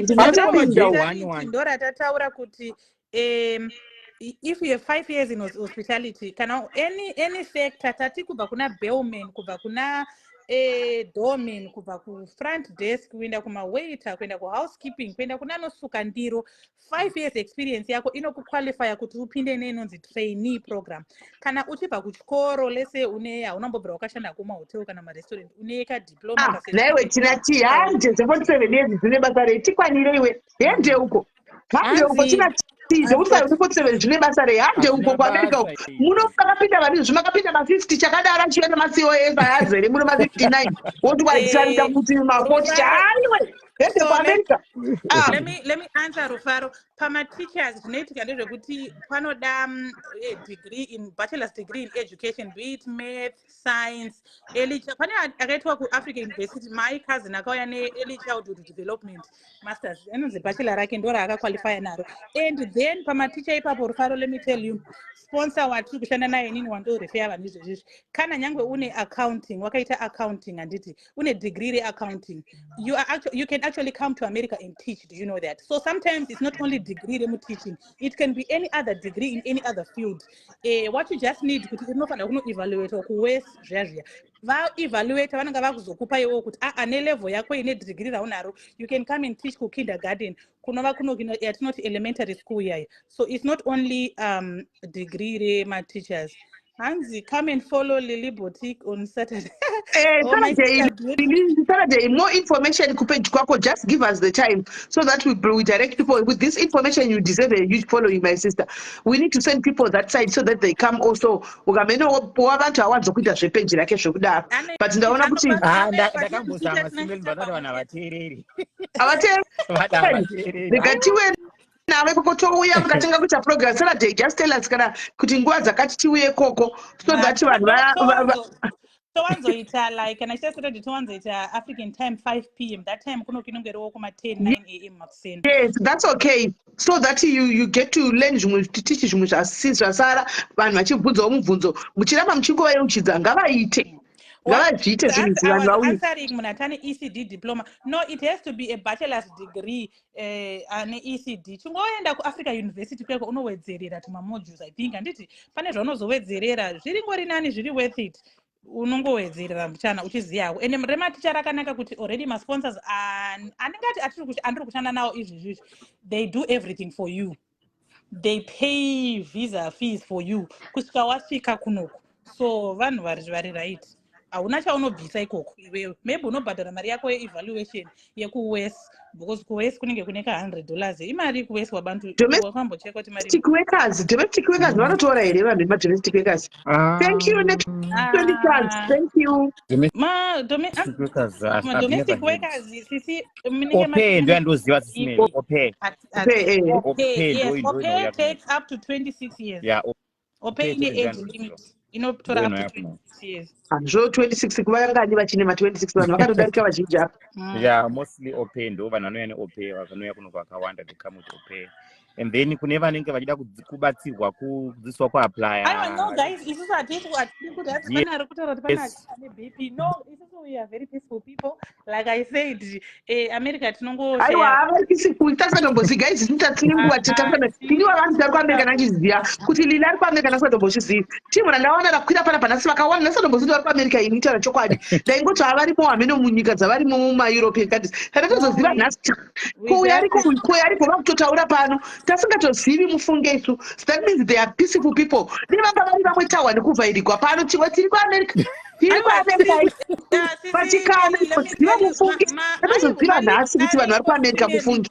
Malinks ariko tine vakanzisister vedu vakanzisi Beauty Maforo nevakanzi Bishop Ketsi vatori nemalinks ekuisland ekubhusha chaiko hanzvadzi yangu iri kutoita izvo zvekubhusha zvekuisland kwenyu panext door pari kutorwa mabhusha vanhu malinks vanawo, but it's just that malinki vanawo, but problem iri kuitika pamazimbabwenzika ukavapa linki irori pakaita something chiri ronga unodzoka uchitanichigwa saka kuti ndakakanganisirwa naningi ndakapuwa linki naningi ndokusaka vanhu vakanyarira nemalinki linki remabhusha kutotora irori nditorizivawo rekumabhusha ndikutoriziva linki iroro, but muno muUK ririmo linki remabhucha, but kuti uchapa vanhu information kunonzi ndakasvitswa namela apa handikuona wakutotiwa munhu akaipa iwe zvawakangoudza munhu zvawakaonawo kuti guys ava pari kudai pakabhenda vakapinda zvakanaka hakuna anotaura handiona kana sokuti pachibhende inodzoka ichinzi ndivo remember kuti unenge une vavengi vakakukurisira sokudai kwakutoziva makatodzirwa mari namerika makabhadhira mari kunoziva kuti hakuna hapo mari yakapiwa munhu asi vanenge vakuisa pakuona kudzitaurai. Right now muri kuona vakanzi sisi Beauty Maforo ava she's already in UK, but vari kuita process tiga taudza vanhu izvezvi kuti guys ngatiregedze kuda kuti humwe kuti vanhu vabirwe mari vadyirwe mari. Sisi mene handi munozoti minister weCanada akataura pathway. Takatonzwa kuti manageri naakutorera vanhu mari isati yakavhurika. That pathway yemacaregiver haisati yavhurika yekucanada. Yes, vakanzi beauty maforo ava vari kutoiita, saka vanotoriwo nepeji ravo. Isinongoenda kune vanhu vanongova ne1 sisimeli tonogara ikoko because kuri peaceful right now. Ndikakudze nawabantu yuko tine vanhu 5 already vari kutouya through this J visa. Nditi vanhu vari kutokwira vari kutouya naro J visa irori zvakanakisa sterek. Vakabatsira nhai mishuwa aiwa tabatsira vakawanda sisimeli but hatitauri chete. Saka iyo mahara futi hatidi mari yenyu hatidi. Saka zviri kutoitwa nasisi beauty maforo vari kuita process iyoyo. Saka vanotoudza munhu kuti kuwest tiri kungoti west panapa pana asingatozive kuti unoevaluata sei. Pana asingatozive kuti kuri kudiwei, kuri kudyirwa vanhu mari. Saka ndo mamwe mapeji ekuti we know kuti kwana sisimeli kunonakidzana. Asi tanga tinani isusu sisimeli ndofunga rakanzi lili ringoriwo kapeji diaries have die hard but unomboitawo uchiti kunonga kwakati ziu kunonga kutya kwaya kunoundugwa but vanhu vauya simeli izvezvi musikana webhucha wekutori ne1 ari kuenda kuisland through vanonzi Bishop Kethi vane direct kwete rekunzi chakati direct chairo chairo iyo Bishop Kethi. Yes guys tati muri kuzviwa vanhu kufollowa muri kuzviwa paita bhucha uko island kuri vanhu vanocheka nyama uko. Yes, apa takutongobatsira vanhu kuti it's not only about America. There's other places vane vanhu vari kubatsira vakanzi B6 revolutions ava she's in Germany. Kune link kuti rekugermany vanoda kuenda zvekugermany. PaGermany ndakamboriwa rekugermany ndakamboriwa. Va B6 vane information yakawanda yekugermany vanenge vachishare nayo. Unototi kuno izvezvi pane kuti warambirwa neAmerica zvaramba. Unoenda unotryawo kuna na B6 vava. Exactly. Pana Auntie Margaret unoona information isinanga Margaret anenge achipa malinki emundowo kuti apply Bishop Kethi address ndiri nyore ndiri tege vakanzi Bishop Kethi ende Bishop Kethi but Bishop Kethi wanga siri kuAfrica vakauya ndivo here vanoziva vari kuUK izvezvi ndivavo vari kuno kuUK vakauya neCOS ka. Yes nandivo here vari kuNorthern Ireland though vari kuNorthern Ireland vakabva kuUK. Amen isati izoziye nyika yenyu inofamba sei but vari kuNorthern Ireland vari kuNorthern Ireland ndakambona vari kuUK kuno ndo mapeji waya akanzi maitk diaries vatori nemafoundation ndetoti mufanira kuti tiende kuna sisimeli flame foundation vana vari kubatsirwa tobhadhara school fees titimeli senge iye musikana akaempower ari kuenda kuGermany mari yake yakangoraiswa newomen empowerment iyoyoyo 2 minutes akatoendeswa kuchikoro ikoko izvo zvato nedegree rake hameno ichi yakapiwa ikoko atowanzi block something yaakatopiwa akatobatsirwa pano paFacebook vamwe vanhu vachipopotedzana vamwe vanhu vachibhadharwa school vachibatsigwa ndokufunge hako hakufunge veduwe ndichambojanya zana dzangu dzepane zvirimbozvitsika everyday kuti kuwane 2 vanoapply pazuva poga poga. Batai vanhu venyu variko ngavabate kwaMargaret Diaries kune malinki kwaikokoko kwasisi beauty mafaro endai munogadzirira already ka izvezvi zvika tato muna December ka minister weyo iri kutongopinda muri kuona zvakaita vanhu vekuUK makosa ndozviri kuita program yeCanada izvezvi ichiri yakati zizi vanhu vari kuitora for granted but paichauya ichangovhura chivhuu pane munhu andaona angachibvunza zveloto takataura zveloto from ndakatoita malive asingaperi ndikati please vanhu gadzirirai vanovhura muna izvezvi kuvhara kusa 5 vakanonoka kuvhura zvavasi vakazovhura October vakanonoka kuvhura but iri kutovhura kusa 5 and the lot is for free you just have only kuva nemapictures takatoita live kedu sisimeli kemukadzi akauya kuno ndine friend of mine akauya kuno kune DV akahwina green card iroro saka akatouya achitotibatsira achitodidi kwangu nevanhu vanenge amene vanenge 10 vachitanga isina basa zvemahara kuzvinzwa zvisina kana mari mukati akatowina loto mukadzi yatori kunoku akauya neDV lot tikati tine masama programs tine masama camp inini ndakazondo aiwa sisimeli akusi kushama hanzvadzi yangu inini chaiyo yakatouya palive akauya kuno kune sama program sama camp program akatuza vana vamborehwa wewe kunzi vana vefootball vana vangu vandakati adopta kunoku ndatoona ndinotovafambira vanouyo kumba kwangu vachitozwa vanonge vachiita vachididididi vakatouya vachitondiudzawo ndikatorwadziwa mwoyo ndikati deiwo mwana wangu aigonawo zvekumhanya naimisa kuZimbabwe kunobviwa nekumhanya inda asingazvizivi ndakatoona vana ivo mascholarships ariko akatindiradza website kudai kuti hezvo mascholarships aya anenge uyo achitoti zvakadaro anonzi egangu rabvunza hanzi kwemabhucha iyi ine age limit here andifungi haina age limit mabhucha haana age limit mukadzi kana murume kana chii endai kwabishop tichandonono mama yenyu kubhucha necold room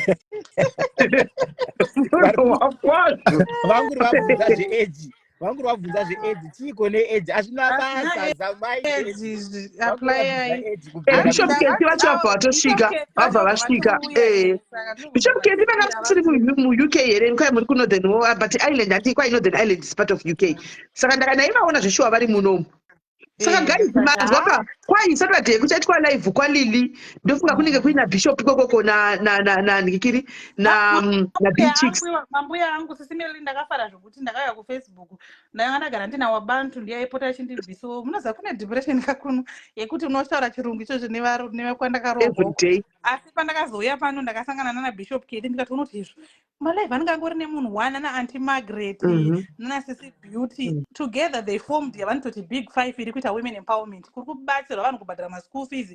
There's a lot of Zimbabweans doing good sisimeli kunzouko through vatono kubatsira kwamaita kuya kwenyu yekubatsira vanhu madzimai akatotora wakati munoziva kuti chii varikugona stereki big up to them varikugonesa tasingadozivi isusu guys tichadouya tida kutoya tichikusapota iwe didn't know imimi chamunoita vanhu imimi vane mapeji avo enhingikiri iwaya ezvekubatsira vanhu zvemaimmigration chichi pamunotanga kuita malife enyu papa musati matanga kuenda palife ndikandirewo kuseruku kungota message kuwhatsapp yekuti I'm going live ndinhingi indobva ndatongoshare link nhingikiri live yako so that vanhu vanongobudira kwauri koko hanimaona kana tiri padzimbawo paya tinobva taya tojoina kuitira kuti vadiyo vafollowe madiaries kana akafolowawo vachawanawo information ikoko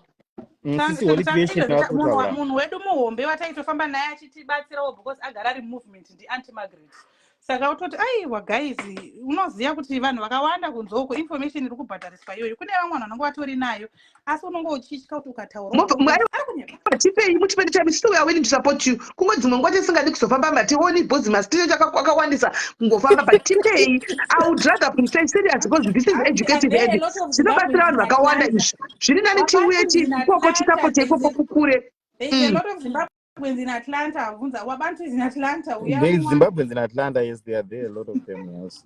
We want. Sure. So quite. Bishop Keda vakwiro vataure because ndiyongoriwo movement yangaiti mateta basa meno ndiana nditegona asi ndofunga nditega panga pachinzi kutaga.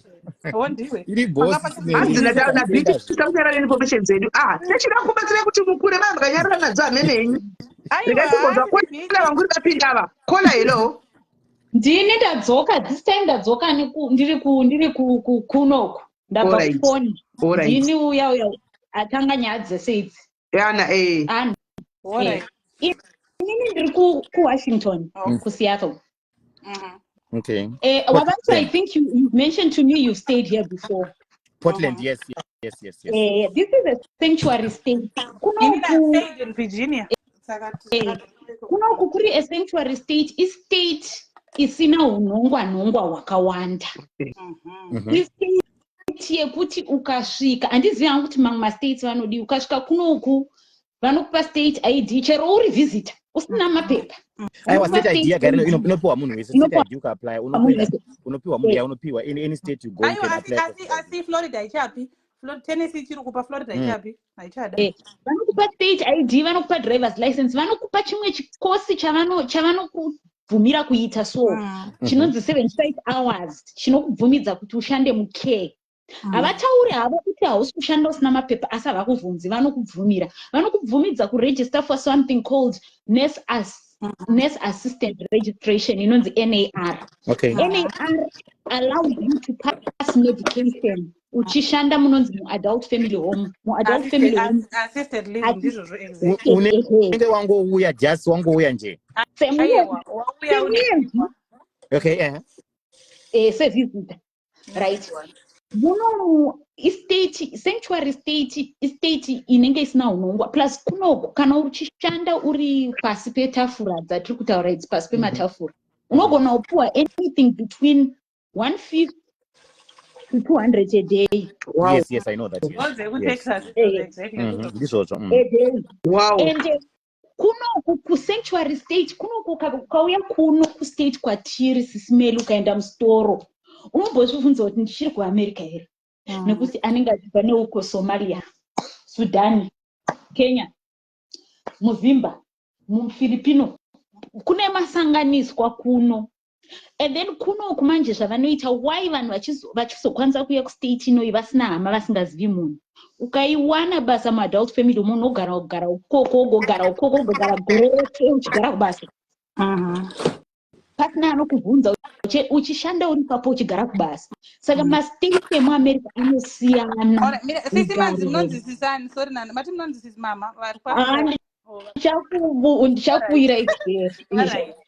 Isusu zvatiri kutaura ndezvekuti hamukutaura zvezvo tiri kuzvinzwisisa asi tiri kuti isusu handiti hane matopataura kuti pasi petafura handiti tinenge tichida kuti kana vanhu vasati vauya vaone vaadvocaterwa chokwadi because kana munhu anenge toti munhu ane mhuri inini I usually speak nevanhu ane mhuri vanenge vakasiya vana zviya zviya ukawira mawire iyowo anoda munhu ari zano anenge ari ega uya nekuti let's say kuti wakasiya vana kumusha and then wakutongotamba iyoyo hakuna anokubvunza hakuna anokudiso kutaura chokwadi ndekwokuti hauchakwanise kubuda munyika muno kana wakutoita iyoyoyo number 1 kubuda kwako hauchadzoki handiti saka ndopatina ndichiti aiwa tinoda kuvaudza kuti kana wangozvipira hako kuda kudi kwede kuti tivata inoza kuti ino social media senge simile anofollowa vanhu vakawanda we don't want to spread that narrative yekuti pane kwazvakanakira zvamunhu amukutaura izvozvo zvine zvazvakashatira zvekuti hausina freedom yandinayo inini yekuti nangomuka mangwana inawo abantu waenda kuDubai kuholiday hausi kukwanisa kudaro but unotogona kuuya ukatoshanda ukatotenga imba ukaita zvese zvamuri kutaura is very very correct but tinonga tidangoisa disclaimer handiti yekuti we don't want to mislead people kuti kana wazodai plus mastate akasiyana ndibona state yamuri iyoyo aiwa ini ndandapedza kutaura maona ndandapedza kutaura ndakandisati ndapedza ndachida kuedza kutaura kuti ndachida kuti anti mastates anosiyana mastructures emastates niko zvinoitika mumastates zvinosiyana saka inini I wanted to give people an idea yekuti kuti uzosvikawo uko kunoiswa ring uko kuti vanhu vazhinji kuno kuvanoita sei vazhinji vanotiza vauya kuno handiti vauya kunoku voita zvepasi pematafura voita iwo mapepa edu aya munoaziva nditi vapedza kudaro handitika vochienda pamasaitsi aya tachambotaura ayaya handiti vonosangana nana James nana Mary nana Xolani ipapo handiti vochiiswa ring iya pa 2-3 years vane vaita sei vanenge vakuchipinda musystem handitiri kutaura zvese zvinoita nezvisingaiti. That's what I'm trying to explain kuti veve vanowanzouya vachitambudzika kuti hama yangu yakandidzimira foni state inoyi iri easier kuuya womanyika ndanienda ukoko mamadonha akasisa munhu ari singu kwete zvasisi meli vana dhoidhoi nevana aiwa inini musafunge kuti inini ndine vana ndinavo ndinavo vana handiti but I'm just trying to make people understand kuti zvinowanikwa zvekuti munhu anosvika oshaya kokuenda zvinhu zvooma saka kustate kwamuri uko nini ndandisingatoziva kuti kune state yakadaro ndakutozviziva aiwa ini ndoiziva ndakaudzwa nagamari uko ndokuziva state inoyi iri easy because ukasvika especially uri munhu wechikadzi handiti basa harinetsi kuti uriwane unokurumidza kuriwana live in handiti ugara mulive in ugopuwa 150 yako kana 160 yako kana 170 yako ugoita zvese zvinoda kuitwa handiti ugoita gore because usually zvese zvinoda kuitwa zvinowanzoita in a year in a stretch of a year to be on the safe side nokuti neuchitukati raise imari wobhadhara ichi woraisa mari wobhadhara ichi saka state inoyi it's what I'm just trying to make people understand state inoyi neOregon Washington State neOregon Oregon okay Washington neOregon America here iwe anenge ari kuAmerica pameka ari kudiko pamela saka izvo kana vanhu vakutikana vanozeta haisi muDMV aiwa kozi kuDMV kuna Virginia nana chii hakuna izvozvo aiwa zvakasiyana Washington DC neWashington State two different zvakasiyana indiri kustate handisi kuDC ndiri kustate Washington kuseattle State. exactly bordering Canada. Yes. Saka kunoku temwa yacho haina kunyanya kushinya zvakanyanyisa. Wai vanhu vekuamerica munodiwa hanzi natula bechiri kuti america ine vanhu vasina violence. Dai kuri kuuk ndanzwa nekutuka zviweti. Aiwa totiza pakangoya munhu anodaro takutoenda sati zvirikona. Washington State. Saka Washington State and iwo wabantu ndiwe nyakutombondudza kuti kuWashington kune mari. Kune mari kuno. Wabantu aireva DC futi DC ine mari. Aiwa iwo ndambogara kuWashington State madhisa ndashanda cruise line. Antu wakati kustate. Saka kunoku kana uri munhu wechikadzi handi kunyepera kuti kurumidze kuwana basa kuri kunzi wadzika ndege zveshuwa wapinda mumawhatsapp group wawana unoriwana within 24 hours unoriwana live in vane rudo but sisi isusu tanga tichiti imimi pato iyo yakanakira munhu asina kuroorwa kudhara because handimati anozoti chacha ozoenda kunopfekedzwa chemugunwe. Isusu tiri kuti izvo zvakanaka senge kuti one waona kuti uri bate B1 B2 nokuti tinoziva kuti B1 B2 vari bude zvekudaro handiti but kana waona wabata B1 B2 rako usina imwe plan tora plan yaCC again kuuya neimwe kana uchida kutongoya nemhuri dzako nezvinhu zvako iwo wakarima wakachengeta huku kufamba kwaSIS MELLY enda kune iri J1 iri hausi pasi petafura handiti it's a cultural exchange program handiti yekuti ichakusvikisa uchiwana cheuviri handiti zvekutoti $20 an hour mari yako unongotoiwana sometimes zvidhipenda neposition yako dzimwe dzenguva kana uri waiter unongochinzi $7 but wabantu ugara wavauza kuti kuno kunhanhirama nematips you can make $500 $600 a day. It's normal. Kune America kune culture yekutipa $4 per hour. $4 per hour. You easily make your 1,000 US. Handiti. Saka ndo dzimwe dzenzira dzatiri kuti kana wabata B1 B2 gara wamhanyira iyo uchiriwo munhu ari kuzoti uri pakutsvaga nepakuwana. Hatidi kupudza nzimba kuti chivozonosiya murume nekuti ukaerekana wasiya vana nenzira idzodzi kuti uzovatora guys panonetsa. Saka kana uriwo munhu atomboti wagara utori teacher wati kurevo une degree rako remedicine science handiti chirega kuzozvita kuti unoshanda pasi penhingi apo usina mapepa gara wamhanya kuteaching rati kureva richatokubvumiza kuya nemurume wako nevana venyu 4 makaberekana makakwana makadaro ndo mavisa right vanhu vakaroorana ivavo ese vese vachangodii batai road yaCC yakanakisa zvokuti enda vasi kutombonyeba ishuwa but chingoziva kuti uchatitorewo nguva zvamborehwa izvo ende kuwanikwa kwacho vazhinji vacho ndo vatati vanozoenda kuvhawa vaye nokuti kuwanikwa kweapa unongori pamisheni kuti ufanira kutoti uwanikwe inomakanjani hauna chimwe chakakujegera but imboita chimwe chakakujegera chekuti uri legal ukauya ne-B1 B2 visa you don't get a social security wabantu uzopazvikoro zvandapedza kutaura inini all I can say ndezvekuti kana munhu achiuya kunoku make sure kuti munhu wauri kusvikira kwaari muri kunzwanana anokwanisa kubatsira kuti uite zvekutaurwa nasister because handidi kunyeba ndakatizobatsira umwe munhu akanga ava desperate asvika vanhu vakumudza kuti pamba panapa hatibvumirwi tinenge takawandisa this and this hatidi kudarano tiri kunokukure guys kure unoziva sometimes it's not even worth it vanhu vari kure hondo dzachona dzinoitwa kunyika dziri kure it's not even worth it sometimes because vanhu muri kure it's not even worth it hazvidi saka ngatizive kuti uchiuya kunoku une munhu wauri kutaura naye muri kunzwanana achakubatsira zveshuwa kwete kuti anoti wauya otanga kukudza mabecause ngaakuudze usati wanhingirikina usati wasimuka kana asingadi kuti handisi kuda kana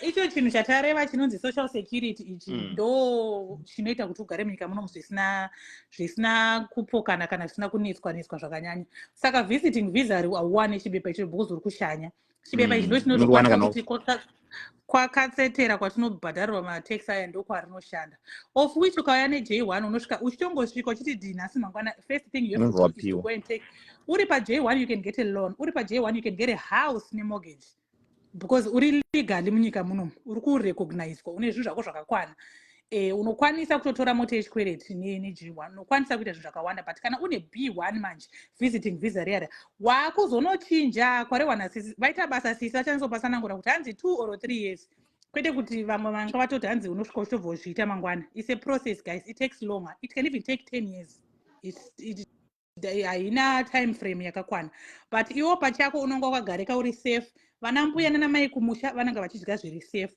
but haunawo mapepa akakwana uzokwanise kusununguka. Takabva kwataidzvanyirwa kuSouth Africa tisina mapepa, saka tiri kuti ngatigare kuita nzira dzekuti dzinokugarisa wakasununguka. Wakaenda rini Lily? Inini ndaane 5 years now. Good. Wakaita lucky wakabva wasvika pa 5 years nokuroorwa. Kuna mumwe anosvika pakutogara 15 years ariko nomurume. Sisimeli ndozvandikutaura Sisimeli kuti kana uchiuya kuAmerica uya uri focused kuti ndikuya kuzodii, ndoda kuitei, ndikuya kuzogara here o ndikuya kuzotamba. Saka kuzogara iwe wakagadzirira kuti changoitika this bullet I can shoot. Maona. Saka vanhu vanouya vamwe vanouya vasingazivi kuti vari kuvingei. Kuti kuvinga chakati aiwa hapana chinoramba sezvinobuda. Ndizvozvo. My turn, you guys. Thank you guys. Thank you, Sisada kupesa kutaura muchikwidzo vatataure zvavo. Pane vanhu vari kubvunza zvemabhusha. Isi toda kuti munhu ane nzira yake azvipindurire. Hatidi kutaura zvatinenge tisingazivi. Hanzi vana vari kubvunza inini? Aiwa, sisi nhingi vari kupedza. Aiwa, ndatoda kudzika tipe Bishop Keith vari kubvunza zvemabhusha kuti Bishop Keith vazotaura. Guys, my information tell umchikanda masters guys, kanda ushe masters. Ndakuda kubvunza kuti mukukumbira masters manyanyo nakirwa information. Kanda kuti ndine masters. Nakirwa. Ala, ndinozoborira kuti vane masters vanokuta ugane zvawo inikana. Ndinozonakiza nenda kutokonzentrata nenyaya ndokangana zvemasters izvi. Anzi Lily, how much do you get? Nurses get paid. So it all depends, and it anything from $45 an hour to even $90 an hour. Kune travel nurse kana kuti unongori normal nurse zvinongodependa, but anything from $45-50 zvichidependa nestate. Manesa ane mari zvavo kuti avachokwadi. Manesa ane mari. Kune atinoti ma-LP and like inini handiti ndisazoatakwa mangwana. Ndakauya ndiri kuhospitality handiti then ndakasvika izvezvi level handiri toti ndiri licensed practitioner nurse handiti. Thank you, 100 stars. Thank you, beauty. Thank you, my sister. Thank you, love. Thank you very much. Sister B6 Revolution. Ndo vari kuGermany vanonzi B6 Revolution. Mbinga yedu. Saka inini zvandiri LPN kudaro, so kune ma-LPN kune ma-registered nurse handiti. Munursing imomo kunorecognizwa futi anonzi ma-medical assistant. Kunototangira pakuti vai vanonga vachibvunza zve-caregiver haukwanise. Stop guys, thank you guys. Stop it guys. Semchikana imbomira Lily kuvapa information. Vamboskangalaiza guys. Chimboka ndaika stop it guys. Stop it yauya. Chimboka ndayo masters guys. Kandai masters wo zvevedwe. Stop it yauya. Kandai masters guys. Kandai masters. Scandalizers guys. Scandalize guys. Thank you for 200 stars. Thank you for 200 stars. Thank you for 200 stars. Thank you for 200 stars. Kandai masters guys. Murukupuwa free information. Free ma-OPE. Ansiwa guys. Mbondera mise masters. Thank you for 100 stars. Thank you for 50 stars. Thank you guys for 50 stars. And they stop at and they guys. It's only 4 minutes guys. Kandai guys. Kandai guys. Kandai masters guys. Kandai masters guys. Stop at kayo ya activator yo activate kwa. Chikandai masters guys. Ndombo kangama kuti ndine masters kana ungasandifungidza. Kandai guys. Kandai wo masters. Chikandai. Thank you ne 50 stars. Thank you ne 50 stars. Thank you ne 50 stars. Thank you ne 50 stars. Kandai guys. Kandai 200. Thank you ne 200 stars. Thank you ne 200 stars. Aiwa iri kufamba stop at yedu ande. Thank you ne 99 stars. Thank you ne 99 stars. Kandai muchapiwa malinki ese. Thank you ne 200 stars. Muchapiwa ese ne truck driver. Kandai 200 stars. Thank you very much. Thank you guys. Kandai masters guys. Let's kangalize. Icho. Thank you ne 20 stars. Thank you ne 20 stars. And the master senders. Thank you ne 100 stars. Icho. 250 stars. Thank you guys. And the 20 guys. Kandai masters tapati guys. Satati Zara guys. Tasana 2 minutes 56 seconds. 2 minutes 56 seconds guys. Kandai masters guys. Kandai oshe masters guys. Kandai nyeredzi. Quite nyeredzi. Kandai masters, guys. Kandai masters, guys. Kandai masters, guys. Thank you, ne 50 stars. Thank you, ne 50 stars. Thank you, ne 50. Thank you, ne 100 stars. Thank you, ne 100 stars. Thank you, the star senders. Thank you, all the star senders. That's only 2 minutes, 30 seconds. 2 minutes, 30 seconds. Hande, guys, 2 minutes, 30 seconds. 2 minutes, 30 seconds. Hande, guys. Kandai oje masters, guys. Kandai masters. Thank you, ne 200 stars. Thank you, ne 200 stars, guys. Ande. Thank you, ne 50 stars. Thank you, ne 50 stars. Because I've got 2 minutes, guys. 2 minutes. Chapati pere 2 minutes, guys. Pakangoana 3. Wanokana ma 2. Shinenge shaendwa. 2. Shinenge shaendwa, guys. Kandai, guys. Kandai masters. Mpue information. Kandai masters. Mpue information. Kandai masters, guys. Mpue information. Kandai masters, guys. Chisayoka masters, guys. Isai masters. Stapa tiri kufamba, guys. Isai masters. Isai masters, guys. Isai masters. Chisai masters, guys. Isai masters. Wakande nyeredzi, guys. Isai masters. Kandai nyeredzi, guys. Mupue information. Kandai nyeredzi. Chimbokanda. Icho. Wow, Thank you, Mimi. Milimel. 800 stars. Icho. Thank you. Pastor Thank Ramana you, Kanda 1. Millie. Pastor 1 minute. Thank Kandai you, 1 Millie. anongokanda Thank masters. you Chete so much, zokupoteza. star senders. Thank you. 1 anongokanda masters. Yobhayazara. Thank Oyo, you. Tula Yazara. Betulude Azara. Gaza. Thank you Thank you, so guys. much. Thank you very much, guys. Thank you. Thank Nditulakane. Thank you you. very much. Thank you. Thank you, star Thank you, senders. stars. Right. Ava tosvika 9,408. Chimozongowawedzera asvike 10,000. Hande mberi akolili vapi All right. information. First of all, ndakupindira anga chichanzvoni mumabhawa akanzi Linda something. Linda, I don't know kuti ndeye kuAmerica here kana kuti yangere kwaSisikatia. Kuno kumabhawa, I don't know about Atlanta State. Kuno kuTennessee unosungwa it's illegal. Kusungwa kuita sei?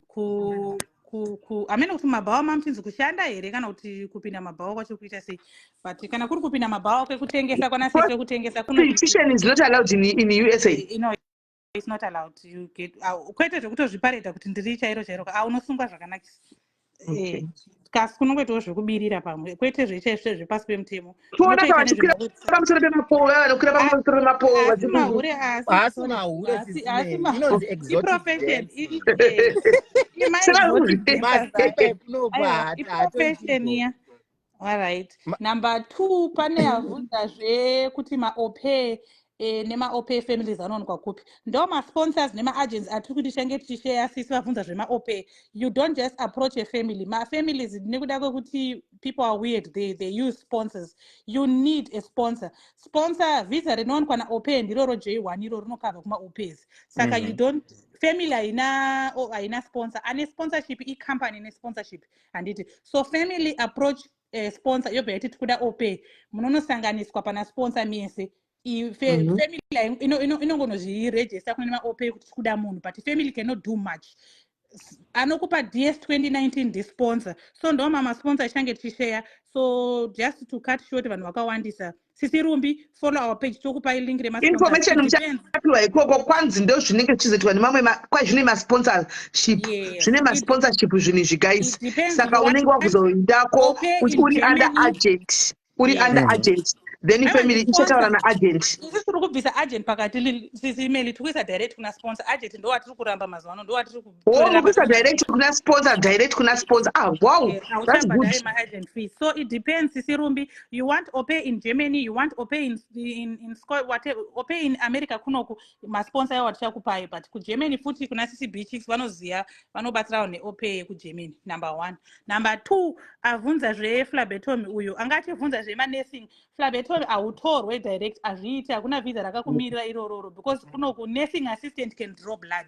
Course inosvika kuno kuchiitwa ya CNA part of lab inotodzidziswa medical assistant anoita so they cannot take you from out there directly. Chinhu chete chinotorwa medical field chine visa rakazvimirira rinova riro riri HB1 kana EB3 ndi registered nurse. Ndiye munhu pane level rehealth akati dzikirei anotorwa ndi registered nurse. Then madoctors nevamwe vamwe is obvious vanototorwa havana problem. Saka hazviite kuti ungouya chete kuno kuchiti ndiri CNA or ndiri chino. You cannot. You have to come nerimwe ambotaurwayo ozosvika ozochinjirawa mukati. Vangu vachibvunza zvemapay rates registered nurse chaiye zvichangira paLPN RN but masalaries ndo $45 an hour tikwirira kumberi zvichidependa kunoshanda futi how many years of experience do you have. we can be 2 licensed practitioners ma-LPs. Ini ndichiwana $40 or $45 because ndinowanchi recognize kuti let's say kwandoshanda ndine scholarship kana ndiri kutrainwa ipapo saka vanenge vachiziva kuti uri kuita imwe program inonzi yenurse resident. Chibvumirano chescholarship yangu pakati ndechekuti ndichipedza ndichiita sei ndichagara nehospital yangu because kune shortage yevanhu vanotiza mahospitals saka vanotokupawo mari yakawanda kuti vakubatirire ugare. Ari kubvunza zvema-truck driver uyu mpinduro zvema-truck drivers. So ma-truck drivers iye zvinoizvi uchero ukaapply vanokuudza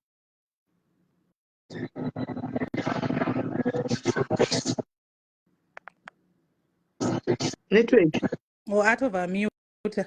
Ma-truck drivers zvakaitika ndezvekuti tinana visa solutions nevamacompany aitora. So what happens mazimbabweans aisvika achitiza not ese matraffic madriver acho aibva kune nyika aisvika achitiza kunoku saka nepakazoita covid they had a lot of backlog especially vevisa solutions nekuti vaibhadharisa mari. So matruck drivers vari kuita backlog yevanhu vakanhingirina yokutanga and then paipa tiri kuti endai kuna Bishop Katie shandisai Poland route. Unaenda kuPoland unoita driver kuPoland for a year. Ma-American companies are taking from Poland. Vakutiza Africa nekuti vakasvika vachitiza.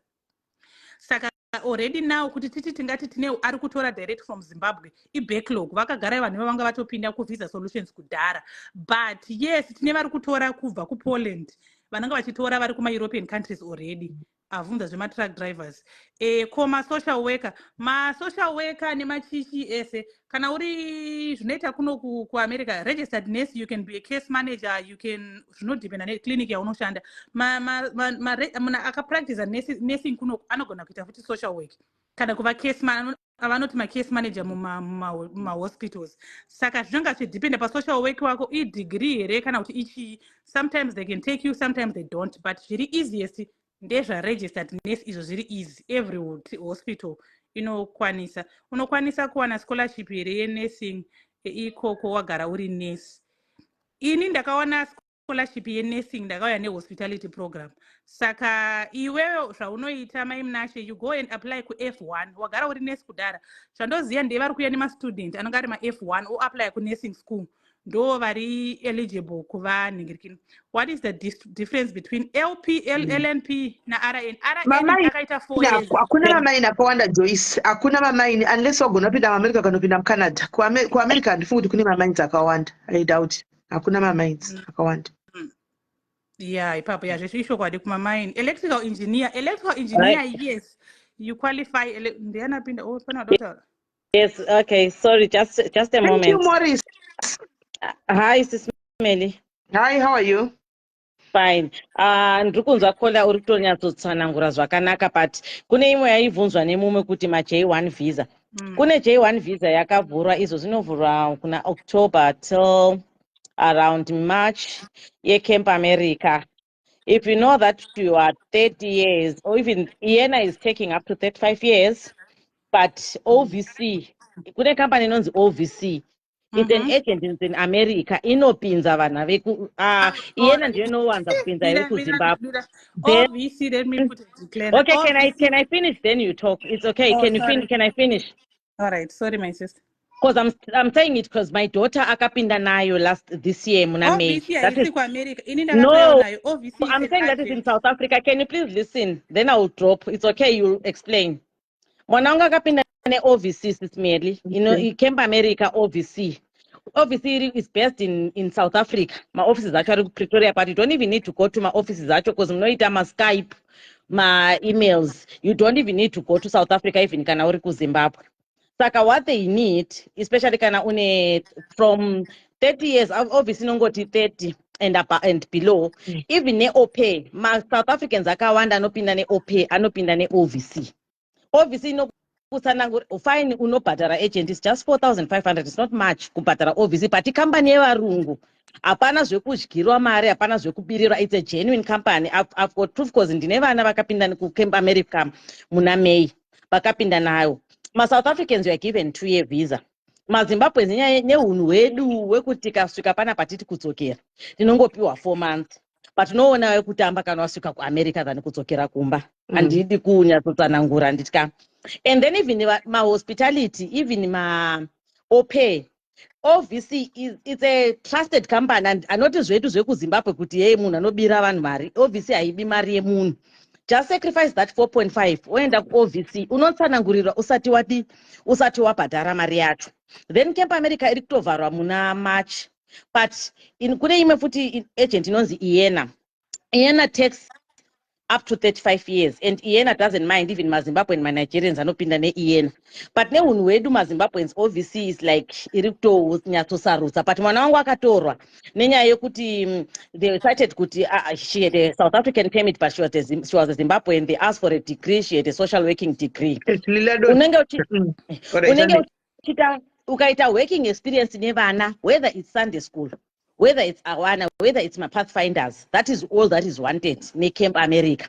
Inota kuti unite experience nekushanda nevana, and again you should have a high school diploma. Kuno ku level inonzi high school diploma. Fine degree inenge iri added advantage inokuisa kuti macamp akuwane. Fine unogona kutsvaga hako camp, but camp haikutori usina agent. Okay. That's the rule. Kune msikana anonzi Eswatini Travel Agency. That girl is good, Sis Melly. She's from Swaziland. She came nenyaya Camp America. Because nyaya yetu maZimbabwe tinobirira vanhu. That's the thing. Chinhu chako chinotanga chakanaka konzi, but then at the end of the day, yes, this girl Eswatini ane page. She came to America with Camp America, married to a white man, akazovhura agency yake. Izvozvo atototora nema-opay ne Camp America. But vanhu varoda Camp America ichiri open, just go to OVC wosubmita zvinhu zvako unototsvagira camp wopinda hako muAmerica. It's not as easy as we toshare panapa pasocial media, but then unoenda step by step, and OVC Sis Melly inotora and haipiriri vanhu mari. It's a trusted agent. Handikubhaiza, talking from what I know, maZimbabwe zvinoda kupirira vanhu mari. No, why are you saying OVC? Muri kuramba kuti OVC inopinza vanhu here? Uri kuramba kuti OVC inopinza vanhu here? Okay. Saka apa muri kuramba chi? Nokumbira kutaura, no. Pamuri kurambei? I want to know kuti chichi what are you disputing here? Okay, let me help you, Sissy. Let me help you. Mama, calm down. Let me help you.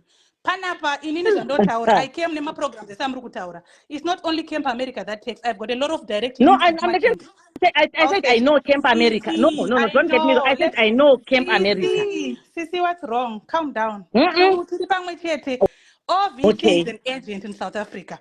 Yes. Now is an agent in South Africa. What I say so.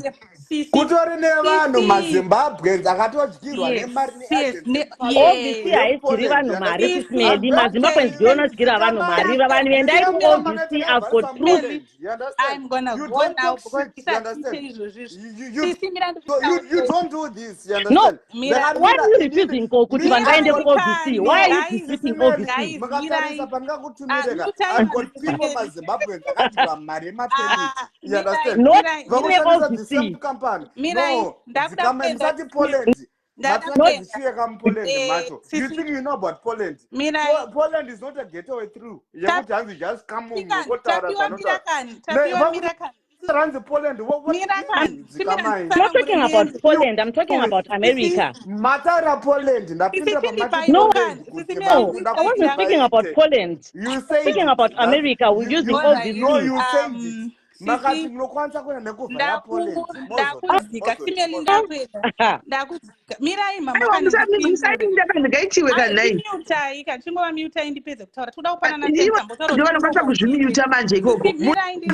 mari because ndine magroup andinaro yona vatora ma-thousands.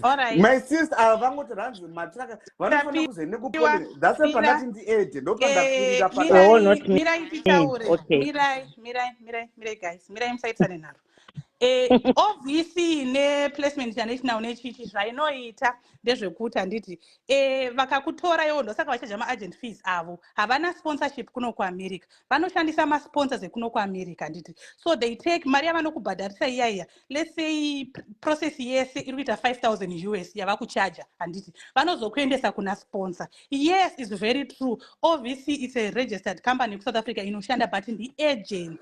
What we were saying panapa inini our bantu maybe makwirira pakati tanga tichiti toda kuavoida kuti vanhu handikunyeberei sisi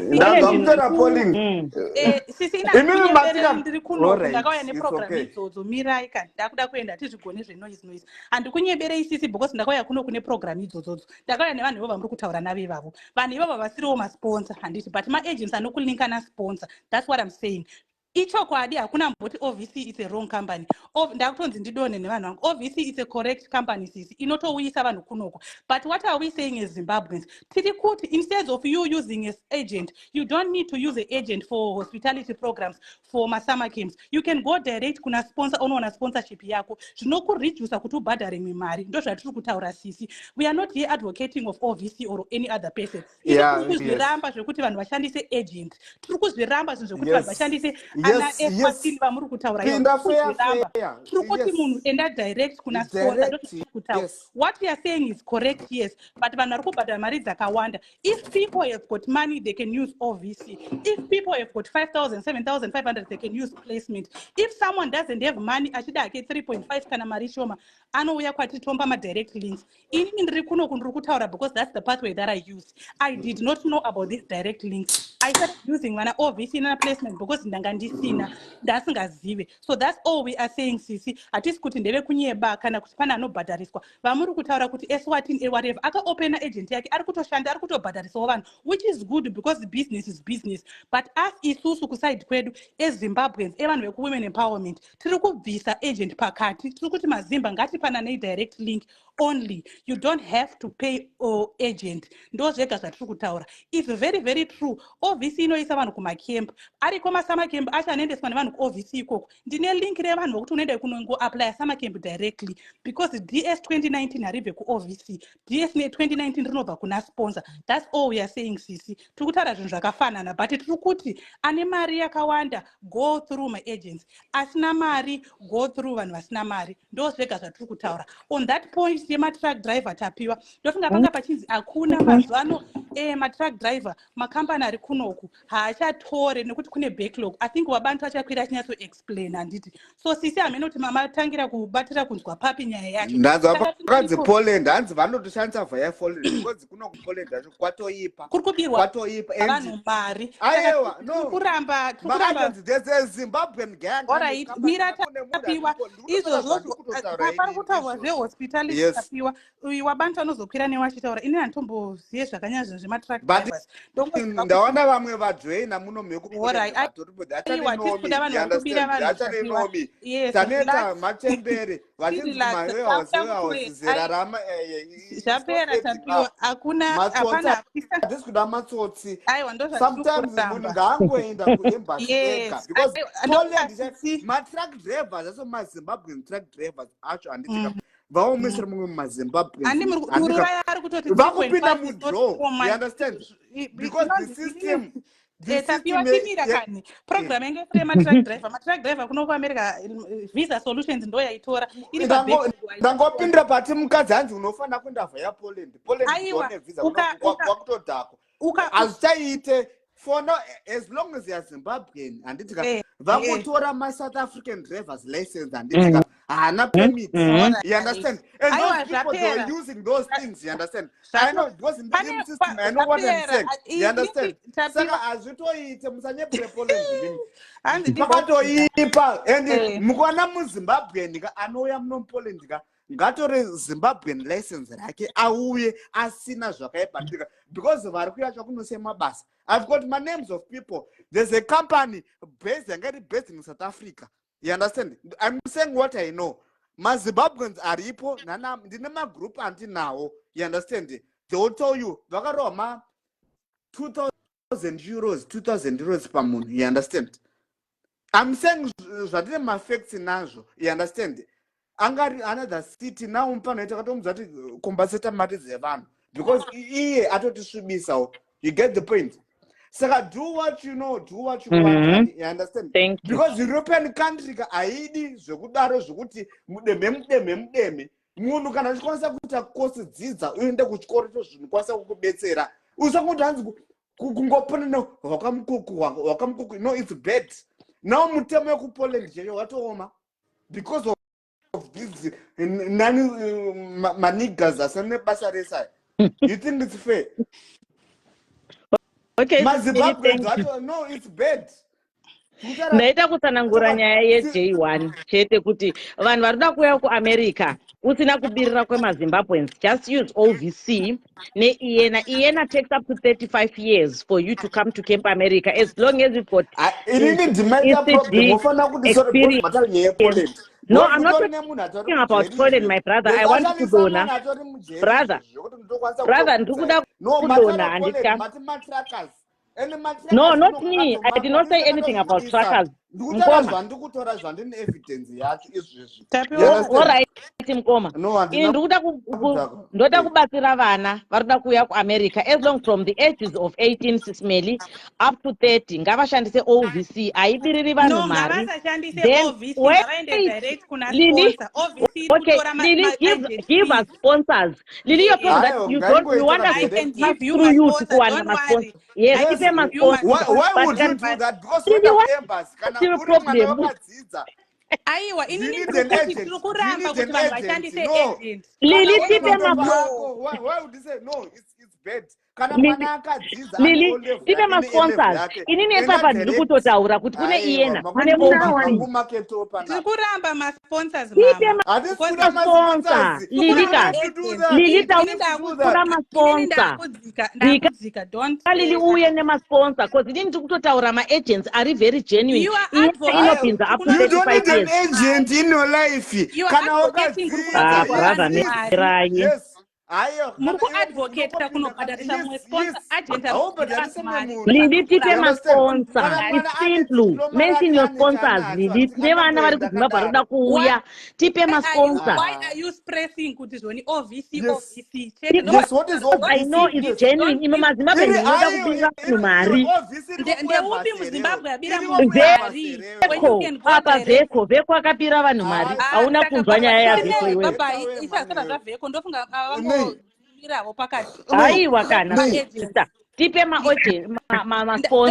Only one is just sponsors. Muri kuita speed yei masponsor ariko direct. Why are you talking of OVC? Not even OVC is a white-owned company. No, it's not even my company, but my daughter managed to pay a lot of money. My daughter managed to come using OVC. Yes, brother.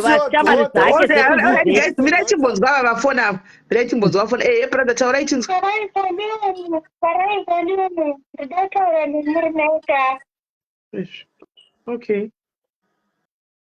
All right. Davar.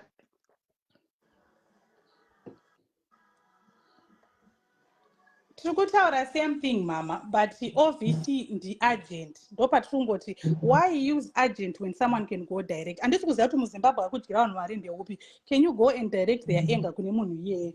Because all we are doing here is kutaura kuti no, we don't want agent. Taneta nezvokuti vanhu vabhadhare ma-agent fees pasingadiwe. But tipe masponsor Lily, if you just give us sponsors we'll be quiet. Tipe imi nani muri kuwada here? You can ask nicely.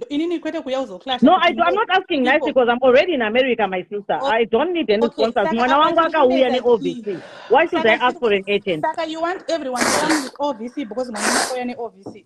No, I'm already in America, so there's no need for me to ask nicely. My daughter akauya muno mune OVC. That is why I'm saying that maZimbabweans I've got muno vanhu vakauya ne OVC. Chete kuti maZimbabweans munota kuti tinyatsonyengerera malink. Better wobhadhara ako 3,500 rand. Yes, that is very good. Yeah. They can go and pay vada kunopaya.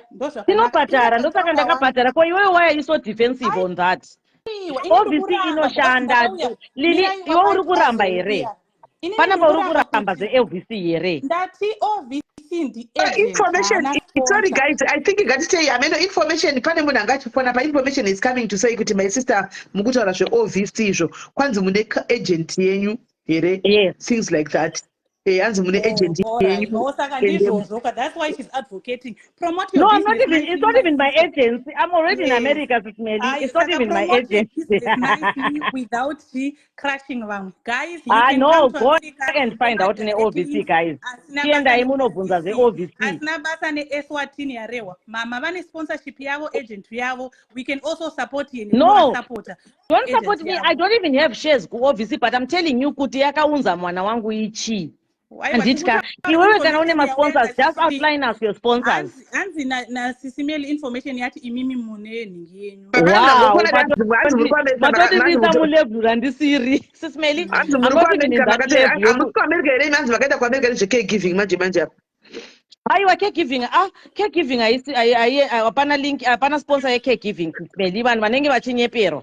Hapana link ye-caregiving. Aiwa ndosaka vauya zveshuwa tavaona kuti tiri kutaura kuti no agency direct link taona kuti hasha dzenyu I don't even have an agency, Smelly. Muri kunyeperwa. I don't even have an agency, but ndiri kutokuudza kuti munhu yeye ataura aita mistake.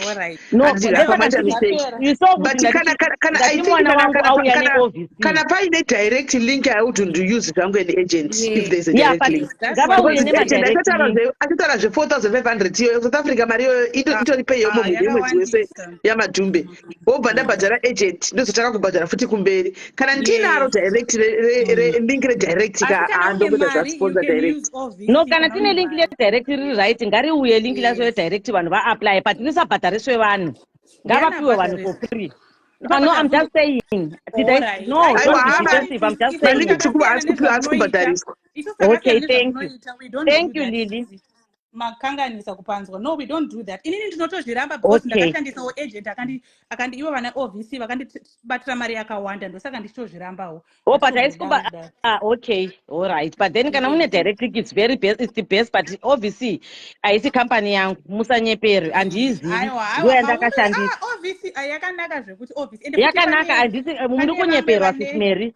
Munhu akufonera eri kukunyeperai aisi handina company kunyepa munhu naiwe munhu iwa unyari kunyepa. Ari kana company iyoyo haisi yavo. Ko ende munhu afona kunyepaka zvakaoma. Mama is not understanding what we are saying kuti it's better people to go direct kana uri mbinga enda kuOVC. Yes, that's what we are just saying kuti yes, that's what Lily is just saying. But pamazopinda pemaita senge muri kuti ayewa mama. Mama batira pasiripo hapana patomborina kana zvabhosi vamukutaura ina nditombozvizive like ndandatozoshamishika kuti neniwo ndatoshambisika haisaka iri bhotri we are all in the same page. Yeah, we are in the same page. Ndokumbiro ndidonho. Caregiver haina visa yekuAmerica. Musanyepere Sismeli kuti uyo akaenda nevisa recaregiving. Caregiving harina visa. Musanyepere nevanhu vari kutofona. Hapana visa recaregiving. Ndokumbiro nditauro something. My sister is still there. Anditi. Muripere, my sister. Hello. Which one? Vatara zvePoland. Okay, it's fine.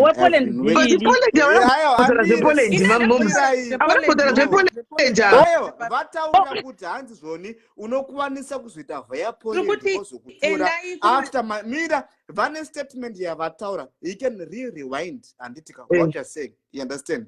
Vataura hanzi you can go via Poland mozodaiso, you understand? Ndopandakwira inini anditi mona reason being yandakwira panapa zvoita kunge ndiri munhu angori raud in something anditika it's not making sense at all zviri kutaurika kunoko anditika. Sorry Sisimeli ndadonha pane munhu ataya kundifonera saka ndadonha. Ndanchiexplaina nyaya yematruck driver. Pane munhu abvunza matruck drivers. Saka nyaya yacho pamatruck driver ndeyekuti muno muAmerica macompanies aisiunza matruck drivers. I think they are but pane bataurika pekunzi Poland. Ndokubvunza because ati zvona hanzi you can go via Poland. You understand? Because nemasituations of maZimbabweans havatokuzivei, you understand? Kutori necompany yakatovhura kuno kuti munhu atori nemujeri Zimbabwean person, you understand? MaZimbabweans aripo kune vanhu vanodyirwa mari vatone vana vakutotengesa muviri vatomahure munomu vakuita room service. Ndakambozvitaura tapiwa mira mwata I'm talking about USA. USA America Ndio yandiri kutaura nezvayo because ndokuri kuya vanhu vakawanda vari kuya matractor vari kupinda iye zvinoizvi. Those people vaka-apply before even COVID. I think 2020, 2021 ndopaka-apply vanhu vakawanda matractors paitorwa kuSouth Africa. Paitoitwa ma-interviews and everything. And makambani achona I think atori 2 or 3. One is based kuOhio, the other one is based kuPortland, kwakuchambotora kuWashington kuya. And the other one just iri kupi. Those 3 companies pari zvino iye zvinezvi havasi kutora because vane backlog yakawandisa. Ukapiwa link ukaapply vanotokuudza kuti takuisa pawaiting list, we will come back to you. That's it. Vatopedza newe because vane backlog yakawandisa yevanhu vachiri kuuya vari kukaitwa magreen cards vakaapply kuna 2020 2021 vakamiswa neCovid. Saka link yese yematruck driver iriko, but for now havasi kutora kuno kuAmerica. Havasi kupinda. Vanhu vaya vari kupinda ndevaka-apply before kudhara vachiuya kuno vaka-apply kudhara 2020 2021 ibacklog magreen cards ava akubuda ndo vari kupinda muAmerica. That's why kunonzi matruck driver vari kupinda, matruck driver vari kupinda, but kupinda kwaari kuita ari kupinda through application yavakaita kudhara, right? And then the second thing nyaya yeOVC. Sisi meri ndakaya neOVC. That's the agent yandakashatsa kuya kuno kuAmerica. We understand kutaura nasister ava. Nyaya inoitika ndeyekuti OVC it's an agent iri kuSouth Africa because vanoziva kuti people they don't know anything about this other side. Yes. Right. Saka OVC zvainokuita ndeyekuti iwewe unodhila navo iwewe. Wadhila navo vomba vakuintroduce kuAmerican side. Tatouya kunoku isusu OVC has nothing to do with us. Kune company inonzi Alliance Abroad Group. That's another agents iri muno muAmerica. Ndio inotitambira isusu tasvika kunoku. Yatitambira kunoku ndio vaakudhila nesu, ndio vaakuita zvese. OVC inenge yatopedza nesu, inenge isina nesu yatosara uko kudhara. Saka lili zvataura zvekuti iye instead yekuti iwewe uende kuOVC, you can also apply direct to Alliance Abroad Group because company taakuiziva direct kuti company chainonzi chii. Not only one. Asi zviya zvekuti tiri kutya kuti pamwe ndozosikamwa, pamwe ndozoita sei.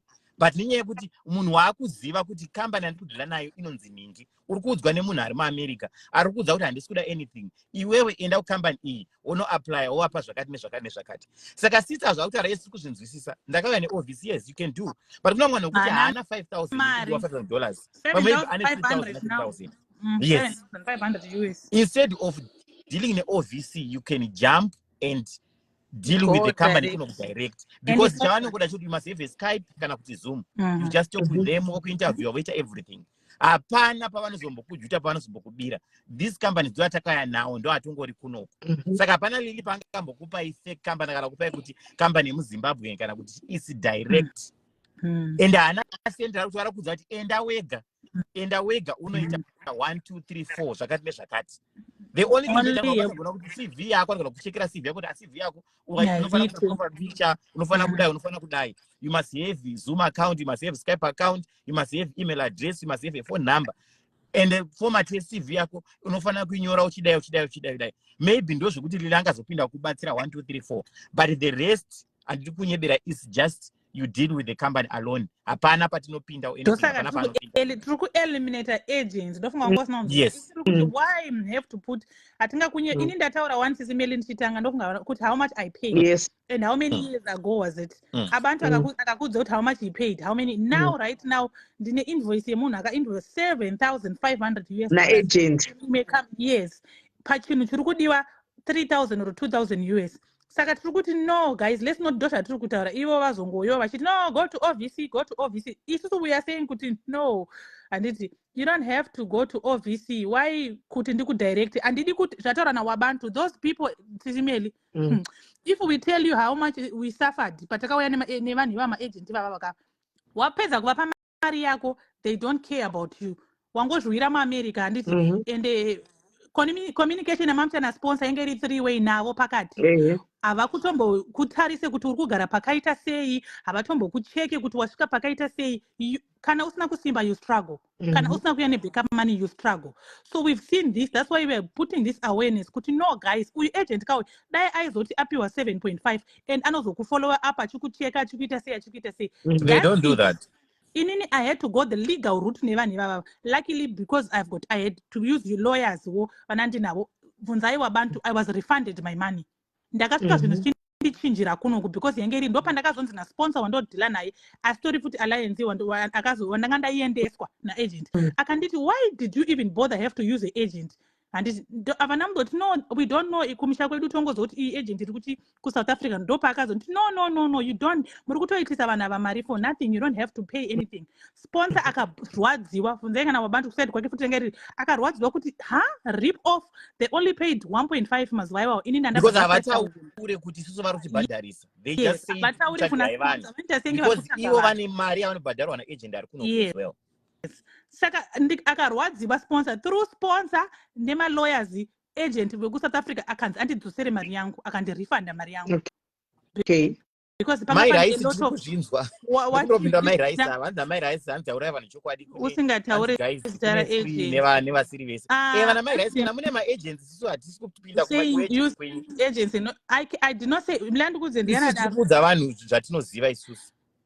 Let me tell you one thing nesponsor wandakashandisa inini mazuva ekutanga tanga sanda kuziva zvinhu izvi ndaiposta paFacebook direct link handiti ndaposta direct link rekuti sponsor kana dai ataura yaunombobvira wakandifollowa kudhara dai waindifollowa kudhara waiona zvandaita kudhara ndairiposta macv akanoflada sisimeli kunoku kusvika andiuyira because yange iri personal email akauya akandiuya akati why are you sharing kana waenda ikoko enda nezvinhu zvako zvakakwana vanhu vange achienda ikoko nezvinhu zvinokwana vamwe vakungoenda nemacertificate ecaregiving because havana mbobvunzo zvii zviri kudiwa havasi kutomboziva marequirements atiri kutaura kuti ma5 years machichi aya akanditsiura handiti kuti no you don't have to do that, at least tanga waudza vanhu vako ndosaka pachibhadharaswa 7.5 kuna agent because agent achakuguruma all this way because sponsor haadi paperwork yekuswera achikuti kana kuchinzi unofanira kuya nemareputable references ako go there wakarongeka. That's why I had to take down that link and aikanda papage pangu ndakuona kuti zvemazimba zvakunoflada zvakutotadzisa kana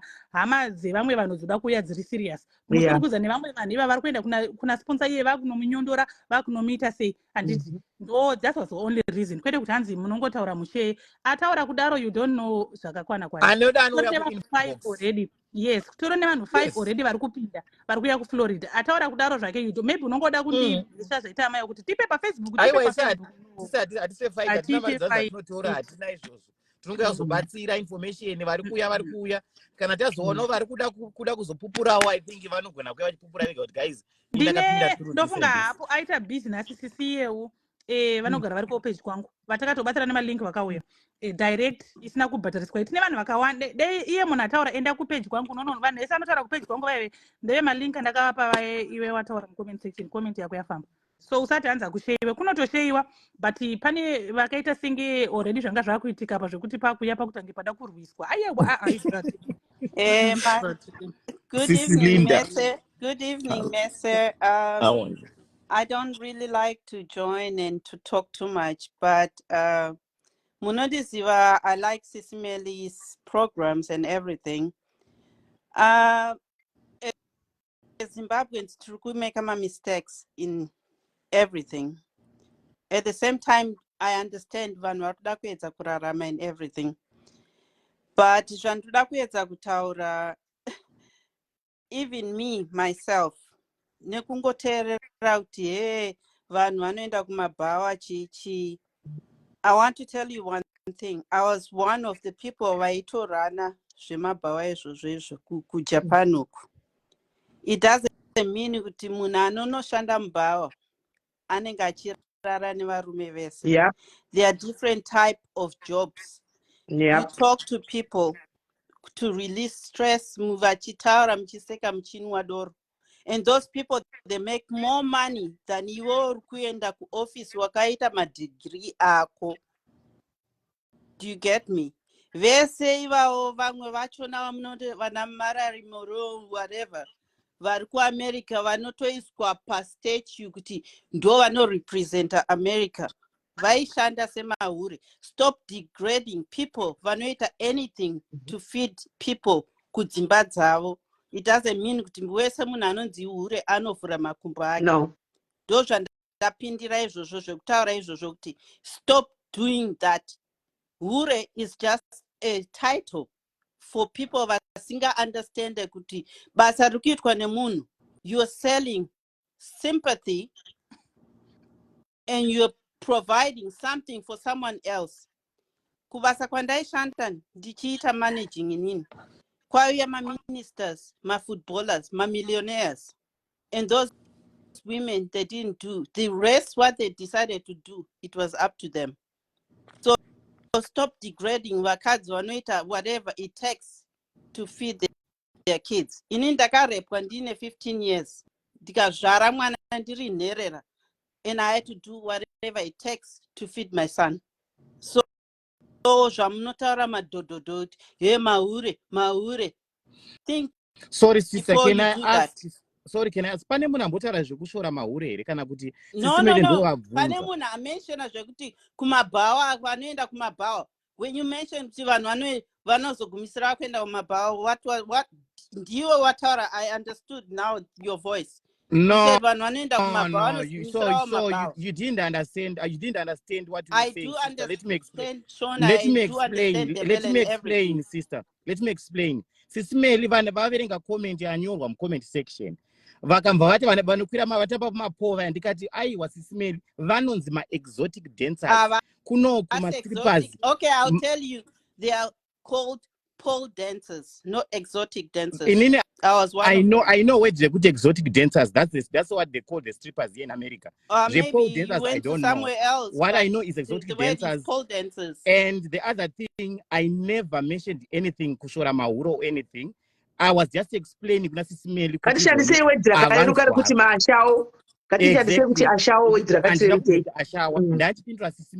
But you didn't understand what you. I think everyone is lost, my sister. What you're explaining. Apana munhu ambotaura anything bad about Ashawa. Asindaitodza Sisimeli chiti kuno kwavanzi maAshawa, vanonzi ma-exotic dancers. Basa ravo vanototamba mumabhawa, vasingatoitengesi anything. I know you know whatever you know, but you didn't hear what we said, my sister. I was listening, my brother. I follow you a lot, and I love your content and everything, but we have to learn to respect vakadzi vakawanda vari kuZimbabwe, including myself. We have to do what we have to do to feed our kids and to appreciate what women go through to feed their kids. Ndozvandrukuda for the power of the women to respect and to appreciate kuti munhu anopinda mumvura nepasi pese to give water or to feed that child. I'm sorry, guys. I don't know when I say that, but I'm sorry, guys. I've never said anything about Nyama shower. As I don't comment section. Anything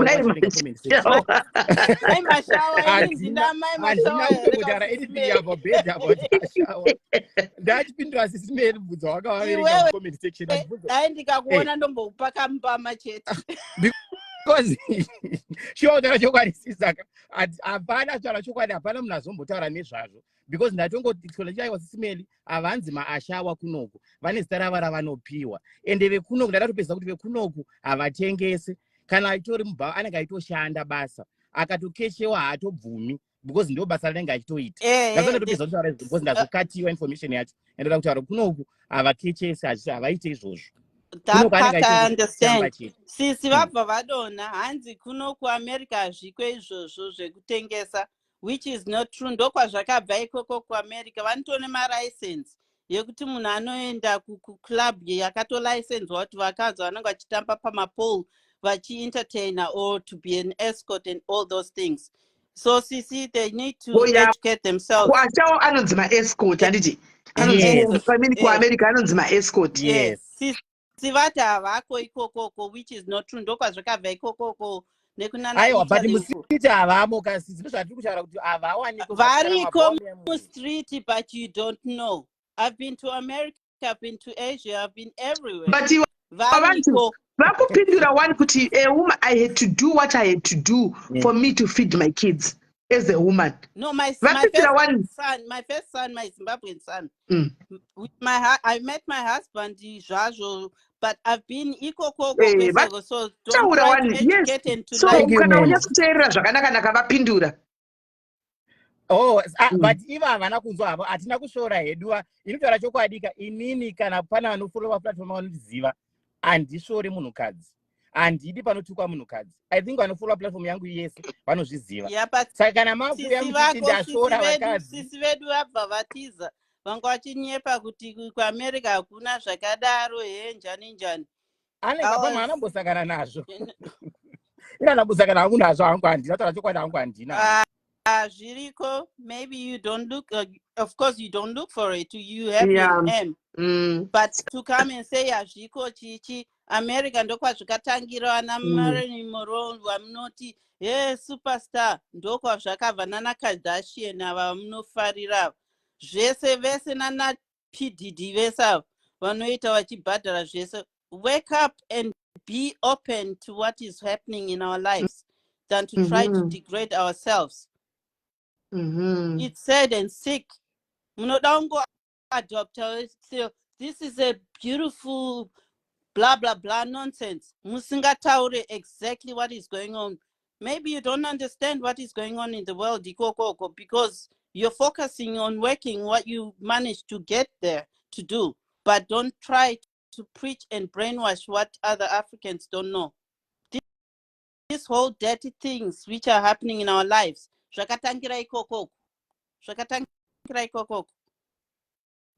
Be open. If you want to make a business, be open and say as it is, and stop stealing money from our brothers and sisters who suffer and destroying their own life.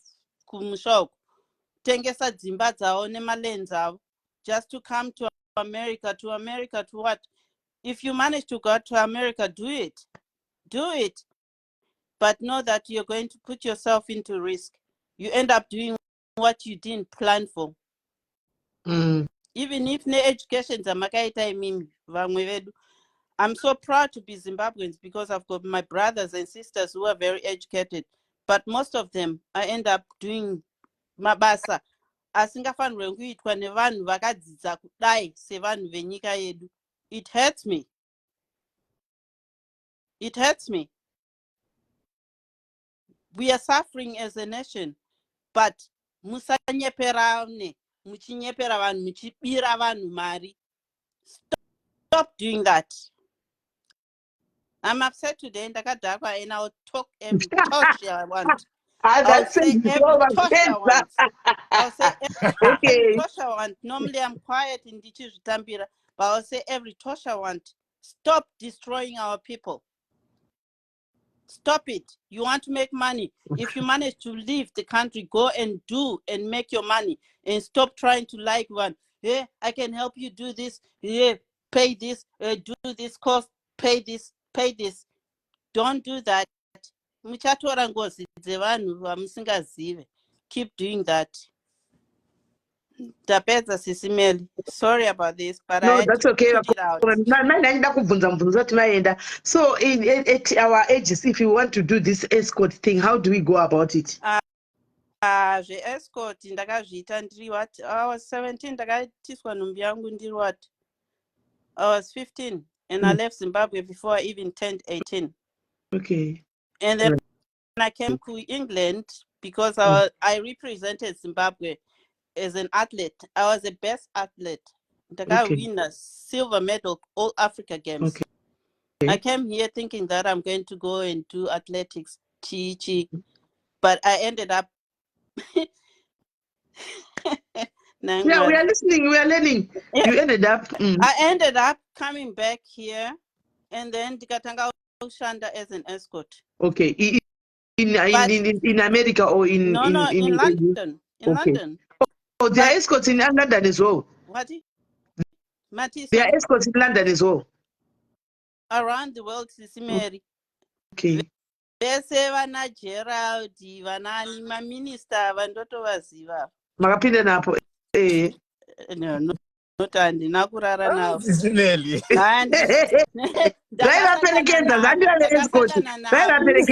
Ndikazotaura vanhu vandakapinda navo, thank you. Ndakazosiyana nazvo zvangu after very short time because ndina mwari wangu. But vanhu vahombe vanototyisa.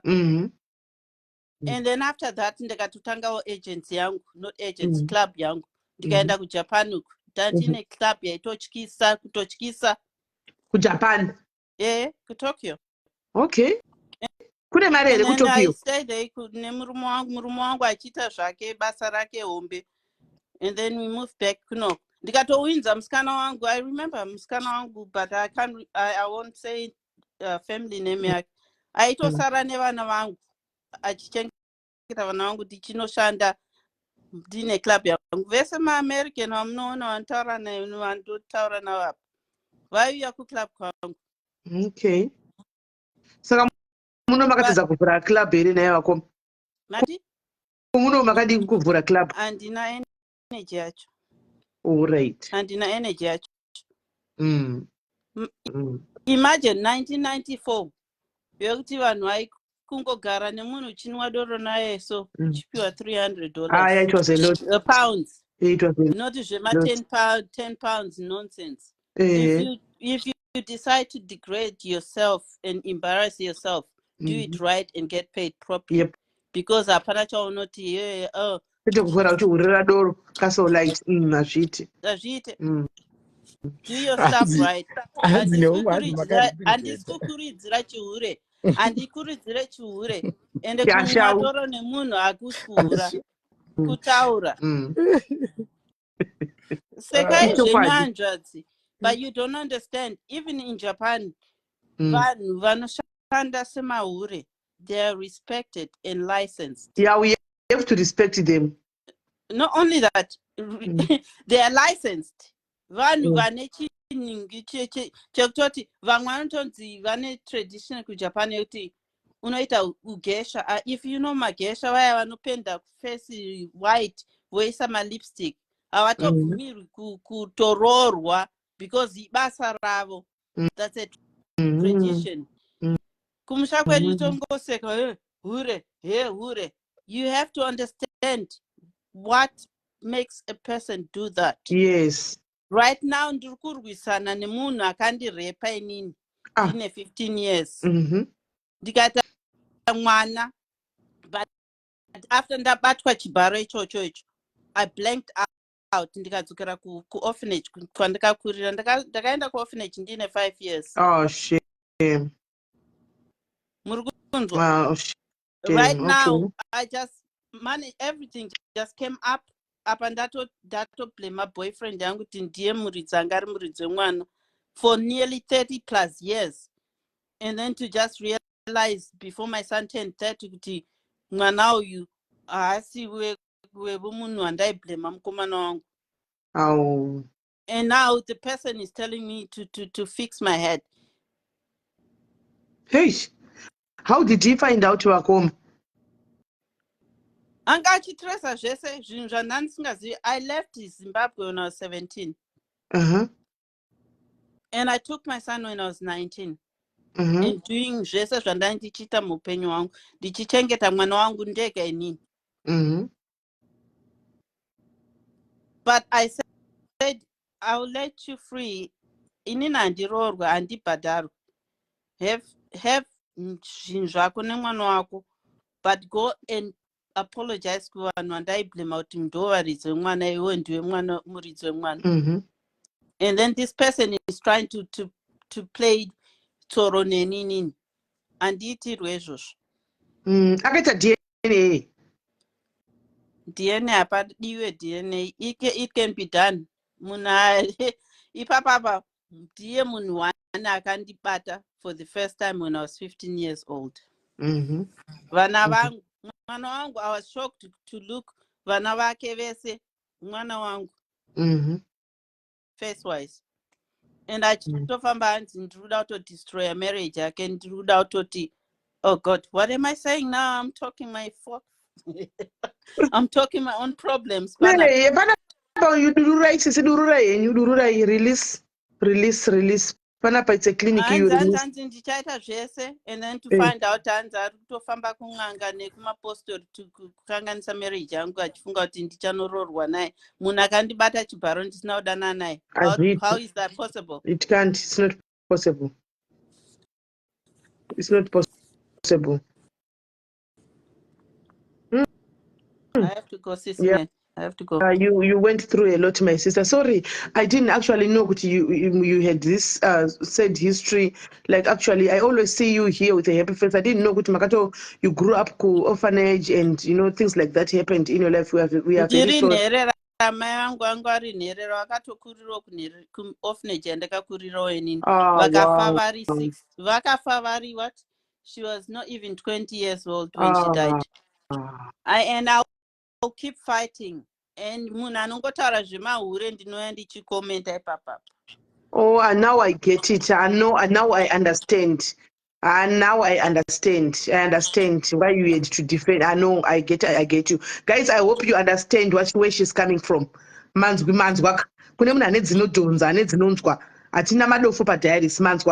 She is actually saying she grew up in an orphanage where her mom grew up as well. And she had to pass on it was not 20 years because she was trying now. Maybe because she was also trying to survive. So I'm happy, my sister, that you broke this cycle. You broke the cycle. At least you are married now. You are in your home. You've got your kids that are not in the orphanage. Now, but pane munhu uyu ari kuedza kudestroya me. Ndatonzwa kuti ari kuenda kun'anga nekumapostori. You can check my page. And I'll keep fighting. Otherwise, it will end up to social services. Vakatondi contact. And if I pressed the button, they told me to go and sign my paper, and I'll do it. But did he akataura nemi here munhu director chidaro kana kuti mukunzwa yenyu nemakuwa? Zvese nasatonyora hanzi good afternoon, because ndakamuti can you please go and clear the air nevanhu vandaiblame kuti ndo vabereki vemwana wangu, mhuri yemwana wangu. Zvikanzi ndiri kuenda muswe paweekend. That was on Monday. And then late this afternoon munhu ari kundinyorera, good afternoon amai mwana wangu, ndaita problem kugweru chichi. Ndikati did you go? What are you talking about? Did you go kunotaura nemhuri yandakutaurira?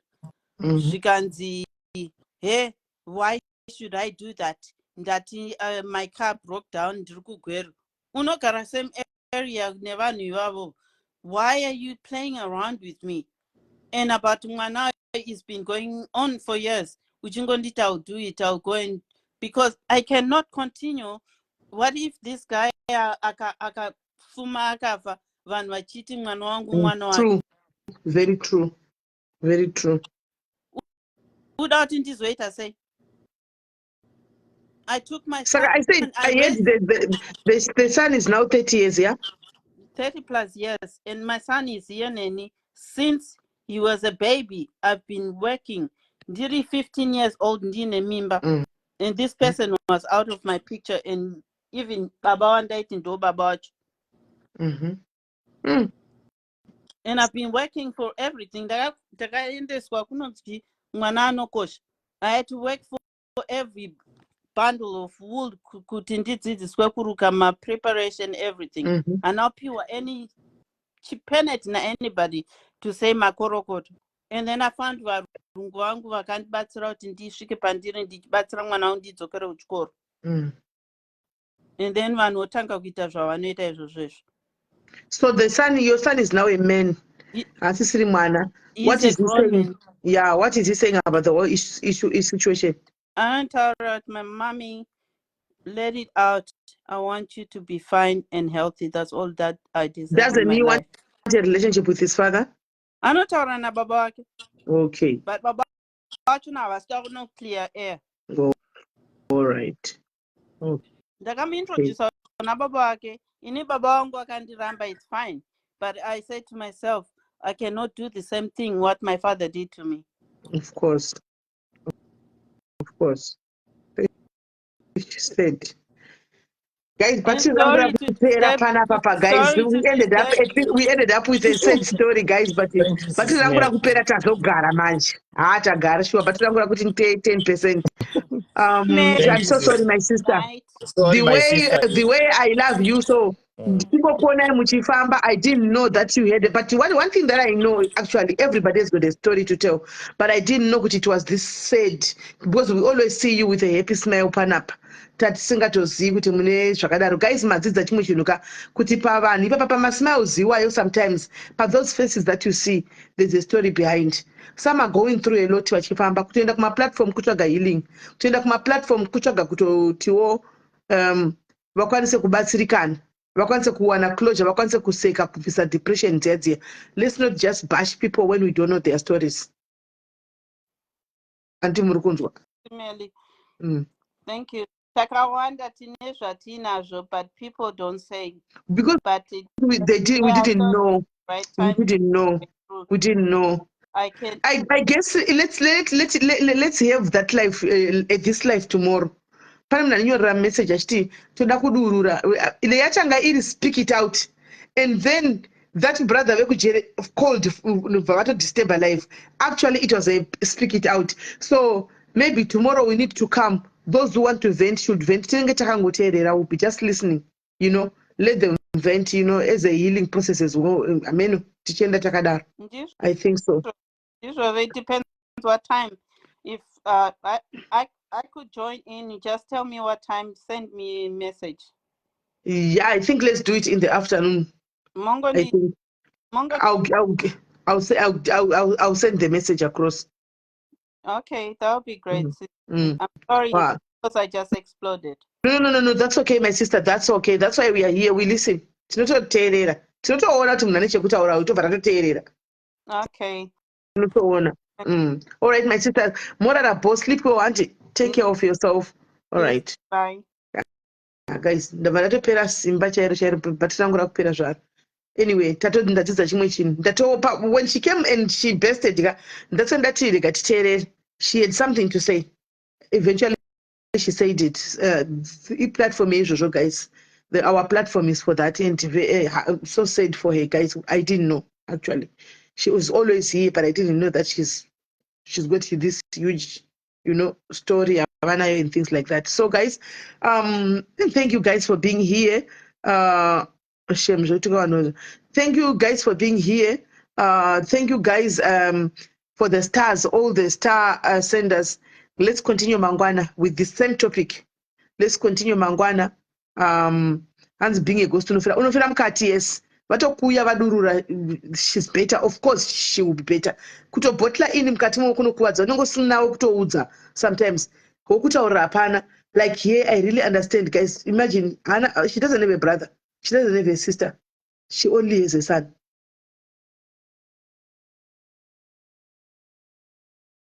Anzi China na Anna. Annabelle, I like your maturity, mazuvano. Mazuvano wakura. Annabelle, imboisirayo guys, imboisirayo Annabelle malove nemalex. Ndokumbira mumboisa masters wakura Anna. Imboisirayo malove nemasters for Anna girl. Anzi kutukana nevanhu zvakasara zviya. Unotuka munhu anenge sazoti whatever she's going through, and it's very true. She'll be going through a lot in life. Like guys, nyatsokufunga. She doesn't have a sister. She doesn't have a brother. She doesn't have a mother. She doesn't even know her dad. She only has a son. She's got a lot to say, guys. Wokutotaura naye chekuti hana kana wokuti ndoti hama yangu ndeiyi hana hama yanoziva. So if we are not going to be her relatives, hama dzake ndiani? Hama dzake ndiani? If we people on social media, we are not going to be her sisters and young sisters, who anomuteerera ndiani?